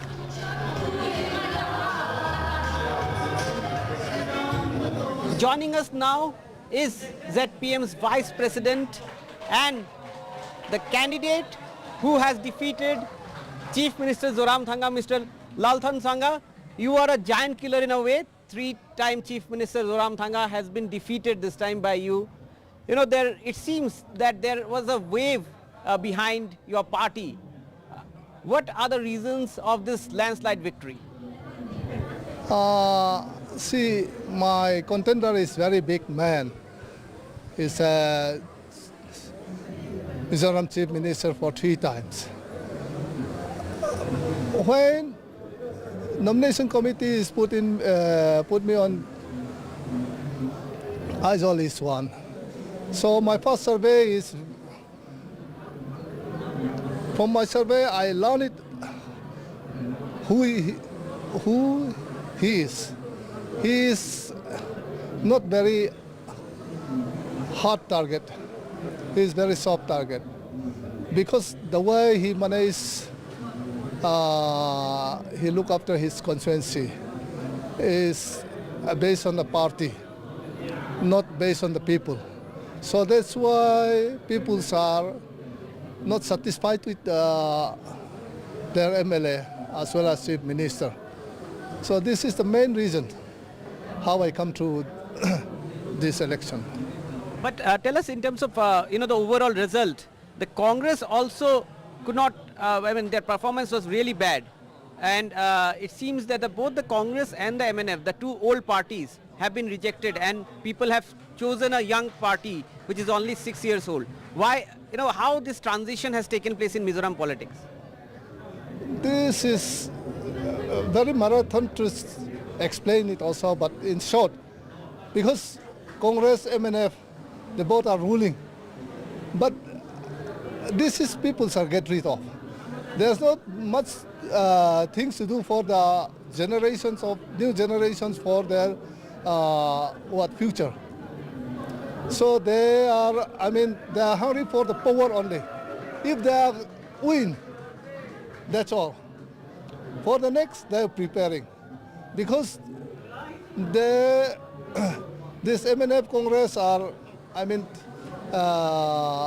the main campaign for this slogan is different, but Manipur can defeat the people's mind. So that's why in isolation also, that Manipur can, if it's work, I will definitely defeat. But Manipur doesn't work much. So that's why I defeat him. One last question. The BJP has kept on saying that even if we win 2 seats, we'll be part of the government. Now you have a clear majority. If an offer comes from BJP, will you take their support or make them part of the government? This is a policy matter, so we cannot comment about this thing.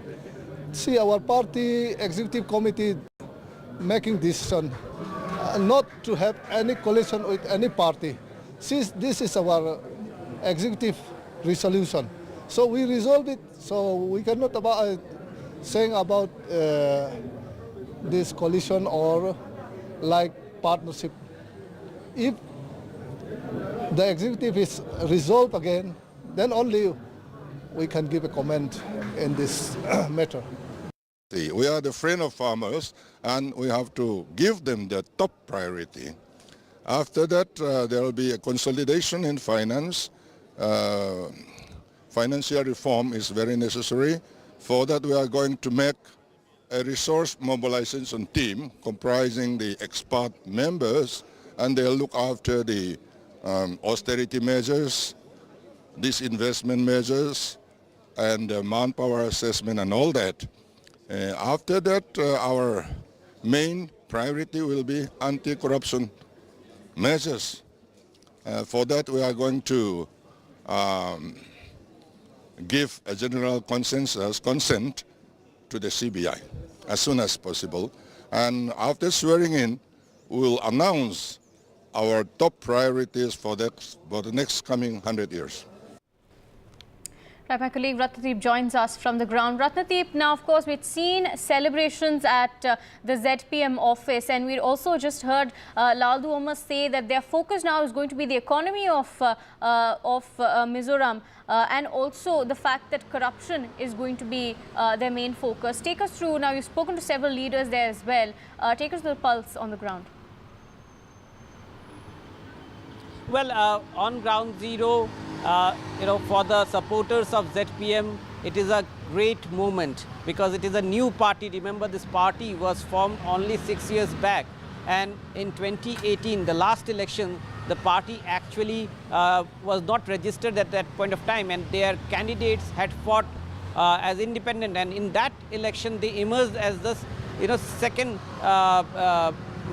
the main opposition party, the second largest party. And from that election to this election, in this 5 years, this party has grown from strength to strength. Now, this is one regional party in the northeast, which is neither with the India Alliance or the NDA. It was of its own, and this time in the elections, it has raised certain issues like corruption, like the issues of development, and the fact that we spoke to a lot of leaders and a lot of individuals as well today after these results have come in, and people are saying that maybe the campaign that Laldu Hamad took to the people, saying that you have given Congress several chances, you have given MNF several chances, see us once, and if we can bring some amount of change. I think that is what has worked, because if you look at Mizoram, in this elections, the key was the young voters. When we say young voters, the voters from the first-time voters to voters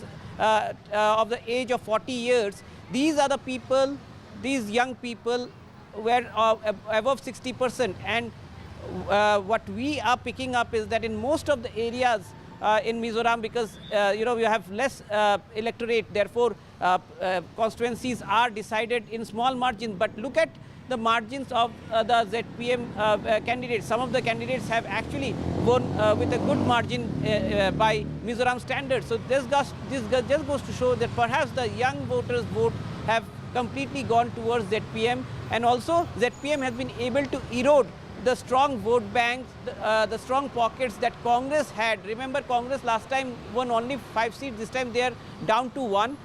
And the MNF has lost 17 seats. In fact, the Chief Minister himself has lost from his Aizawl East 1 seat. His deputy Tonlia has lost his seat.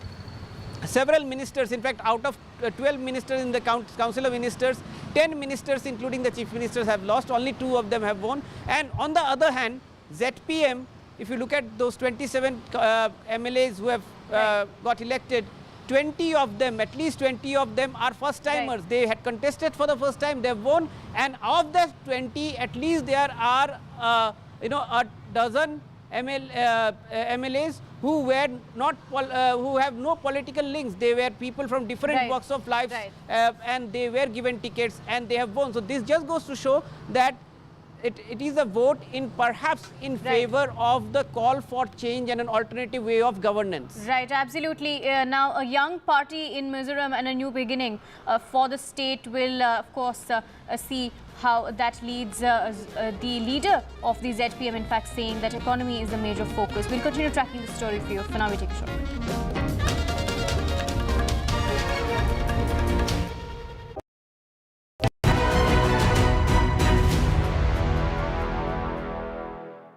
Tell you something, I'll give you a little story of something that we did about maybe 15 years ago.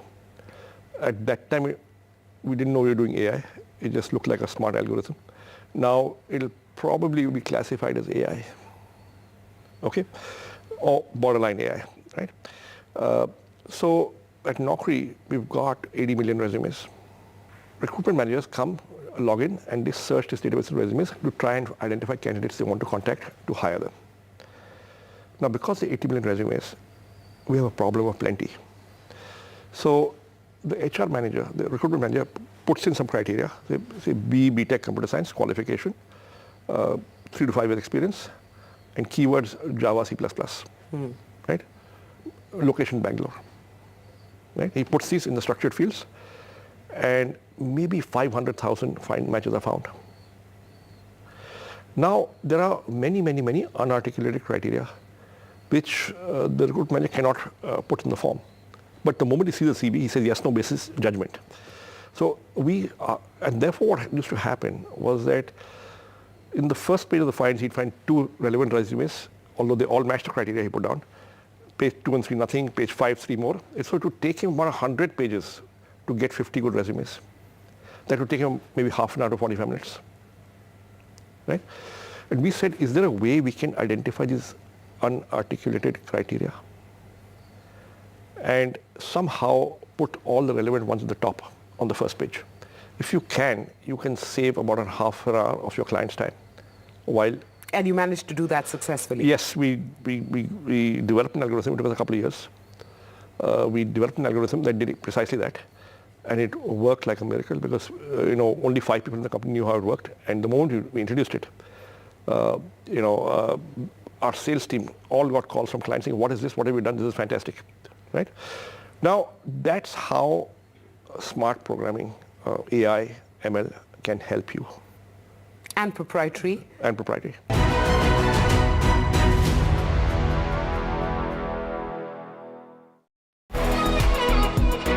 This World AIDS Day, join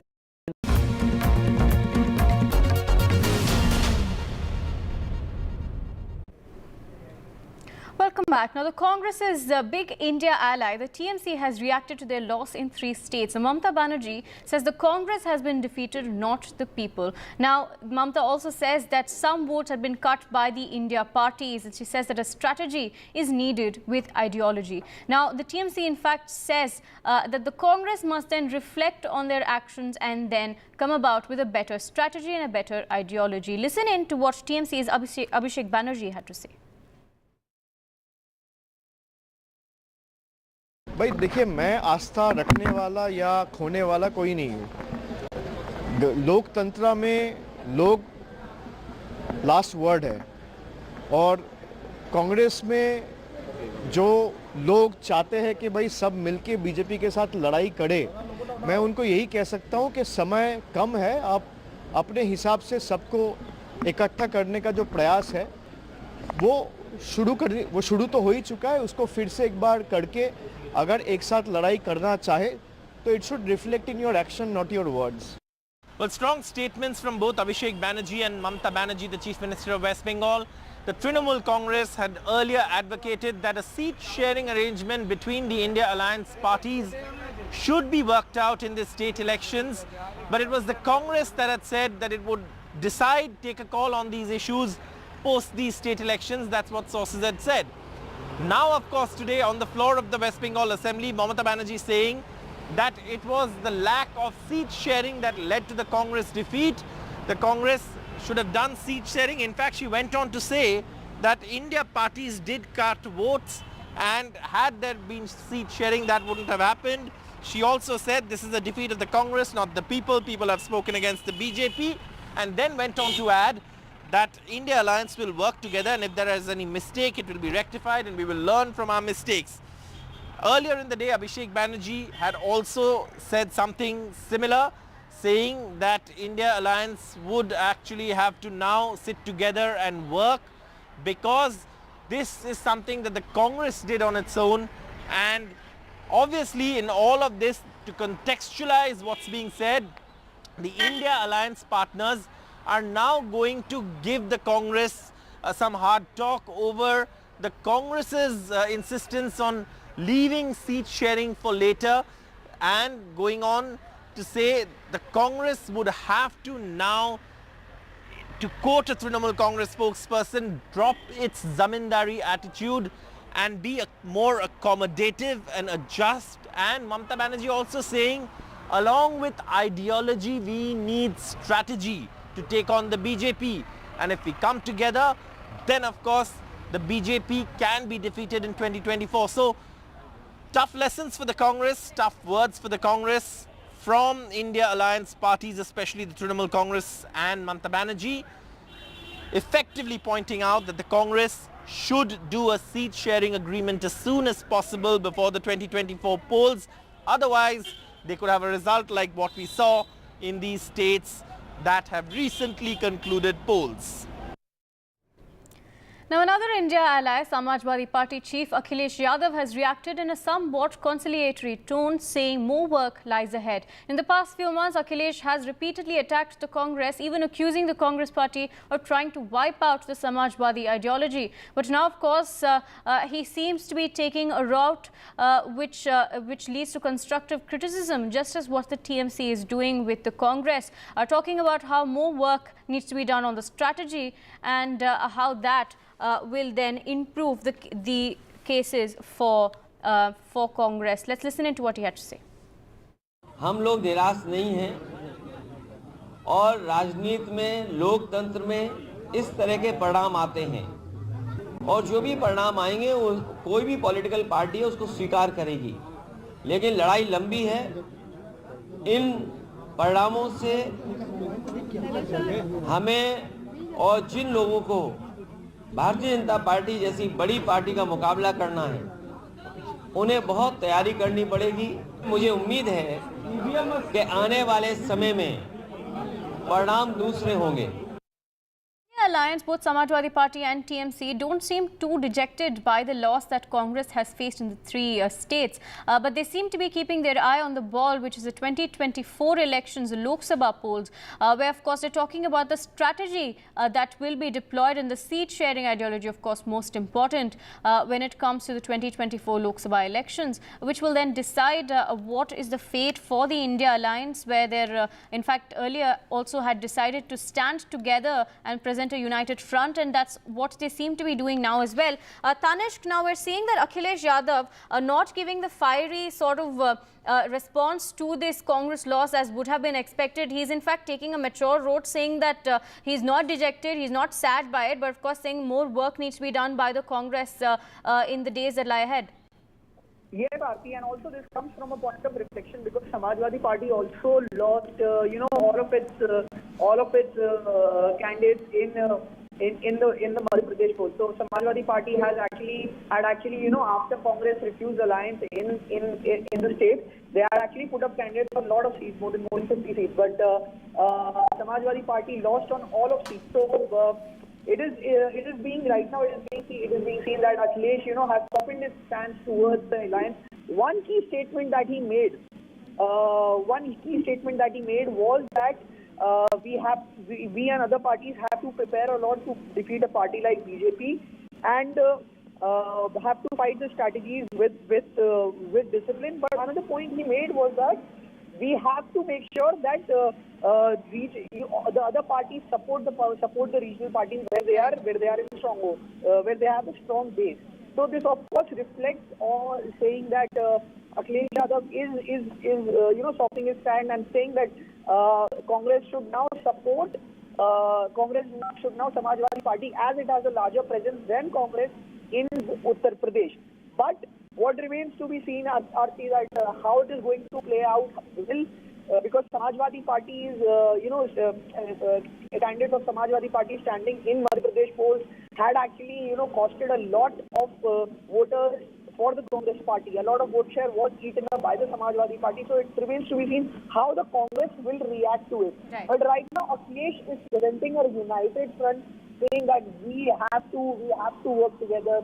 Making an inclusive statement towards the fourth space. We should not forget the Samajwadi Party also suffered a huge loss, a big defeat in the state polls in Madhya Pradesh. Right, Tanesh, thank you for joining us and bringing us those details. Talking about a big blow to the Congress, what comes to mind, of course, is Rajasthan. Now, in Rajasthan, the BJP had managed to come in with a great success. Now, talking about Rajasthan, the big question now is who will be the CM? Of course, the speculations are, of course, rife at this point, but suspense is still on who is going to be the CM face of the BJP.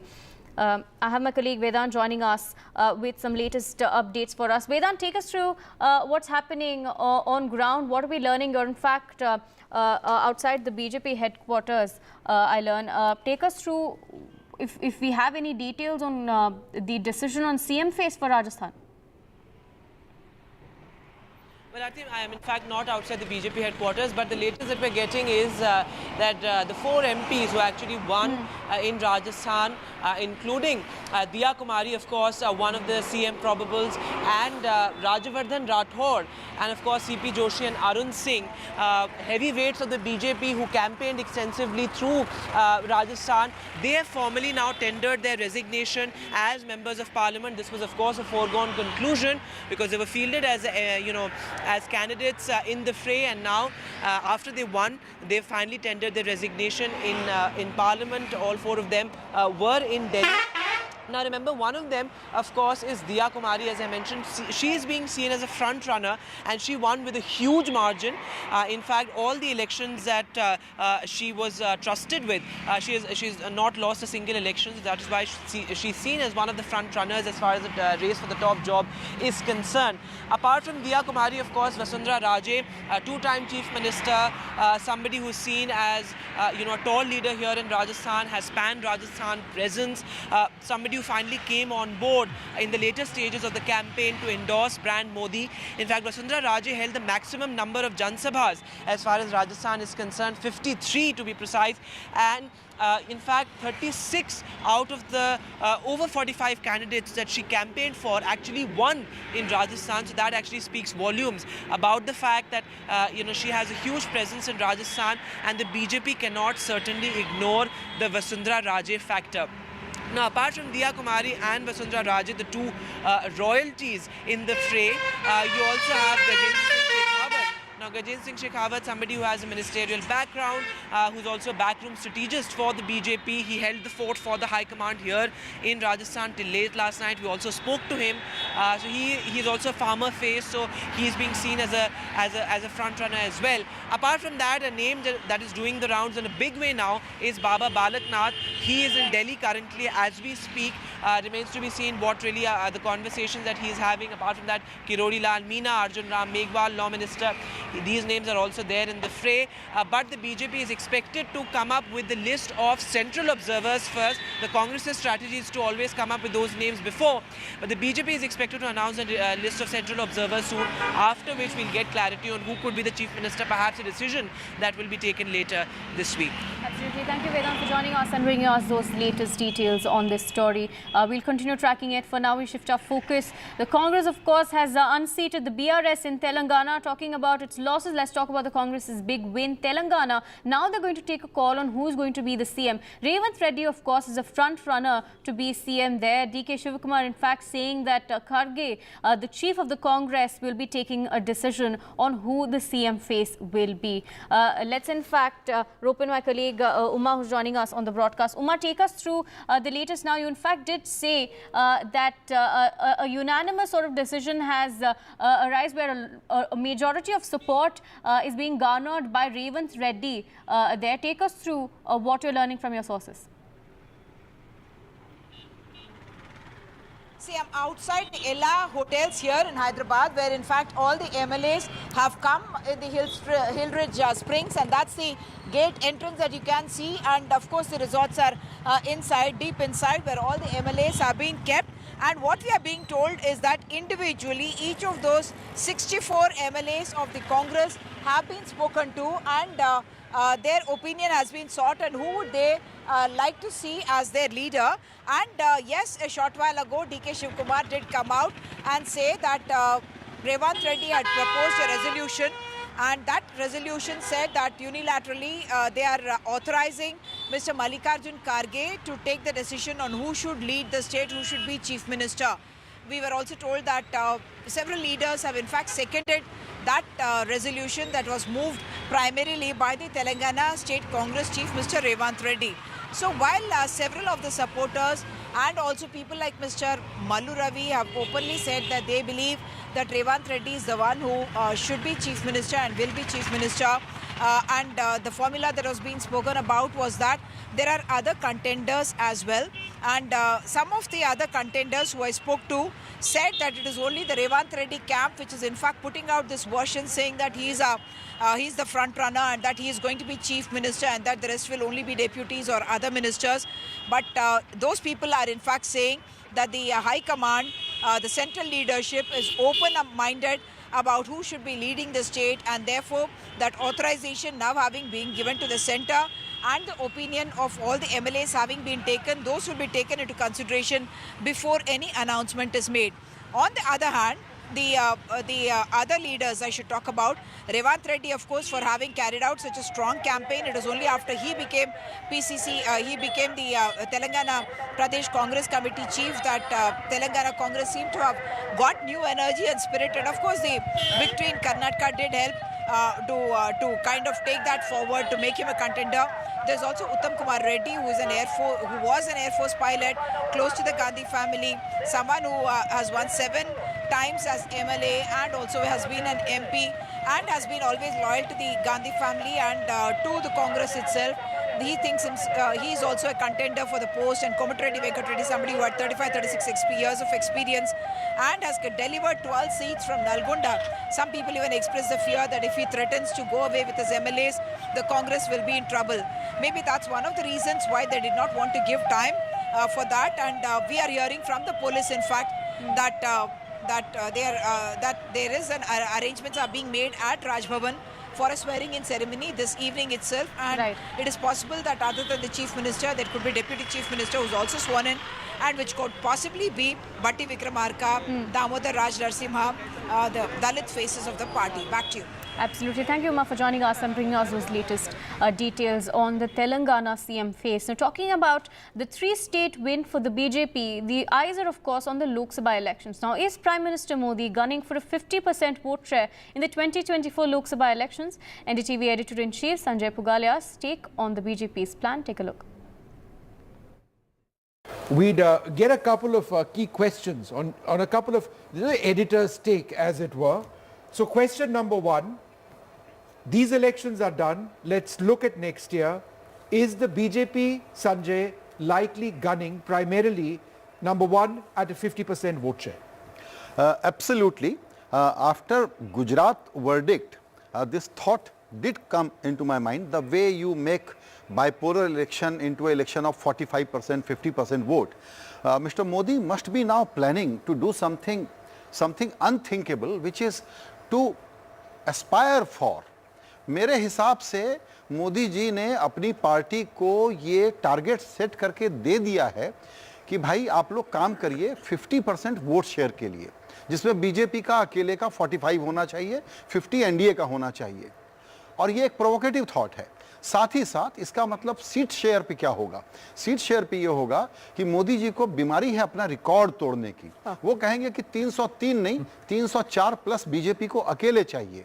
इसका मतलब ये हुआ कि NDA के लिए 350 से 400 सीटों की बिसात वो बिछाने के लिए काम कर रहे हैं। रिकॉर्ड तोड़ने का उनका ऑब्सेशन वैसा ही है जो किसी बच्चे का किसी खिलौने की जिद को लेकर के होता है विष्णु। तो मुझे ये लगता है कि ये एक लाइन का टारगेट है, एक लाइन का मैंडेट है, 50% 350 सीट्स इन 2024 इलेक्शंस। और इसके पीछे जो बैकवर्ड इंटीग्रेशन और प्लानिंग चाहिए उसके तो डिटेल्स हम रोज देखते ही रहते हैं। Sanjay, one final question. The development plank, will 2024 be fought, based on what you heard today, likely on the plank of development? Absolutely. इसीलिए उन्होंने एक नया फ्रेज दिया, कुछ ही दिन पहले दिया, विकसित भारत का। क्योंकि दरअसल दुनिया भर की परिस्थिति कुछ इस तरह की हो गई है, सिचुएशंस ऐसी हो गई हैं कि इंडिया के एडवांटेजेस बहुत सीरियस हो गए हैं। एक तरफ एशियन कंट्रीज़ के बीच में, दूसरी तरफ अमेरिका की जो सिचुएशन है, यूरोप की जो सिचुएशन है, तो ग्लोबल ऑर्डर जो रीसेट हो रहा है उसमें इंडिया का रोल, जितना हम लोग अभी पब्लिक कन्वर्सेशन में बात नहीं कर रहे हैं विष्णु, और आप डिफेंस और स्ट्रेटजिक अफेयर्स कवर करते हैं, ग्लोबल चीज़ों पर नज़र रखते हैं, मैं आपको बताना चाहता हूं कि भारत एक बहुत यूनिक पोजीशन में है। तो जिसको कहते हैं ना कि सारे स्टार्स भी कोलाइड और कॉन्स्पायर कर जाते हैं, जिसमें कि पॉलिटिकल प्लेयर अपना फ़ायदा उठा सकता है, लेकिन हिंदुस्तान एक बहुत ही शानदार ट्रेजेक्ट्री पर है, despite inequalities, despite contradictions, despite issues cultural and social both, we are on a trajectory and Mr. Modi will be milking it to the hilt. We'll continue tracking these stories for you. For now, a short break.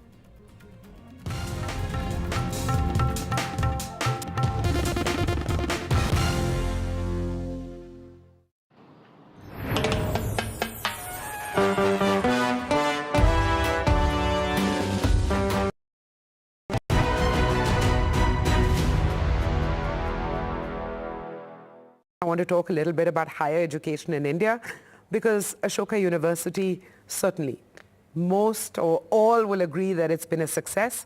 So if you look at the ingredients of that success, what worked? It was a new bet in a sense. So I think we started with a few sort of guiding principles, the group of us who came together. And we said first thing is we will do liberal arts and sciences and not typically engineering or management first, because those are solved problems. We want to do a model and attack a problem which needs solving. And we felt liberal arts and sciences had not been addressed by private higher education institutions adequately. So one was, that's a focus area, because there's a gap there, a need gap. Second, we said we will not follow the UK system, which is prevalent in India, which is you choose a subject and you study it. That's it. However, the US system, where in your first 2 years you do breadth and width, which is you study many subjects, and then you declare a major at the end of second year. You know, in India, our subjects and major are decided by our class 12 marks. Indeed. And not by what we want to do. Exactly. Right? And we said we want to change that. So that's the second thing that is changing. Right? The third is we said we'll do collective philanthropy. It will not be one person's or one family's or one business house's university. Because if you have so no matter how much a person donates, he or she or that business house will only have one seat on the board. So I could donate 25 times what the smallest donor has given, but we'll both have the same single seat on the board. Because we felt that that is what will ensure the independence of the university and the academicians and the program, and it will not be sort of subject to the decisions of just one person. And that is what ensures the university's independence, and that is what ensures academic freedom and independence at Ashoka.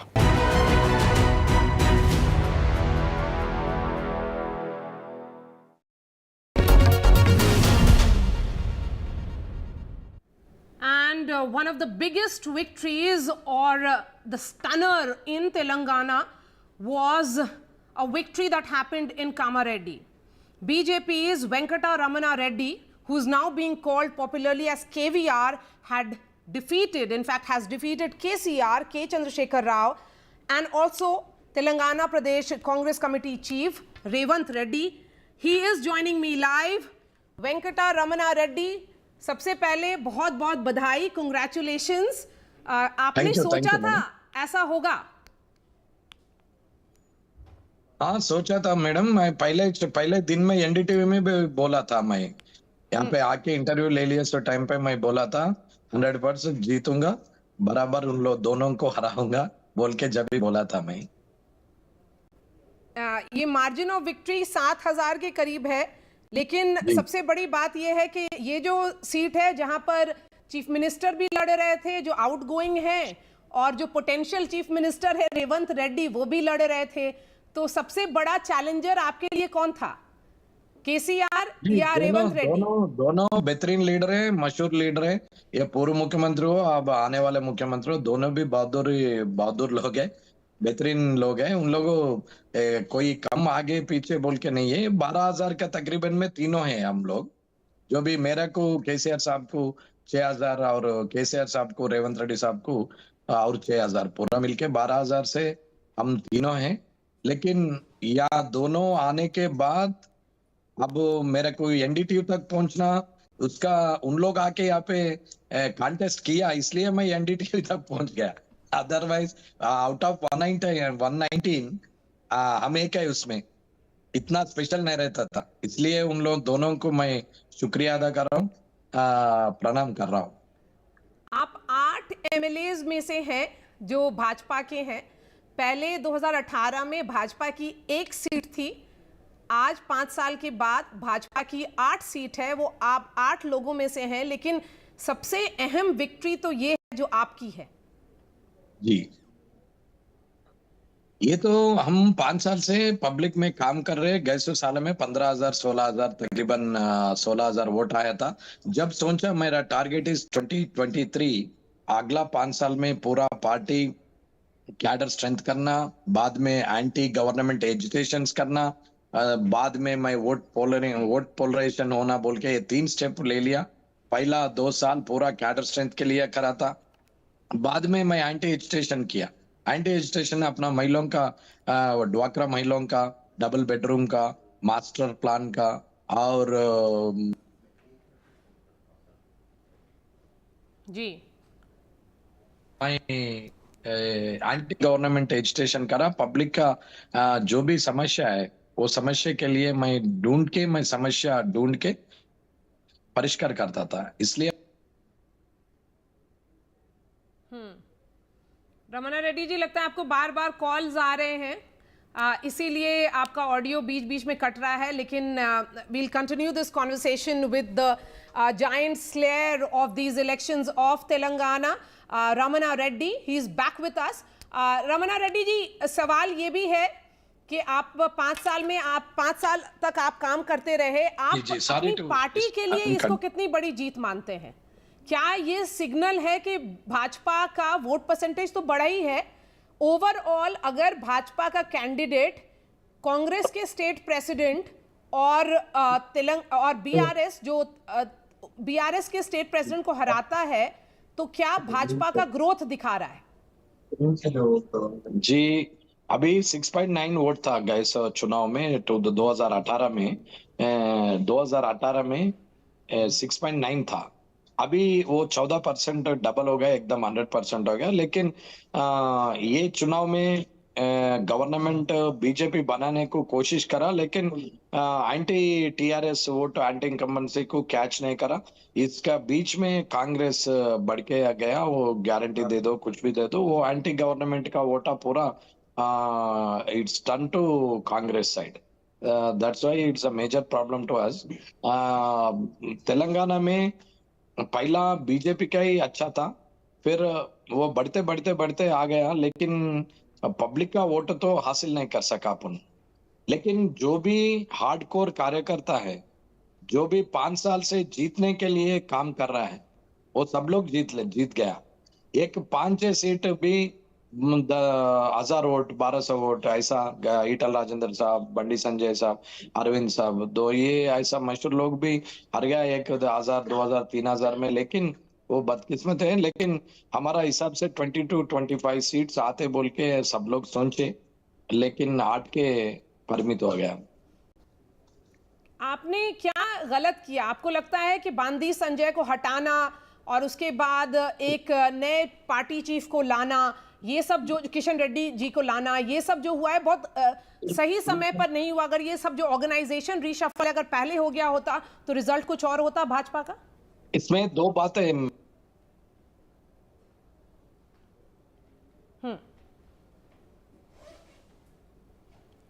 तुमने भी जी जी जी we will try. अगर रमना रेड्डी जी, अगर आप हमारी आवाज सुन सकते हैं, मैं ये जानना चाहती हूँ, did the organisation reshuffle happen too late? Bandi Sanjay को हटाना, किशन रेड्डी जी को लाना, अगर ये सब पहले हो गया होता तो शायद कुछ और रिजल्ट्स होता।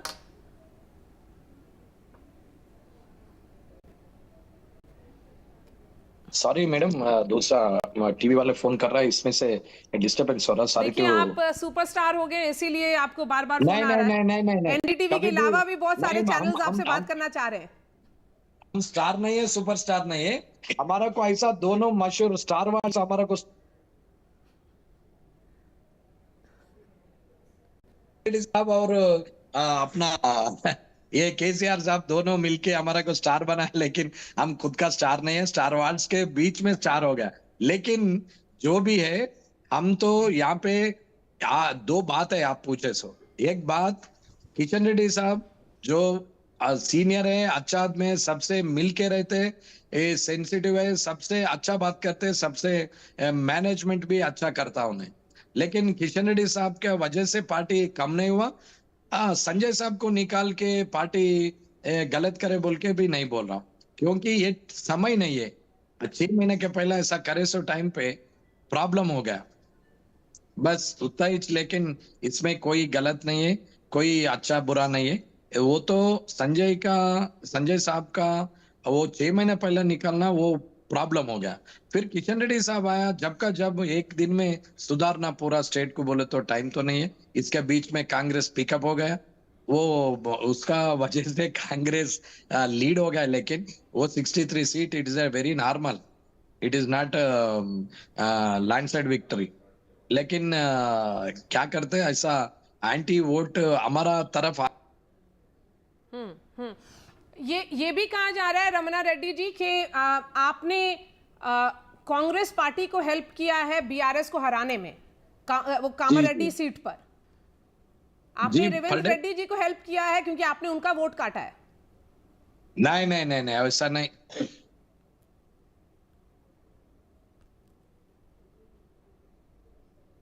Okay, we'll try and connect with him again. That was the man of the moment, Kattipalli Venkata Ramana Reddy, who is now being called popularly as KVR, has won from the prestigious Kama Reddy seat in Telangana. This is the assembly seat from where Chief Minister and BRS Chief K. Chandrasekhar Rao and State Congress Chief A. Revanth Reddy were contesting, and the Congress has managed to unseat, in fact, the Congress has unseated KCR, but this particular seat becomes important because it sends a message that the BJP is perhaps on a rise if they manage to defeat the incoming or a potential Chief Minister of Telangana and also the outgoing Chief Minister in Mr. KCR.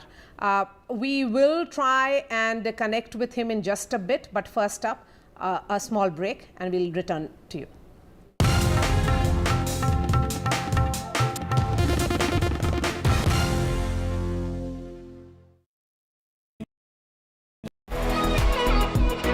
This World AIDS Day, join the fight against HIV. I'm Ayushman Khurrana. This World AIDS Day on the 1st of December, come be a part of the Banega Swasth India campaign and be the change with me. One World Hygiene, 10 Kadam, 10 Kadam.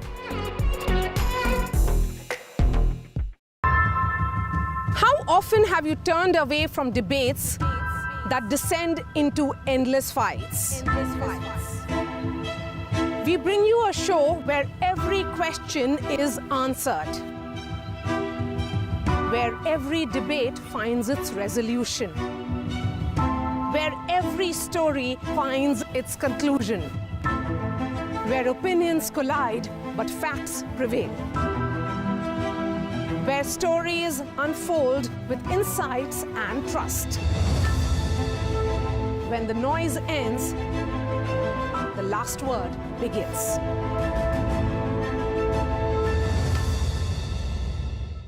Hello, Namaste and Salam UAE. We are here to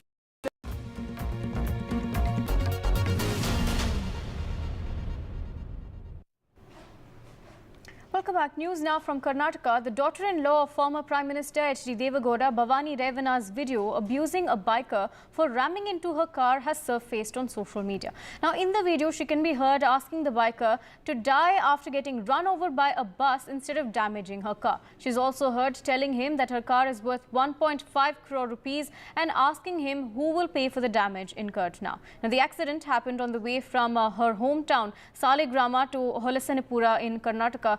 The bike reportedly came on the opposite side of the road near the turn near Rampur Gate, and the biker allegedly wanted to overtake the vehicle but accidentally rammed into Bhavani's car.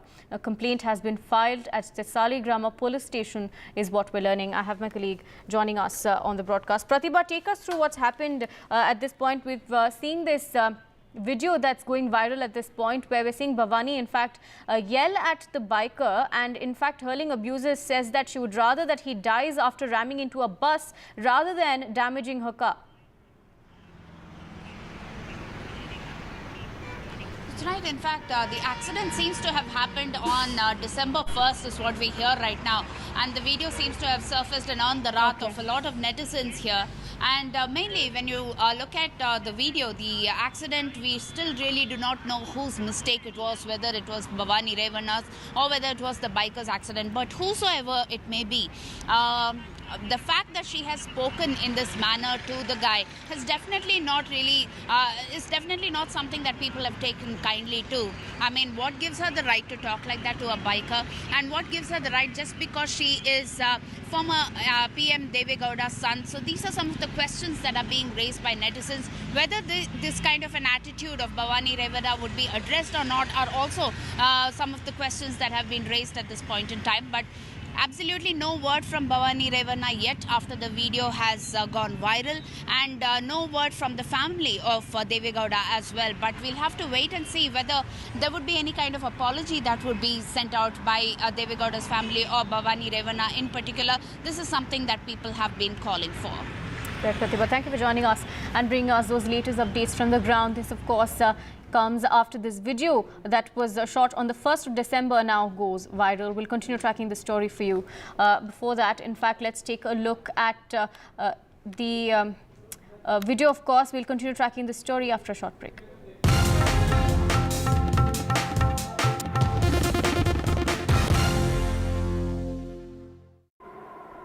बनाऊंगा मैं तो बनेगा भारत बादलों पे चल के हवाओं से मिलके मैं बनाऊंगा उम्मीदों के पंख NDTV for news you can trust. No sensationalism, no ugly debates, no agenda. We strive to be transparent and unbiased in our reporting so you can get news that you can rely on.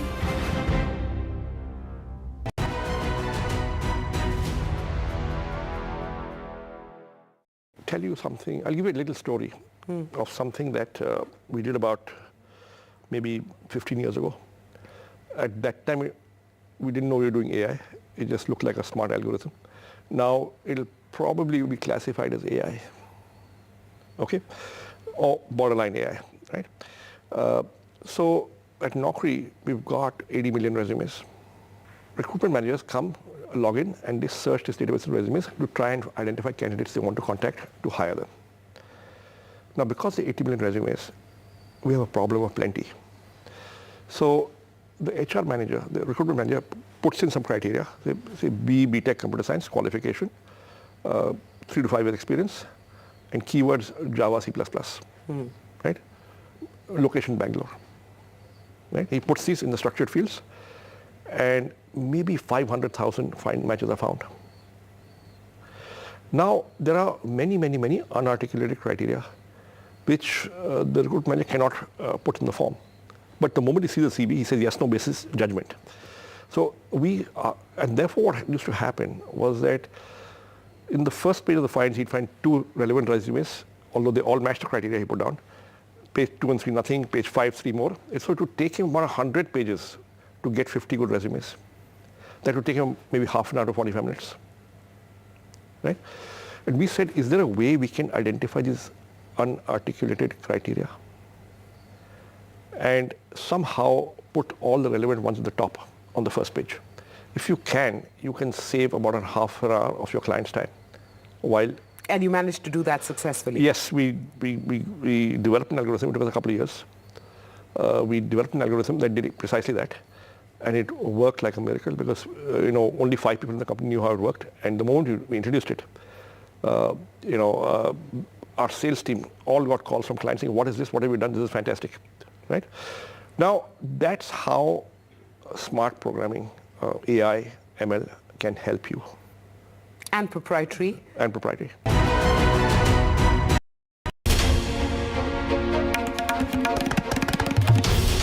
This is NDTV, and you're watching NDTV 24/7.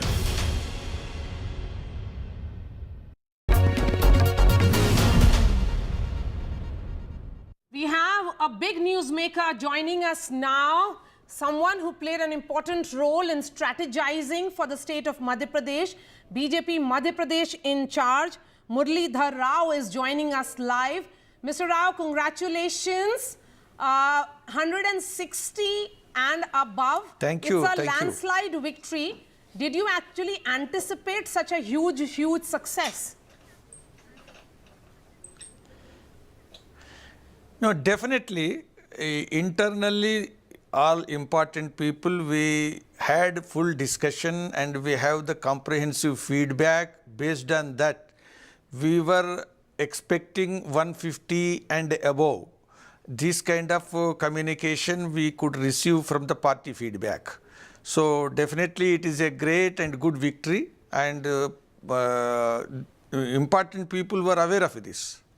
A landslide victory, Muralidhar Rao ji, mera sawal is going to be also this, that just about every section seemed to have voted for the BJP. Do you think particularly the women of the state played an important role? The Ladli Behna scheme of the sitting Chief Minister in Shivraj Singh Chauhan could very well have been that X factor. We have to understand before reaching a conclusion. I would like to say in 2018 election and in before 2013, in every election, if you see, in Madhya Pradesh, because of the welfare front and the development front and the performance of the state government in Madhya Pradesh, women always supported BJP, but this time definitely it was it is stupendous, and the support is very more than what we used to get. Apart from that, as you said, I would like to say here, after 20 years of government, running the government in the state for 20 years, after that, a party in governance is able to increase the vote share. Previously, our vote share was 41%. This time, the vote share is 48 and nearly 49%. So you should not go into only seats. The matter of the pride is the vote share increase. 49% vote share never happened in the history of Indian politics. In a state where we have governed for 20 years, their vote share increased so much, 8%. So this also adds to the, this victory, a very important feature. Yes, but Muralidhar Rao ji, in the Lok Sabha elections, the BJP's ambition has always been 50% mark, and you did manage it also in the state of Madhya Pradesh in 2019. You know, you have to understand in BJP before Modi ji and particularly after Modi ji came into the central government in Delhi, we always, in the central elections, in the national elections, we are above the state performance and state percentage in every state, almost every state. So this is the the very important aspect of the BJP's performance in every state. But here in Madhya Pradesh, first time we have decided the target of 50% and we almost reached this time. And Mr. Muralidhar Rao, how is the BJP looking at the fact that 12 of ministers of Shivraj Singh Chauhan's cabinet, including the controversial Home Minister in Narottam Mishra, they lost despite you winning with a landslide? That certainly is a disappointment. This is definitely a kind of thing which we have to review. There is no anti-incumbency against the government, and in fact it is a pro-incumbency, because unless you have a pro-incumbency, you cannot increase the percentage like 8% in a state. In such a situation, ministers who have functioned in the same government losing, definitely it's a bad luck and maybe local reasons. I don't see a statewide reason for that. And do you think that fielding ministers, union ministers, MPs actually worked? Largely leaving, Faggan Singh Kulaste, Yes, almost all the persons whom we have fielded, they have won, and it has helped. Okay, Mr. Rao, and more important thing is you have to understand. Go ahead. The Modi ji as a person, it is not just Prime Minister running the campaign.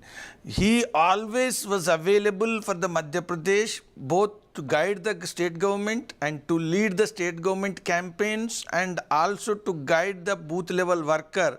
This has happened in the last 3-4 years.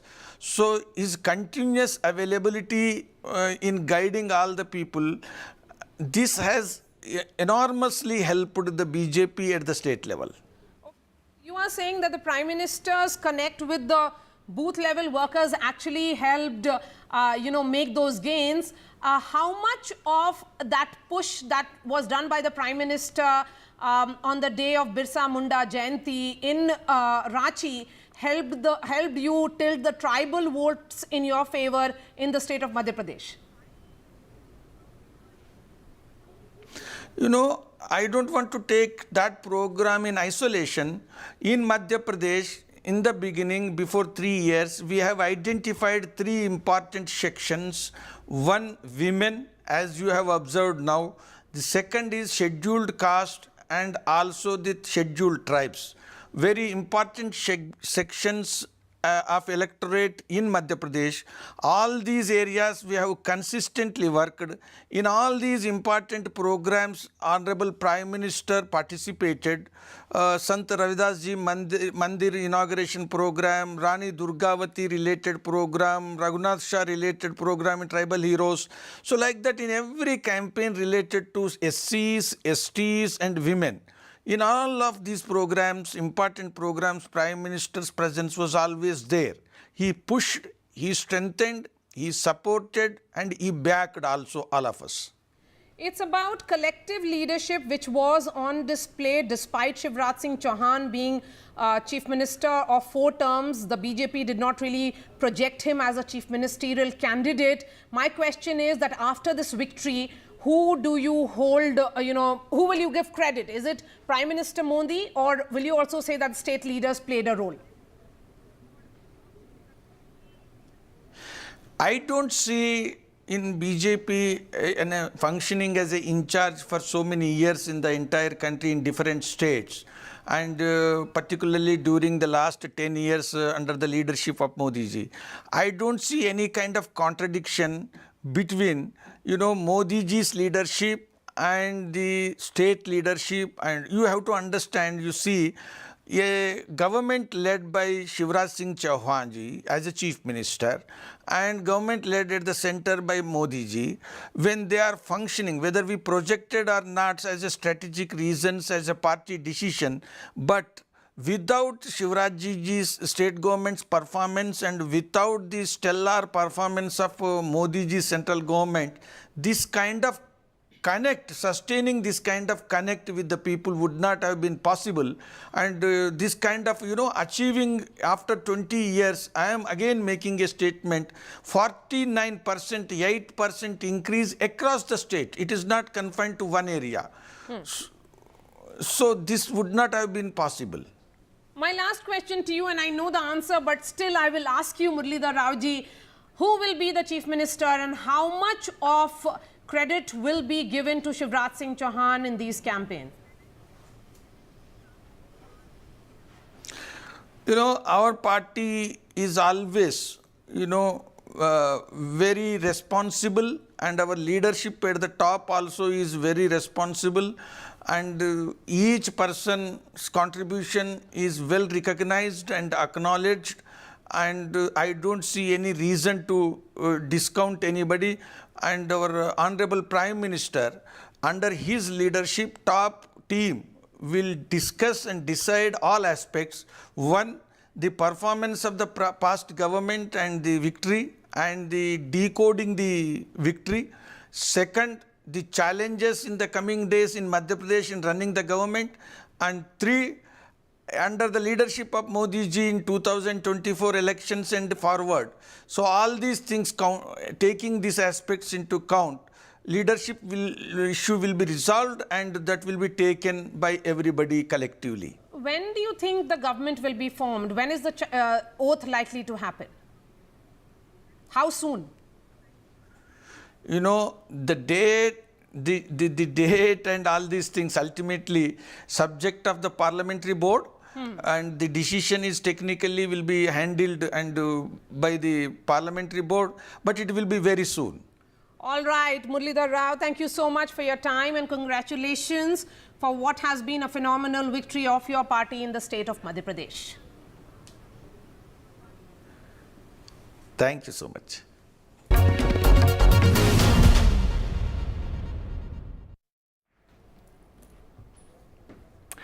And TMC chief Mamta Banerjee has said that Congress has been defeated, but it's not the defeat of the people. She also mentioned that some votes were cut by India parties and that a strategy is needed with ideology to fight the BJP juggernaut.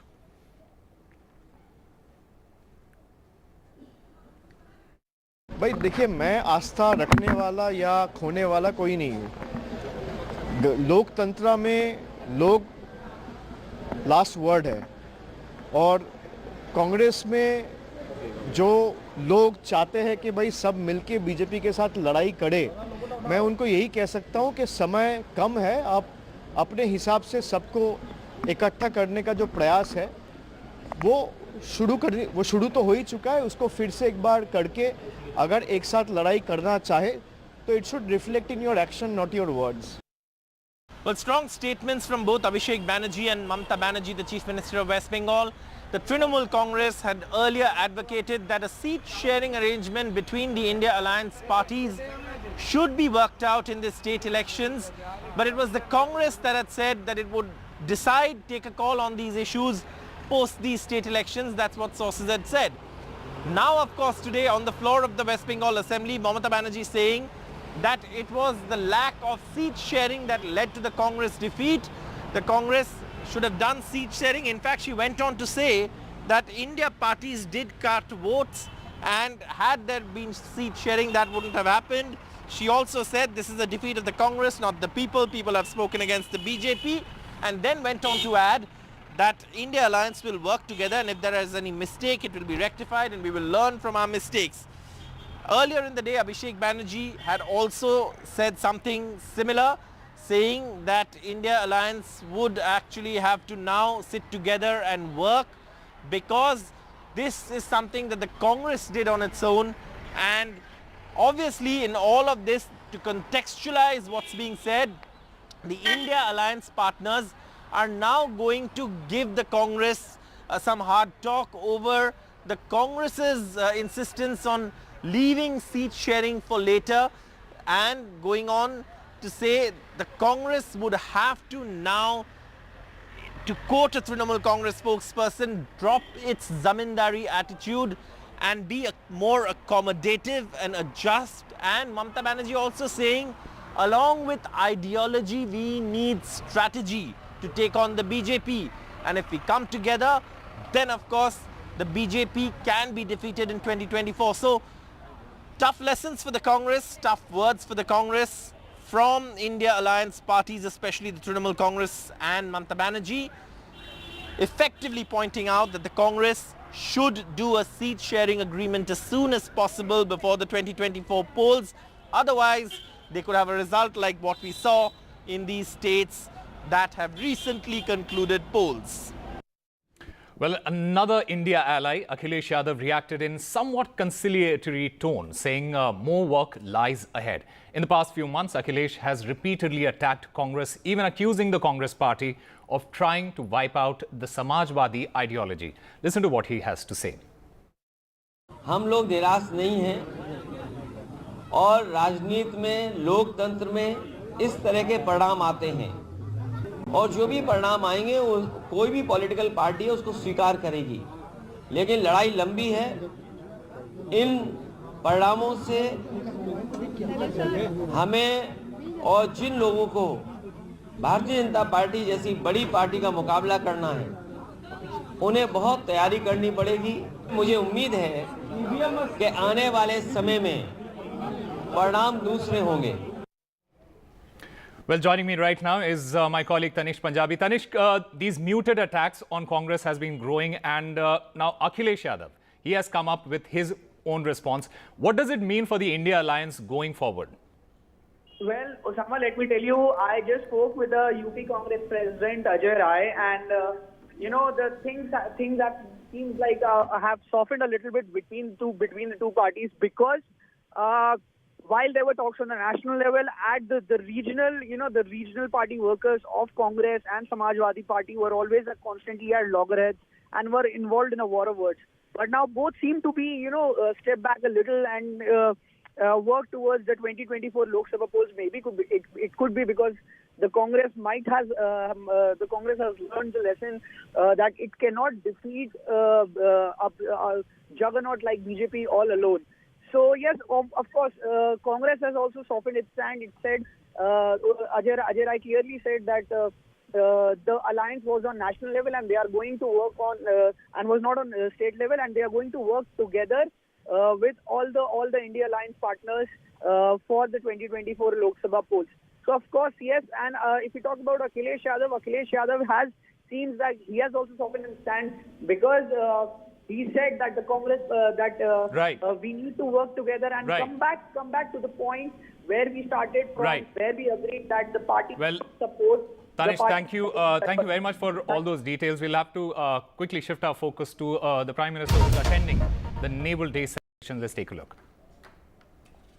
उनसे कई सारी चीजें ली गई थी। अब चूंकि father of the Indian navy, जो नौसेना के जो संस्थापक हैं, फादर जिनको कहा जाता है, वो छत्रपति शिवाजी महाराज थे, और 1674 में जो उन्होंने फाउंडेशन रखा था मराठा एम्पायर का, जो पश्चिमी भारत है, वेस्टर्न इंडिया, जिसमें कि आप महाराष्ट्र को ले लीजिए, गुजरात को ले लीजिए, जो ये जो हिस्सा है,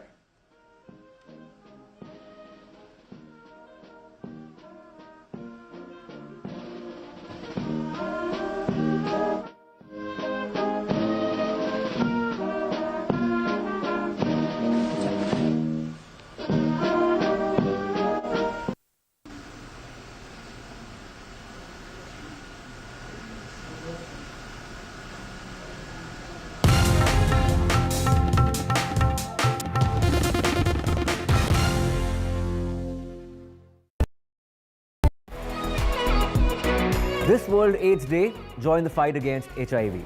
I'm Ayushman Khurrana. This World AIDS Day on the 1st of December, come be a part of the Banega Swasth India campaign and be the change with me. One World Hygiene, 10 Kadam, 10 Kadam.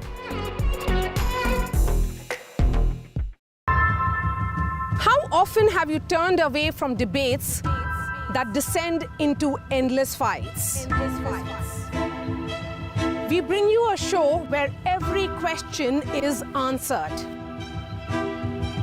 where every debate finds its resolution, where every story finds its conclusion, where opinions collide but facts prevail,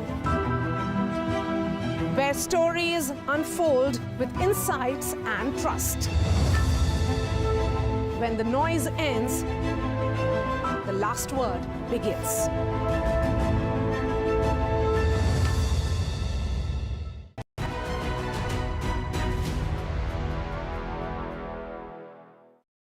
Give us a sort of profile without disclosing too much of it. But you know, the kind of startups that excite you today. Because Zomato, Policy Bazaar, Naukri, great innings. But I'm wondering today, what kind of companies, what are the elements of these companies? So I'll tell you, we don't do it top down. We don't say, hey, this is a good sector, let's go for it. If we'd done that in 2010, we would never have invested in Zomato because there was no restaurant listing sector. We would not have done Policy Bazaar in 2008 because there was no insurance comparison sector. We look at companies that are creating new categories, entrepreneurs breaking new ground, and therefore we do it bottom up. We meet 1,000 startups a quarter, or at least look at 1,000 startups a quarter, meet maybe about 500, and we invest in 3 or 4 a quarter. Okay. Okay. And we start with first principles, bottom up. Is there some evidence of natural traction? Is there some indication that the value proposition is so good that the customer will really want this? Are customers using it? Are they happy? Are they coming back again and again? Is the company getting some sales? Right? Are customers paying real money for this? And is that real money higher than the cost? So that's the first thing. Then we look at the quality of the team and the founders. Right? And then maybe 100 other things. But these two are absolutely important. Very important also is there some IP that is being created or potentially can be created?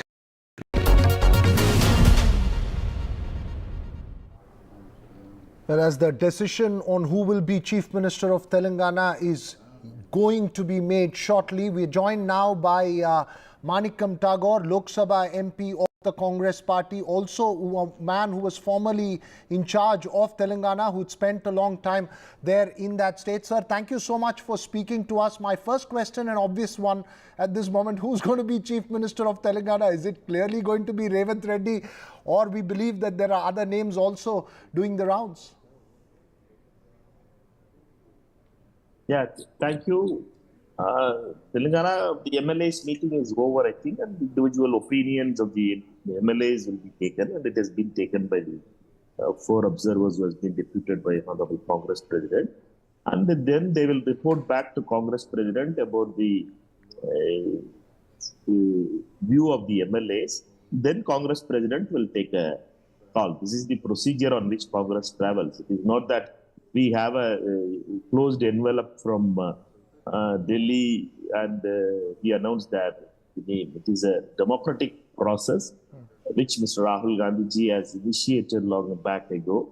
And the Congress Party has always followed this for the past 7-8 years, and we have been able to do that in a nice way. And we've done it in Karnataka, we've done it in Himachal, and our observers are capable leaders who have gone there. And they will leave it to the Congress President to decide with the facts in his table. Right, you're right. You did it in Karnataka, you've done it in Himachal. The only thing with Telangana, sir, is that at 65, while at a 70 or a 75, the Congress could take it easy. At 65, given the political climate, 64 plus 1, their observers feel that there is a sense of nervousness about potential attempts. Any kind of friction within is not healthy for the party, given that number there in Telangana. How, is there a sense of nervousness, A, and B, how soon will this decision be taken and a swearing in carry out there in Telangana? First is there is no nervousness in Congress, and we are all very confident. And we know that Telangana, people of Telangana has rejected the horse trading which the TRS is following, and the way they were buying the MLAs and others has hurt them the most. because many of those people who had shifted the parties bought them over as lost in, for BRS, and they are the main reasons for their defeat itself. So that politics of which Mr. Amit Shah does it in the name of Operation Kamala, like in Karnataka and Madhya Pradesh and others, buying the MLAs through money power but the agency's power won't work in Telangana. We are very clear. We have a process in place, and our MLAs are committed people who have been with the party, and they had fought for a clear-cut agenda, and the people believe that their agenda has to be implemented, and for that they will be united, and Congress President will be deciding it whenever the AICC observers report back to him. Okay, so do we expect, I mean, can you give us clarity? My last question on Telangana before I move to larger issues. Can we expect clarity by, let's say, by the end of the day or by tomorrow? Because during election campaign, Mr. Revanth Reddy had said that the swearing-in will take place on December 9th, which is Mrs. Sonia Gandhi's birthday. Do we expect it to go on till then, or do we expect it in the next 24 to 48 hours to seal the deal there in Telangana? No, I'm not dealing it directly with Telangana. Therefore, I don't know the real situation there. But as Revanth Bhai would have been speaking in the political rhetoric there in the campaign part set up, we can keep it that away. But Congress leadership will decide it in a correct way. And we need to give Congress President a reasonable time that all MLAs and all leaders in Telangana knows that thing, that Congress President should be given the reasonable time to complete his consultations, and there will usually the consultation process which makes the Congress, other leaders in the state also, part of it is very important for in the state of Telangana also. Right, that's right. Now I'm just going to take a broader picture, sir. There was a momentum that the Congress had after the Karnataka elections. Has that completely gone post the Hindi heartland wipeout for the party? Most observers believe that the bounce that the Congress had may have been snatched away by the BJP in the Hindi heartland. Yeah, this is the narrative being trying to be built by certain section of media, which you are also getting that narrative is impacting you also. But as a data point, as you are a political journalist who covers politics for long, and as a political student for me, I just throw a as a data point to you. Just I was going through it, and Congress got 4 crore 92 lakh votes in the 4 state elections, and BJP got 4 crore 81 lakh votes. That is, the difference was 10 lakh and 64,000 votes. Therefore, Congress party is not decimated. That is not called that thing. Congress party in North India is decimated. Congress party has just lost everything in the North India. We are a party, we are having 4 crore 92 lakh votes, and they are having 4 crore 81 lakh votes. Therefore, Congress party's seat numbers has fallen because of different reasons. For example, Rajasthan, 52 MLAs has lost, 18 ministers has lost. There is a clear-cut anti-incumbency against the MLAs and sitting ministers. The same thing happens in Chhattisgarh. Ministers, more than a dozen ministers has lost, and more than 20 MLAs has lost. Because there is the mechanism which we need to fix in the Congress party is about the sitting getting story has to end now. Congress party has to evolve some kind of mechanism, because Congress party is not an authoritative party, it's a democratic party. Therefore, we can't just say that tomorrow if there is an anti-incumbency against my constituents, I'll not be saying that Manik, your ticket is cut because there is anti-incumbency against. That has to be told. We have to reach to a level now, people are fed up with the MP or an MLA. The data shows now, because of the survey and others, we can convince the candidate that you are going to lose an election. Instead, you wait for this time. That is the approach we should do it. That is the strong way we need to work on it. But in a democratic way, we have to work on that. That's the major challenge in my view. It's a very important point that you make. You're saying that, look, the party first needs to now decide that sitting MLA or a sitting MP does not necessarily mean that they'll get a ticket. It'll have to be data driven in terms of who can win and who cannot in terms of anti-incumbency. You believe that that's the reason why Rajasthan and Chhattisgarh went away from the Congress? Yes, perfectly. You had put it in a nice way. I was elaborating in a bigger, longer way, but you put it in a very precise way. That's the same thing I'm saying. It has time for the Congress in the state level has to come to, because this is not an all India story where you can put it. It is a state level leadership has to come to conclusion. You should realize that defeat is a defeat for that candidate also. It is a defeat for the party, and it is a defeat for that candidate also. His political career also gets stopped there. After a defeat, good friends who had been with me, after their defeats, what they become, we know about it. How much it affects their political mind as well as the personal life also, how it affects. We all know that a defeat is a serious thing. Instead, to avoid a defeat, some expert should say thing that, boss, you are going to lose it. Instead, you can wait for some time. Okay. Win brings everything. Loss takes away everything in politics, sir. It's a big this one, and obviously most politicians have seen that lesson. I want to focus now on the INDIA alliance per se. The alliance partners have felt that, even the smallest of smaller parties should be taken along.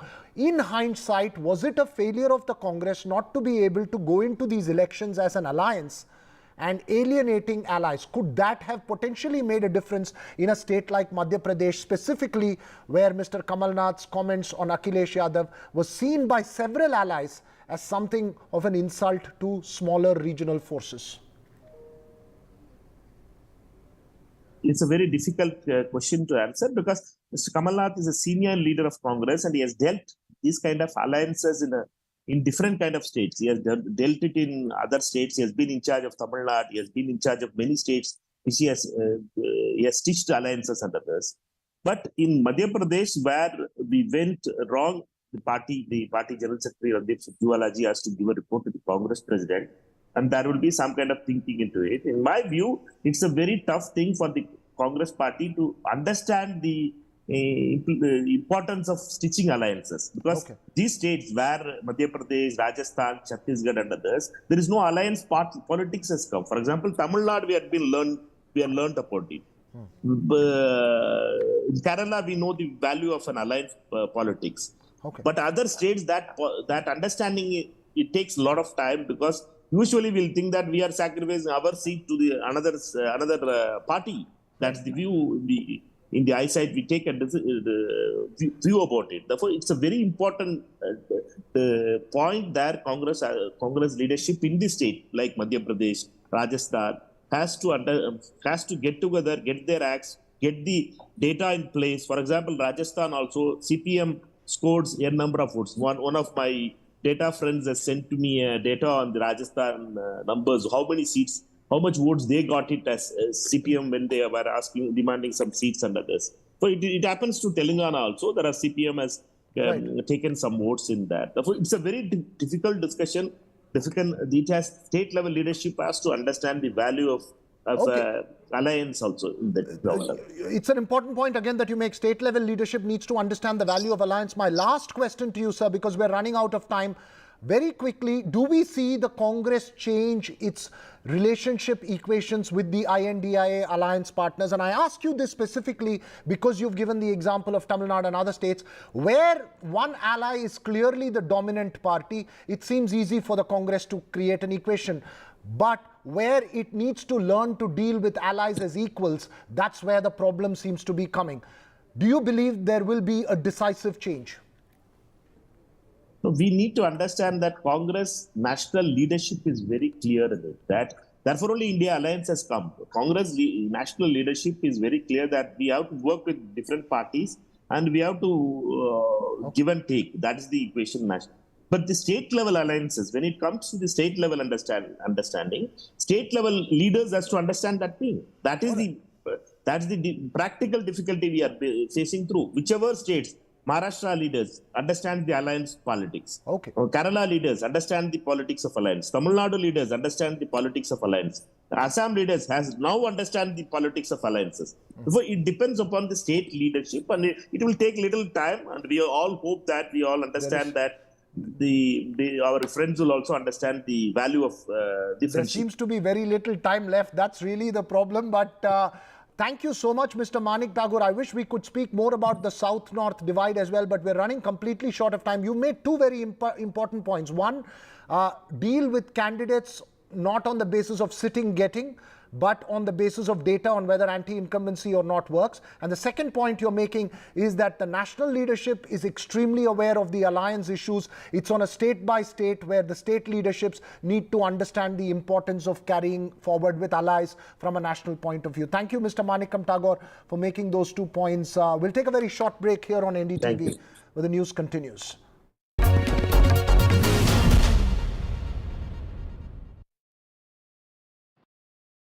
This show isn't just about news from the southern states. It's one that looks at the rest of India and the world from a diverse South India point of view, because NDTV has always taken the southern view seriously.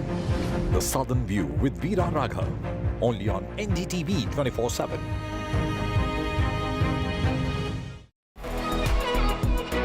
This World AIDS Day, join the fight against HIV. I'm Ayushman Khurrana. This World AIDS Day on the 1st of December, come be a part of the Banega Swasth India campaign and be the change with me. One World Hygiene, 10 kadam, 10 kadam. NDTV for news you can trust. No sensationalism, no ugly debates, no agenda. We strive to be transparent and unbiased in our reporting so you can get news that you can rely on.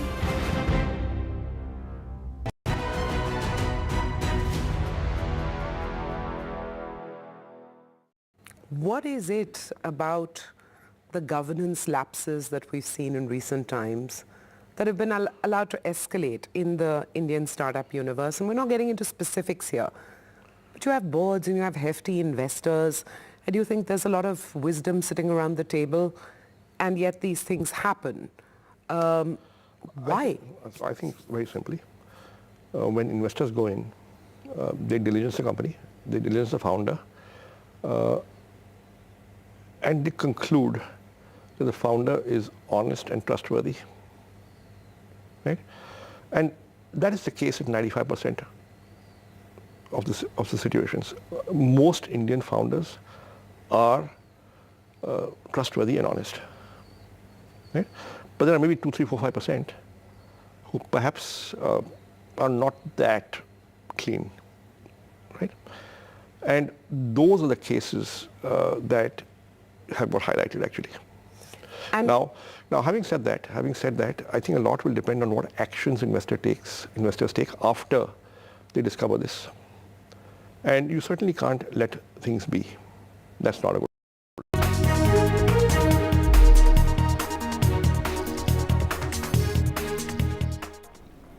Welcome back. The Mizoram People's Movement has won and is all set to form the next government in Mizoram after the party swept the elections, bagging 27 seats in the 14-member House. The Mizoram polls saw a triangular fight between the MNF, the ZPM and the Congress. These three parties contested all the 40 assembly constituencies. The Bharatiya Janata Party, the BJP, was also present, but as a side player contesting only 23 seats. Mizoram Chief Minister Zoramthanga has lost from the Aizawl East I constituency to the ZPM's Lalthansanga by a margin of 2,101 votes. Ratndeep, my colleague, he spoke to our Rohim Lengyana, MNF leader, and K. Saptanga, working president of the ZPM. Listen in. For your party, this is perhaps one of the very dismal performance. Your party was very confident to, retain power, but barring you and few others, most of your senior leaders have also are defeated. What is the reaction of the party? How do you see this result? Actually, this it surprised us. We don't think that this type of result will come out. It seems that anti-incumbency wave is coming in this election. So I think in Mizoram, in every election, twice we used to have government. Twice, I mean 10 years. So this time, I don't know what anti-incumbency wave is very big in Mizoram. That's why, especially in the capital of state and district. Sir, also the fact that in the run-up to the elections, we did see that the issue of what happened in Manipur and the influx of the displaced people from Manipur was an issue, and even your chief minister, your party kind of had spoken about it, how the MNF government has protected and given shelter to people from Manipur or the migrants who have come in, the refugees who have come in from Myanmar. But when it came to the votes, it seems that, as you said, anti-incumbency became a factor. So, the fact that MNF kind of is a party born out of the Mizo national movement and the emotion attached to it kind of has now being overshadowed by other factors which the ZPM has campaigned very hard. Actually this Myanmar refugee and this Manipur, I think it doesn't affect in this election. But the thing is that this anti-incumbency wave is coming maybe due to this COVID-19. Due to this COVID-19, our government performance may be a bit down. That's why it can be because of that one. At this moment is the working president of Mizoram People's Movement, Mr. Sabdanga. Mr. Sabdanga, in 2018 when you all started, it was not even a registered party, and there were many people who were not career politicians like you. You are an editor, a media personality, a media baron of Mizoram. You came into politics. Why people like you who were not into politics, many of them came into politics through ZPM. Many of you have contested and many of you have won. Why, this transition in Mizoram politics has taken place? It is by God's grace we won. He heard our prayer. That is the first point. Secondly, we promised good governments to the people of Mizoram. And the people wants to taste if we make good or our promise. And that is the reason why they are giving us victory. Also, now obviously the question comes that you, it seems that you will be able to form a government of your own. But will you take support from any other party if they extend their support and accommodate them as well? I don't think it's not necessary to give support from outside. Then we can make a government of our own party. Also, talking nationally, now the national elections are coming in, the national elections are happening next year. So, at this moment, ZPM is not part of any of the national formation.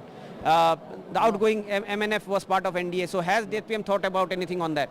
We are not a partner of any national level gathering. We do not give support to any other union. But will you change that policy now? No. Then we'll discuss. Then which side should be supported by the party, that should be discussed by our leaders. Has the party already decided about the chief ministerial phase because Pulal Duama was projected as... Pulal Duama is already declared as a chief ministerial candidate. And the Telangana giant killer, BJP's Revanth Reddy, spoke to Maria Shakil, NDTV's Maria Shakil, in an NDTV exclusive on defeating KCR and Revanth Reddy. Listen to what he said. सबसे पहले बहुत-बहुत बधाई, congratulations. आपने सोचा था ऐसा होगा? हाँ सोचा था मैडम, मैं पहले दिन में एनडीटीवी में भी बोला था, मैं यहाँ पे आके इंटरव्यू ले लिया तो टाइम पे मैं बोला था 100% जीतूंगा, बराबर उन लोग दोनों को हराऊंगा बोल के जब भी बोला था मैं। ये मार्जिन ऑफ विक्ट्री 7,000 के करीब है, लेकिन सबसे बड़ी बात ये है कि ये जो सीट है जहां पर चीफ मिनिस्टर भी लड़ रहे थे, जो आउटगोइंग हैं, और जो पोटेंशियल चीफ मिनिस्टर है रेवंत रेड्डी वो भी लड़ रहे थे, तो सबसे बड़ा चैलेंजर आपके लिए कौन था, केसीआर या रेवंत रेड्डी? दोनों बेहतरीन लीडर है, मशहूर लीडर है। ये पूर्व मुख्यमंत्री हो, अब आने वाले मुख्यमंत्री हो, दोनों भी बहादुर लोग है, बेहतरीन लोग हैं। उन लोगों कोई कम आगे पीछे बोल के नहीं है। 12,000 का तकरीबन में तीनों हैं हम लोग।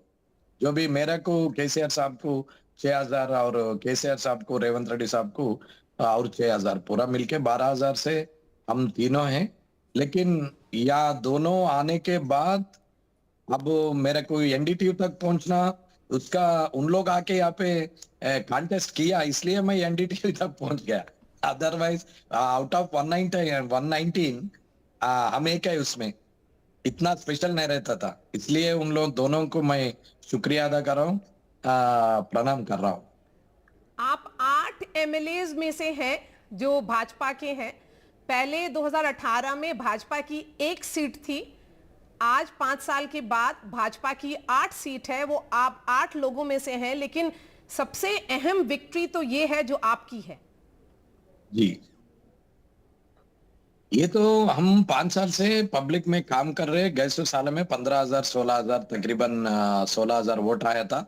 जब सोचा मेरा टारगेट इज 2023, अगला 5 साल में पूरा पार्टी कैडर स्ट्रेंथ करना, बाद में एंटी गवर्नमेंट एजुटेशन करना, बाद में मैं वोट पोलराइजेशन होना बोल के ये 3 स्टेप ले लिया। Moving on to some other news. Daughter-in-law of former Prime Minister H.D. Devegowda, Bhavani Ravana's video abusing a biker for ramming into her car has surfaced on social media. In the video, she can be heard asking the biker to die by going under the bus instead of damaging her car. She is also heard telling them that her car is worth 1.5 crores and asking who will pay for the damage incurred now. The accident happened on the way from her hometown Saligrama in Karnataka. The bike reportedly came on the opposite side of the turn near Rampur Gate. The biker allegedly wanted to overtake but accidentally rammed into Bhavani's car. A complaint has been filed at the Saligram police station. My colleague Pratibha has more details. We still really do not know whose mistake it was, whether it was Bhavani Ravana's or whether it was the biker's accident. But whosoever it may be, the fact that she has spoken in this manner to the guy has definitely not really, is definitely not something that people have taken kindly to. I mean, what gives her the right to talk like that to a biker? And what gives her the right just because she is former PM Devegowda's son? So these are some of the questions that are being raised by netizens. Whether this kind of an attitude of Bhavani Ravana would be addressed or not are also some of the questions that have been raised at this point in time. But absolutely no word from Bhavani Ravana yet after the video has gone viral, and no word from the family of Devegowda as well. But we'll have to wait and see whether there would be any kind of apology that would be sent out by Devegowda's family or Bhavani Ravana in particular. This is something that people have been calling for.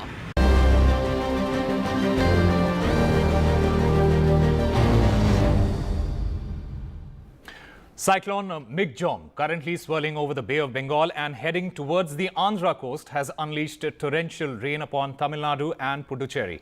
Heavy rainfall was reported in north coastal Tamil Nadu, encompassing Chennai, Chengalpattu, Kanchipuram, Nagapattinam and Cuddalore districts, with Thiruvalluvar district bearing the brunt of the downpour. The cyclone is expected to make a landfall between Nellore and Machilipatnam tomorrow noon.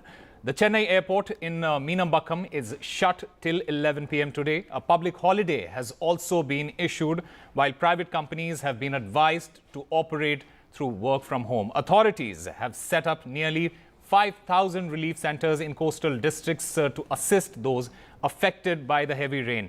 To aid in relief and rescue efforts, authorities have stationed 8 NDRF and 9 SDRF teams in the affected districts of Viluppuram, Mayiladuthurai, Nagapattinam, Thiruvalluvar, Cuddalore and Chengalpattu. Authorities have said that once the rain stops, water clearance operation with pumps will begin.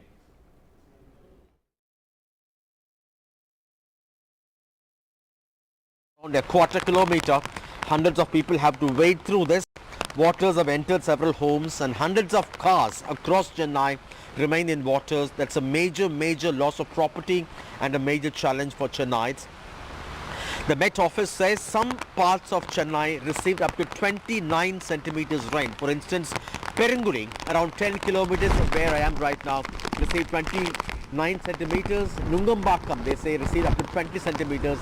And that's the reason why the city's stormwater drains, the newly built stormwater drains, are just unable to handle the quantum of water received or because of this downpour. And authorities say once the rain stops, then in most parts of the city the waters will automatically recede in 2 hours. In low-lying pockets where already waters have entered homes, they have deployed giant pumps, and that's going to be a major task.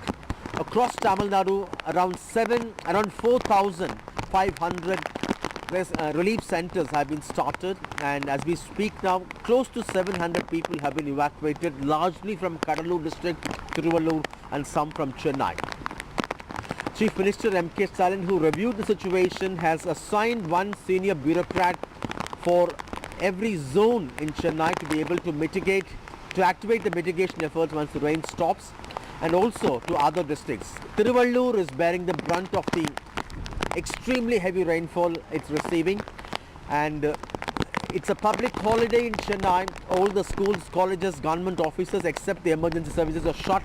Private companies were advised to allow the employees work from home. The Chennai airport remains shut. A dozen flights were cancelled to begin with. A few were diverted, but now unable to pump waters on the runway, the administration has decided to shut down till 11 tonight.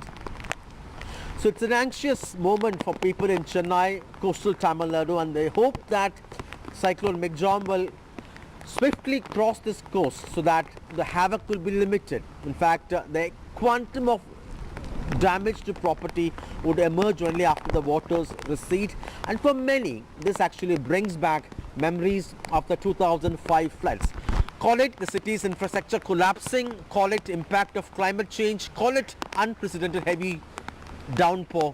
Chennaites are really facing a nightmare, and they hope things would ease by end of this day.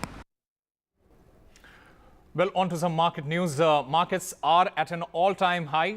Nifty and Sensex have surged over 1.5%, and Sensex in fact zoomed past 1,000 points. Nifty surged over 300 points, and experts believe that the stability it's because of the clarity on reforms, and they also say that stock markets are celebrating this political stability. My colleague Sakshi has more details.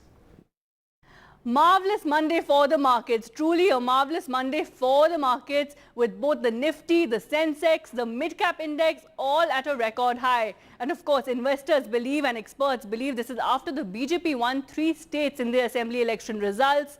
The Nifty Sensex surged over 1.5% in trade today. At one point, we saw the Sensex zoom over 1,000 points, and the Nifty surge over 300 points as well. Now, experts essentially believe, and they of course have explained this to NDTV and to all of us, that economic stability, political stability also essentially reflects on the reforms coming into place, and then we see economic sensitive stocks outperform, and that's exactly what we've seen in trade today. We've seen stock markets celebrating essentially the political stability, the economic outperformance. Many analysts also saying, look, we've had strong economic data and we cannot ignore that. Remember, Q2 GDP data outperformed expectations. So all of these factors coming into play. And what's really interesting, of course, is the fact that it's not just restricted to heavyweight stocks and indices.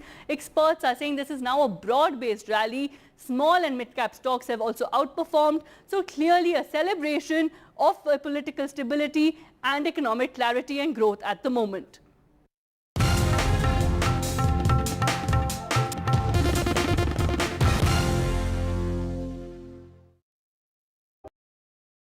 And there's too much talking but very little being said. Too many voices but hardly any being heard. You turn to a show that puts you front and center.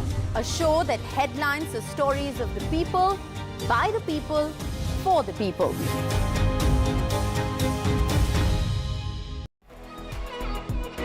This World AIDS Day, join the fight against HIV.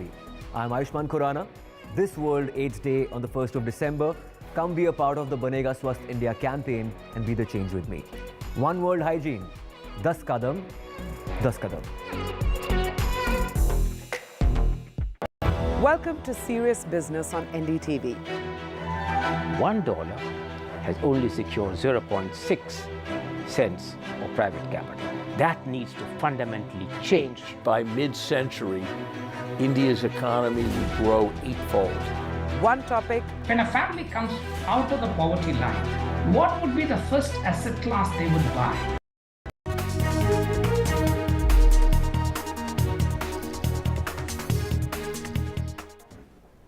Welcome back. Adolescents and young people represent a growing share of people living with HIV worldwide. And the greatest impact of HIV is also on young people. The Birds and Bees Talk, a comprehensive age-appropriate life skills curriculum that educates adolescents and helps their transition as they become adults. Take a look.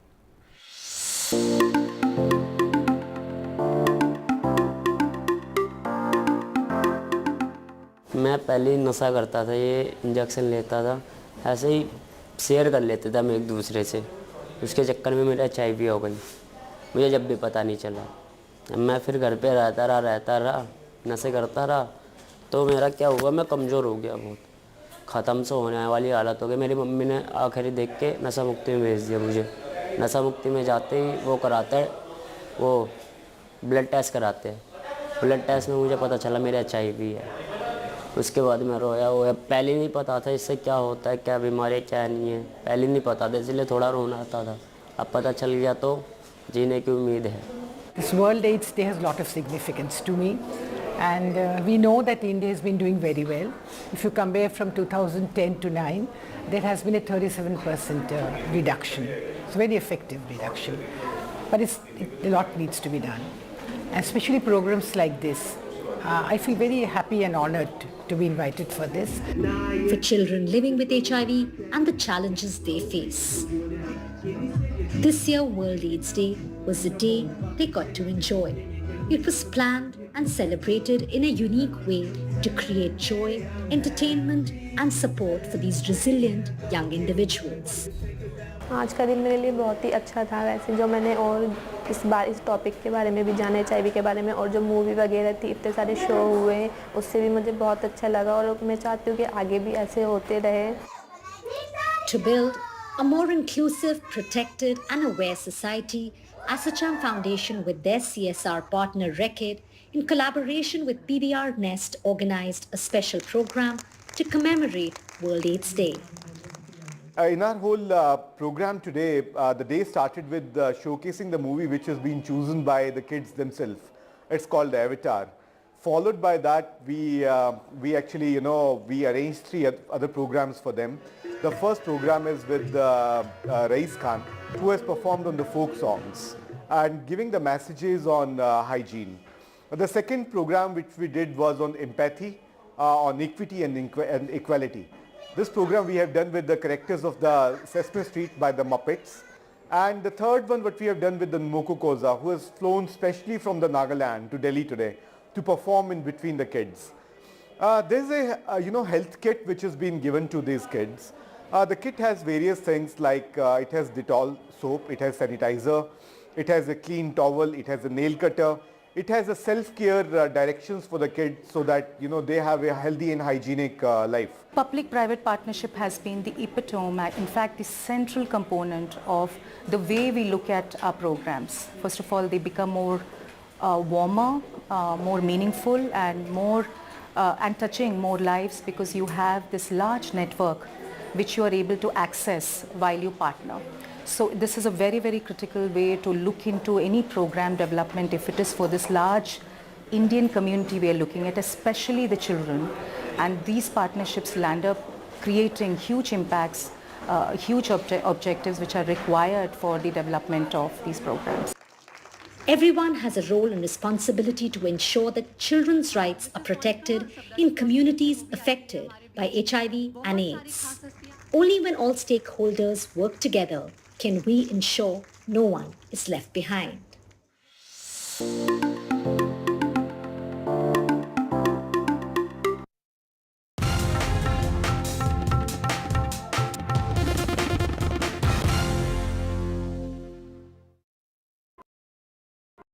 A debate has many facets, perhaps no one right answer. left, right and centre. Conversations that get to the core of the debate.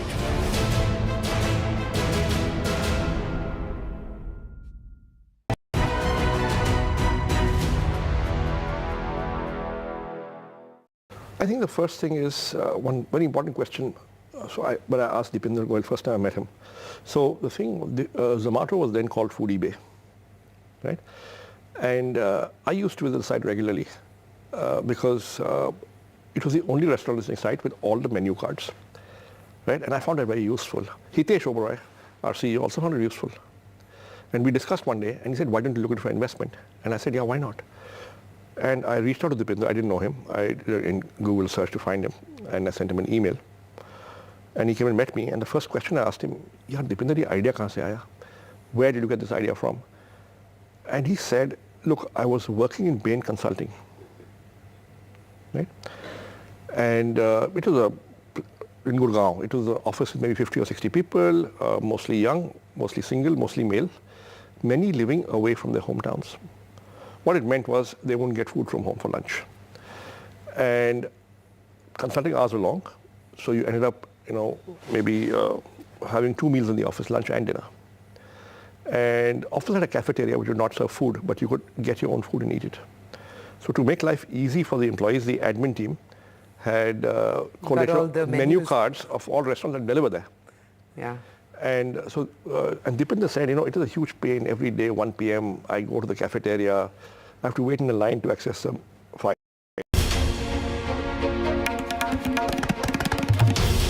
This is NDTV, and you're watching NDTV 24/7.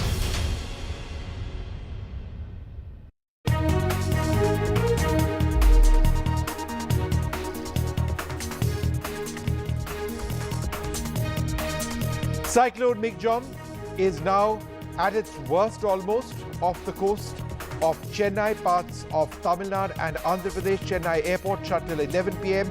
Many parts of Chennai inundated amidst heavy rainfall. There's a rain red alert in Andhra Pradesh, Tamil Nadu and Puducherry as well.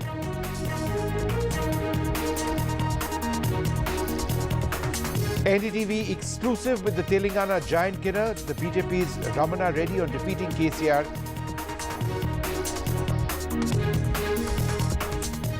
In Mizoram, the regional party, the ZPM, wins the Mizoram election. Chief Minister Zoram Thanga loses his seat. After winning 3 seats, the BJP will decide chief ministers. There is suspense over chief ministers, who they'll be in Chhattisgarh and Rajasthan. Top India allies react on the Congress loss. Mamta Banerjee says it's the Congress which has been defeated, not the people. Akhilesh Yadav has a muted reaction. In Telangana, the Congress unseats the BRS. They will take a call on Chief Minister. Revanth Reddy is the front-runner. DK Shivkumar, the senior Congress leader, says the party's high command will decide on who will lead. My tribe development department will drop it.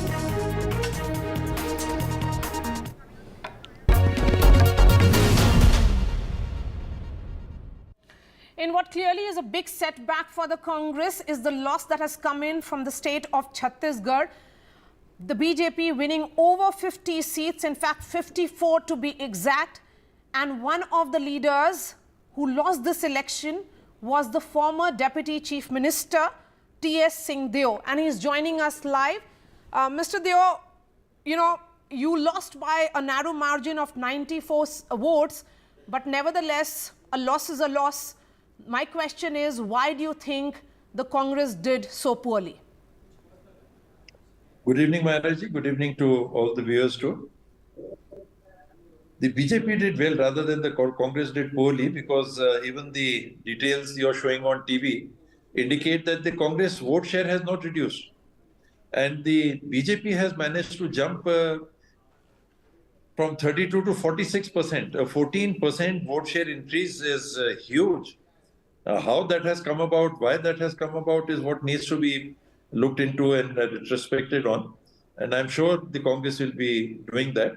Well, they have won, so congratulations. And will you accept that the tribal vote has shifted away from the Congress to the BJP?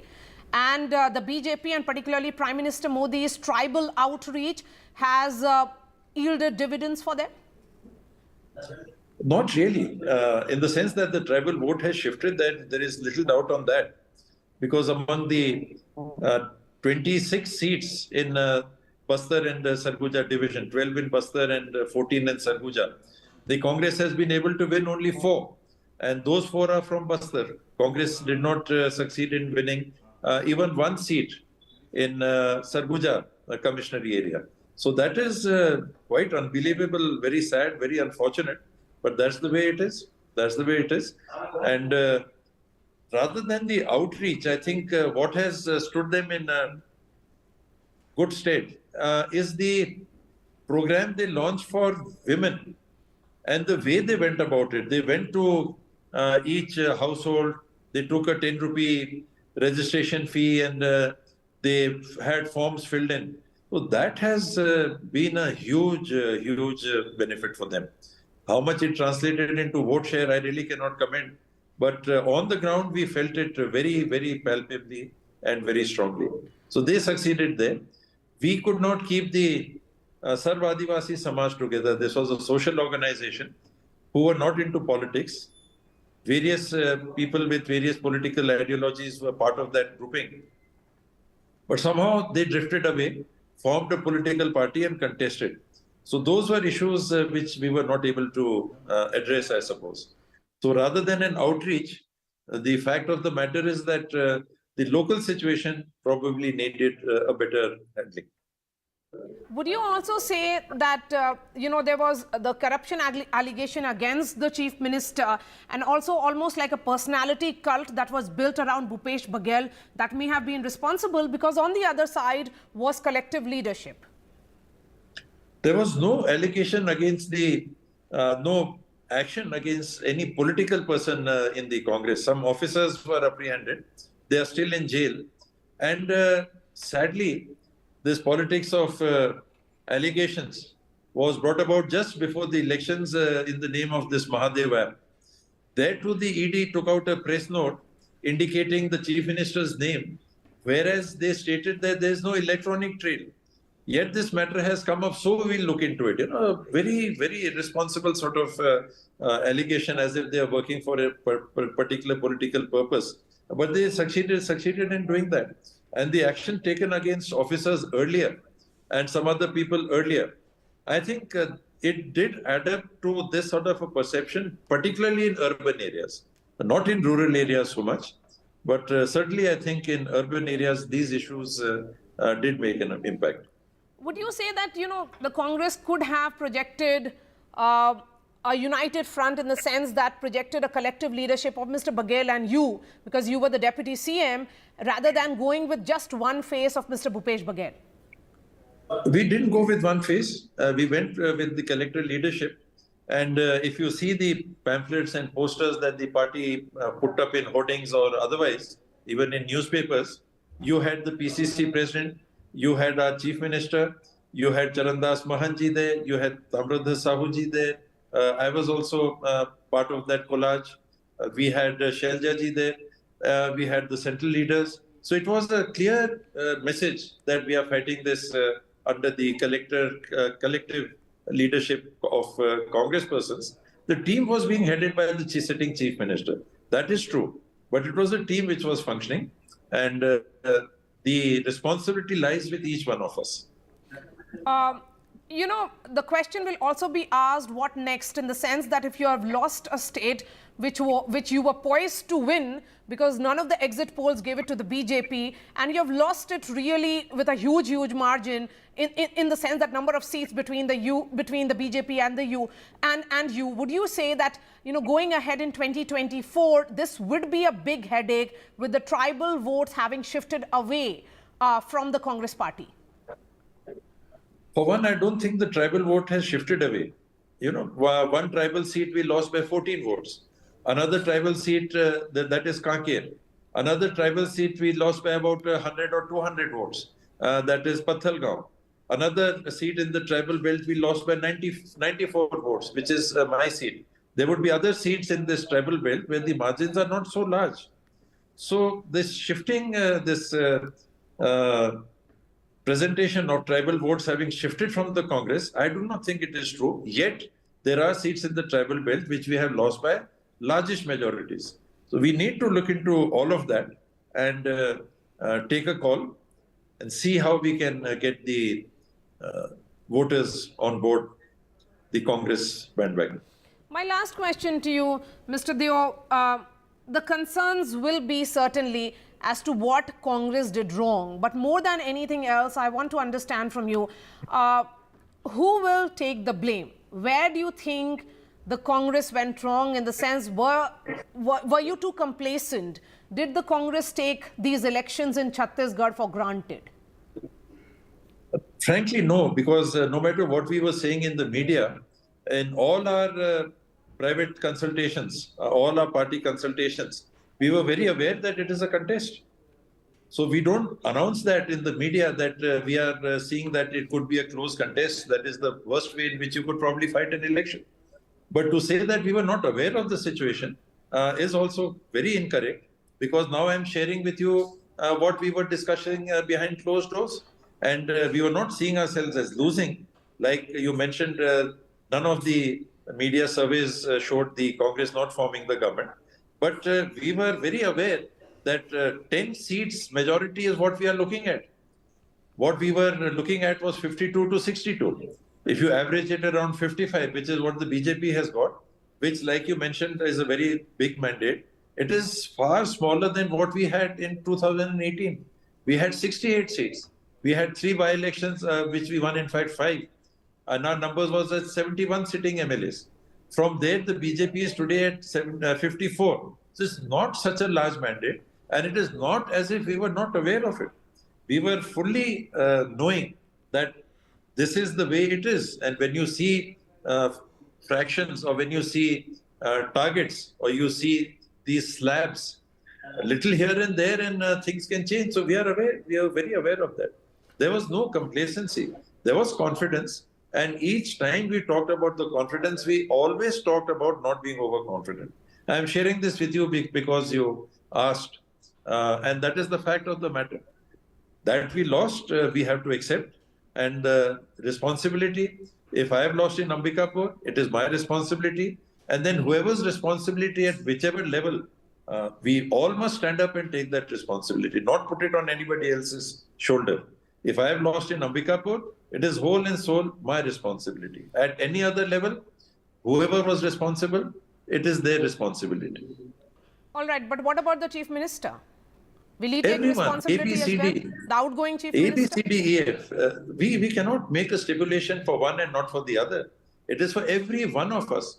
Every candidate who has not succeeded, but first take the responsibility on himself or herself. Okay. 9 of our sitting ministers we lost. So how can we put that responsibility on a third person before taking the responsibility on ourselves? And then, of course, the higher you are placed, the greater is the responsibility of every one of us. All right, T.S. Singhdeo, thank you so much. I appreciate your time for NDTV. Thank you so much for sharing time with me. So that was T.S. Singhdeo, outgoing Deputy Chief Minister who lost his own constituency. In all, 9 ministers in Bhupesh Baghel's cabinet have lost this election. Certainly a very, very embarrassing defeat for the Congress in these elections. That's all from me. News and updates will continue with Vishnu on the other side.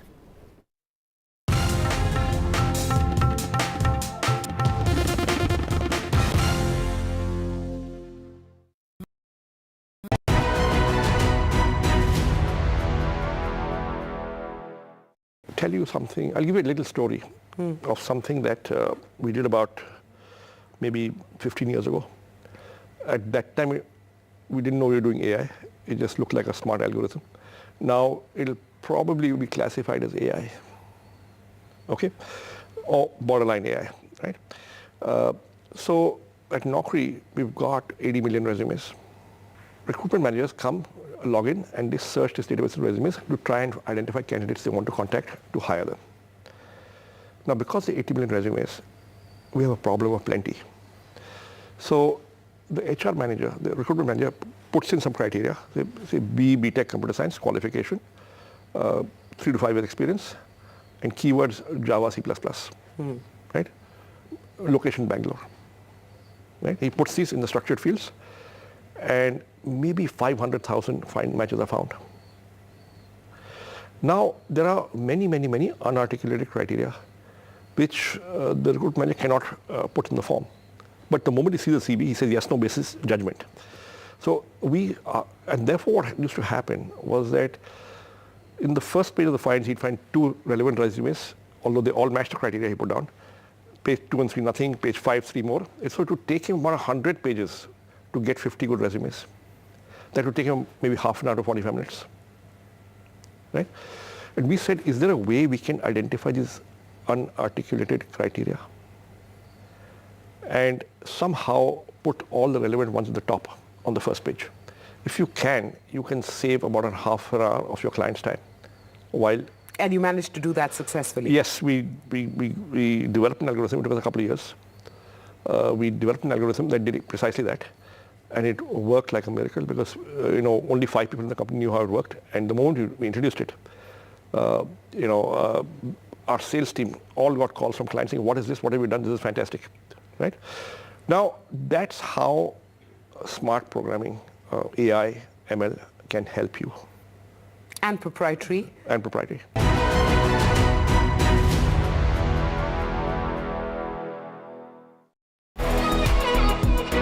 This World AIDS Day, join the fight against HIV. I'm Ayushman Khurrana. This World AIDS Day on the 1st of December, come be a part of the Banega Swasth India campaign and be the change with me.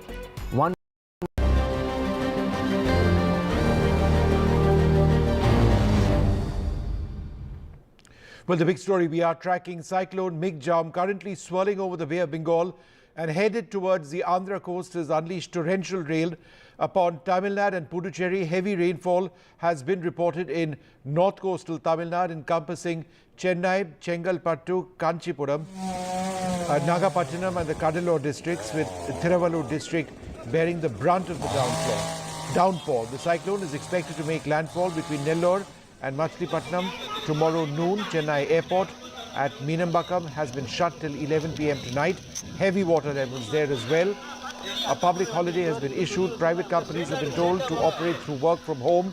Authorities have set up nearly 5,000 relief centers in coastal districts to assist those affected by the floods and heavy rains.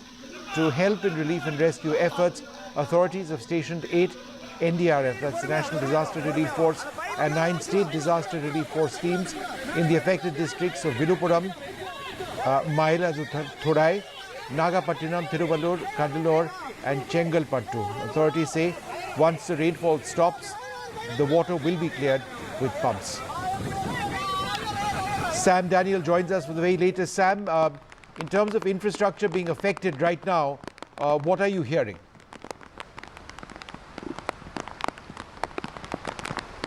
Well, Vishnu, we come to you from the Oliver Road at Mylapore in Chennai. Well, I am in knee-deep waters. That's the situation in many roads across Chennai. And in terms of damages, hundreds of cars actually are in waters, and that's a major damage. There's no electricity since morning across Chennai. Train services, the airport has been shut. Many trains have been cancelled or partially cancelled or diverted. The Met Office says this could continue well till late this evening, although they had earlier said the intensity of the rain could be less by 3 o'clock. Now there is no sign of any such respite till the cyclone crosses Tamil Nadu coast. Authorities say this will continue. And some pockets of Chennai like Perangudi received up to 29 centimeters of rain. That's the kind of quantum of rain we're talking about. And although Chennai has a new set of expanded stormwater drains, it couldn't just handle the quantum of rains. Home Minister Amit Shah has spoken to how Chief widespread Minister is the flooding in Chennai itself? In Chennai, while the arterial roads are free from inundation, Vishnu, the roads leading to residential colonies and areas like this, they are fully inundated because, number one, the stormwater drains are not able to handle. Number two, they're slightly low, so it's like a funnel, lots of water gets stagnant here.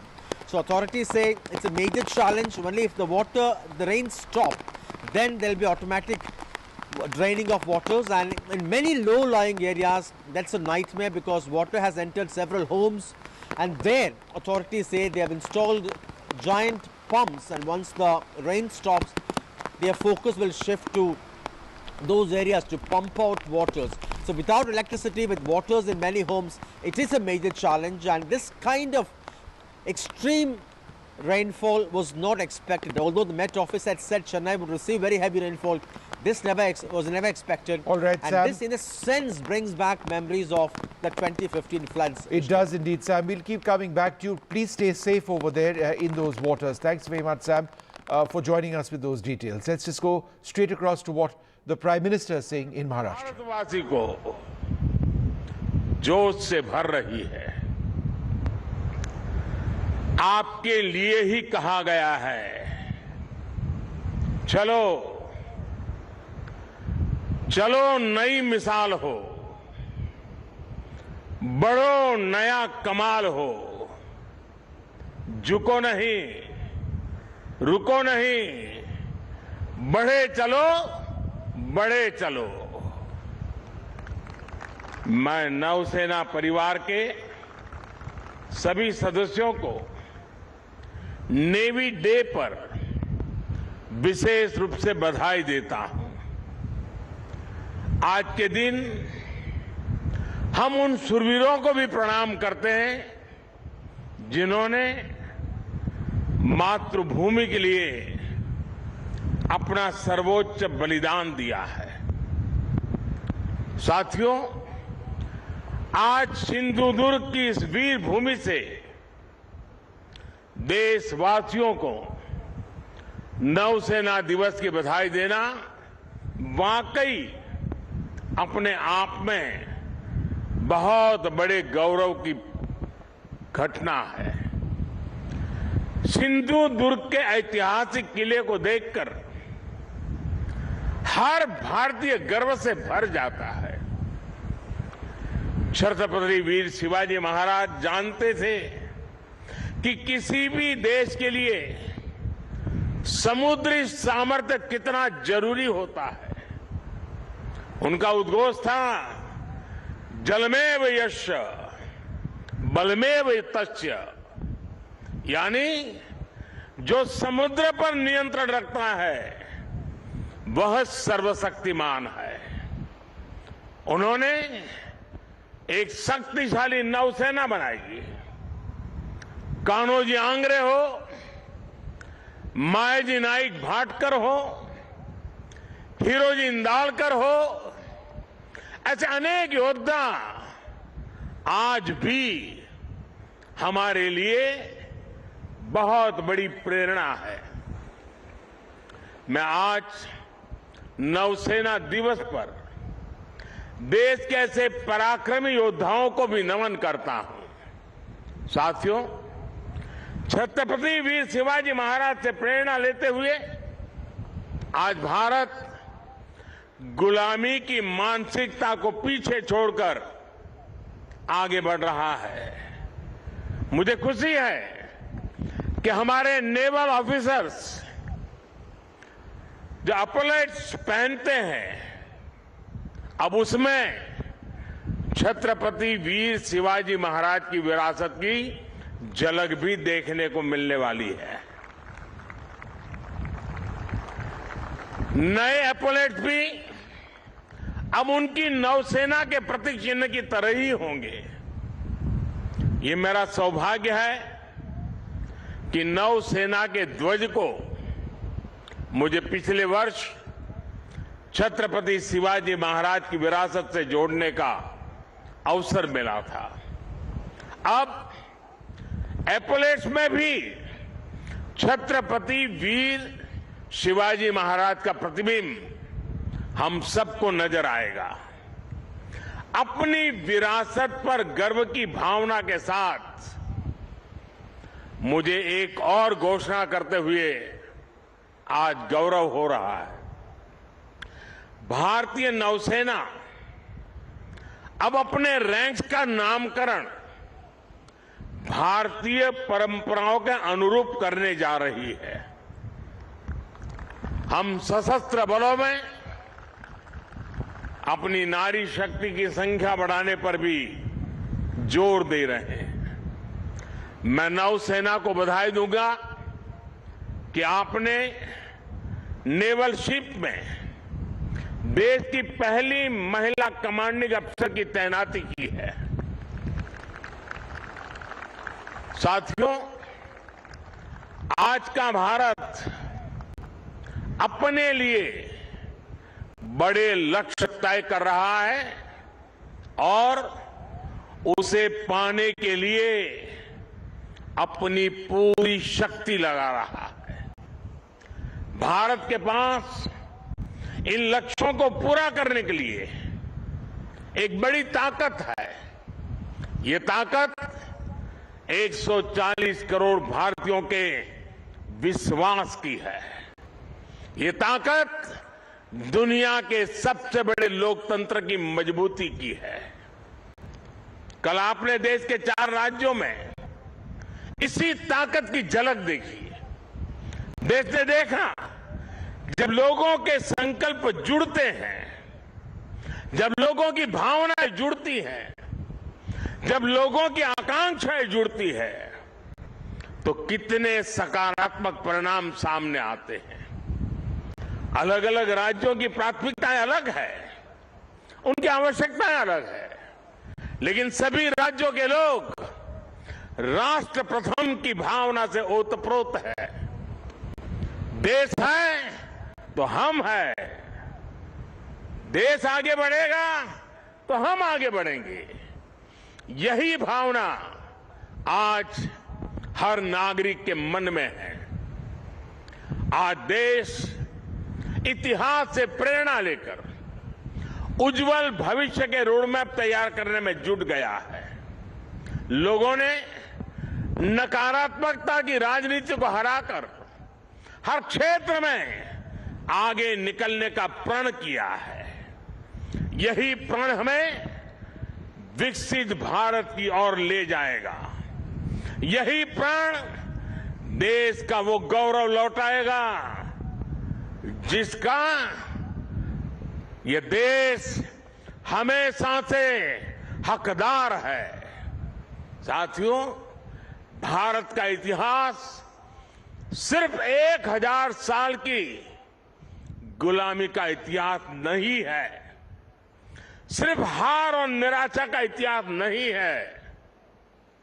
Bharat का इतिहास विजय का इतिहास है।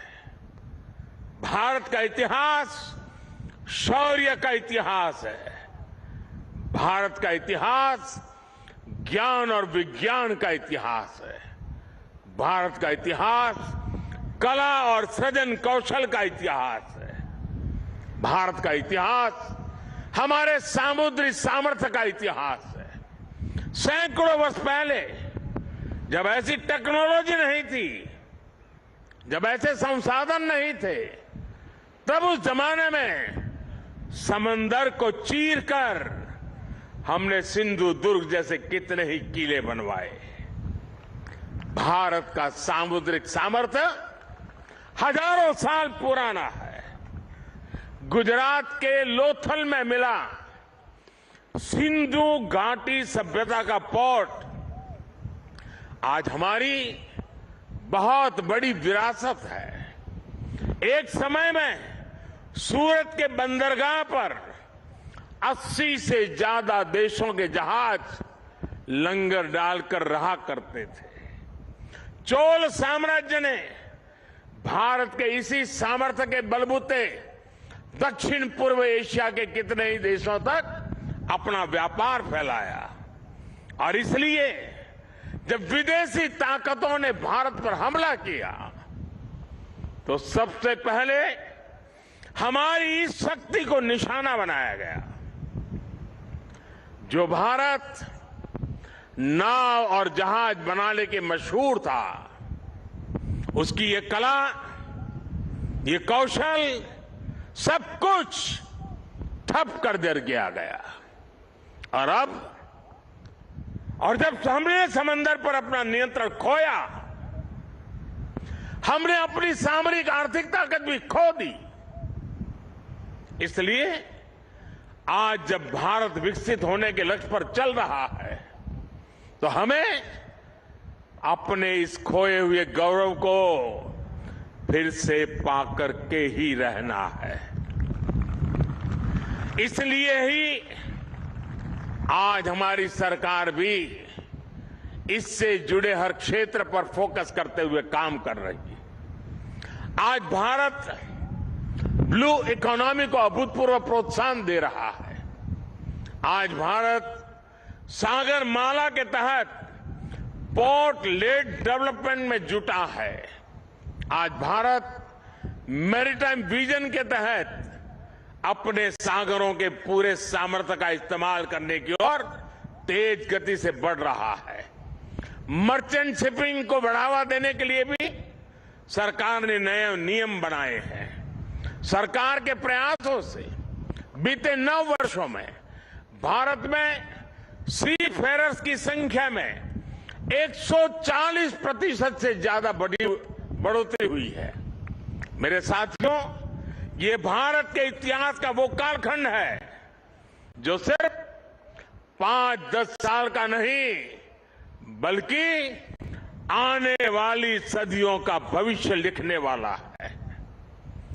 10 वर्ष से भी कम के कालखंड में भारत दुनिया में 10वें नंबर की आर्थिक ताकत से बढ़कर 5वें नंबर पर पहुंच गया है।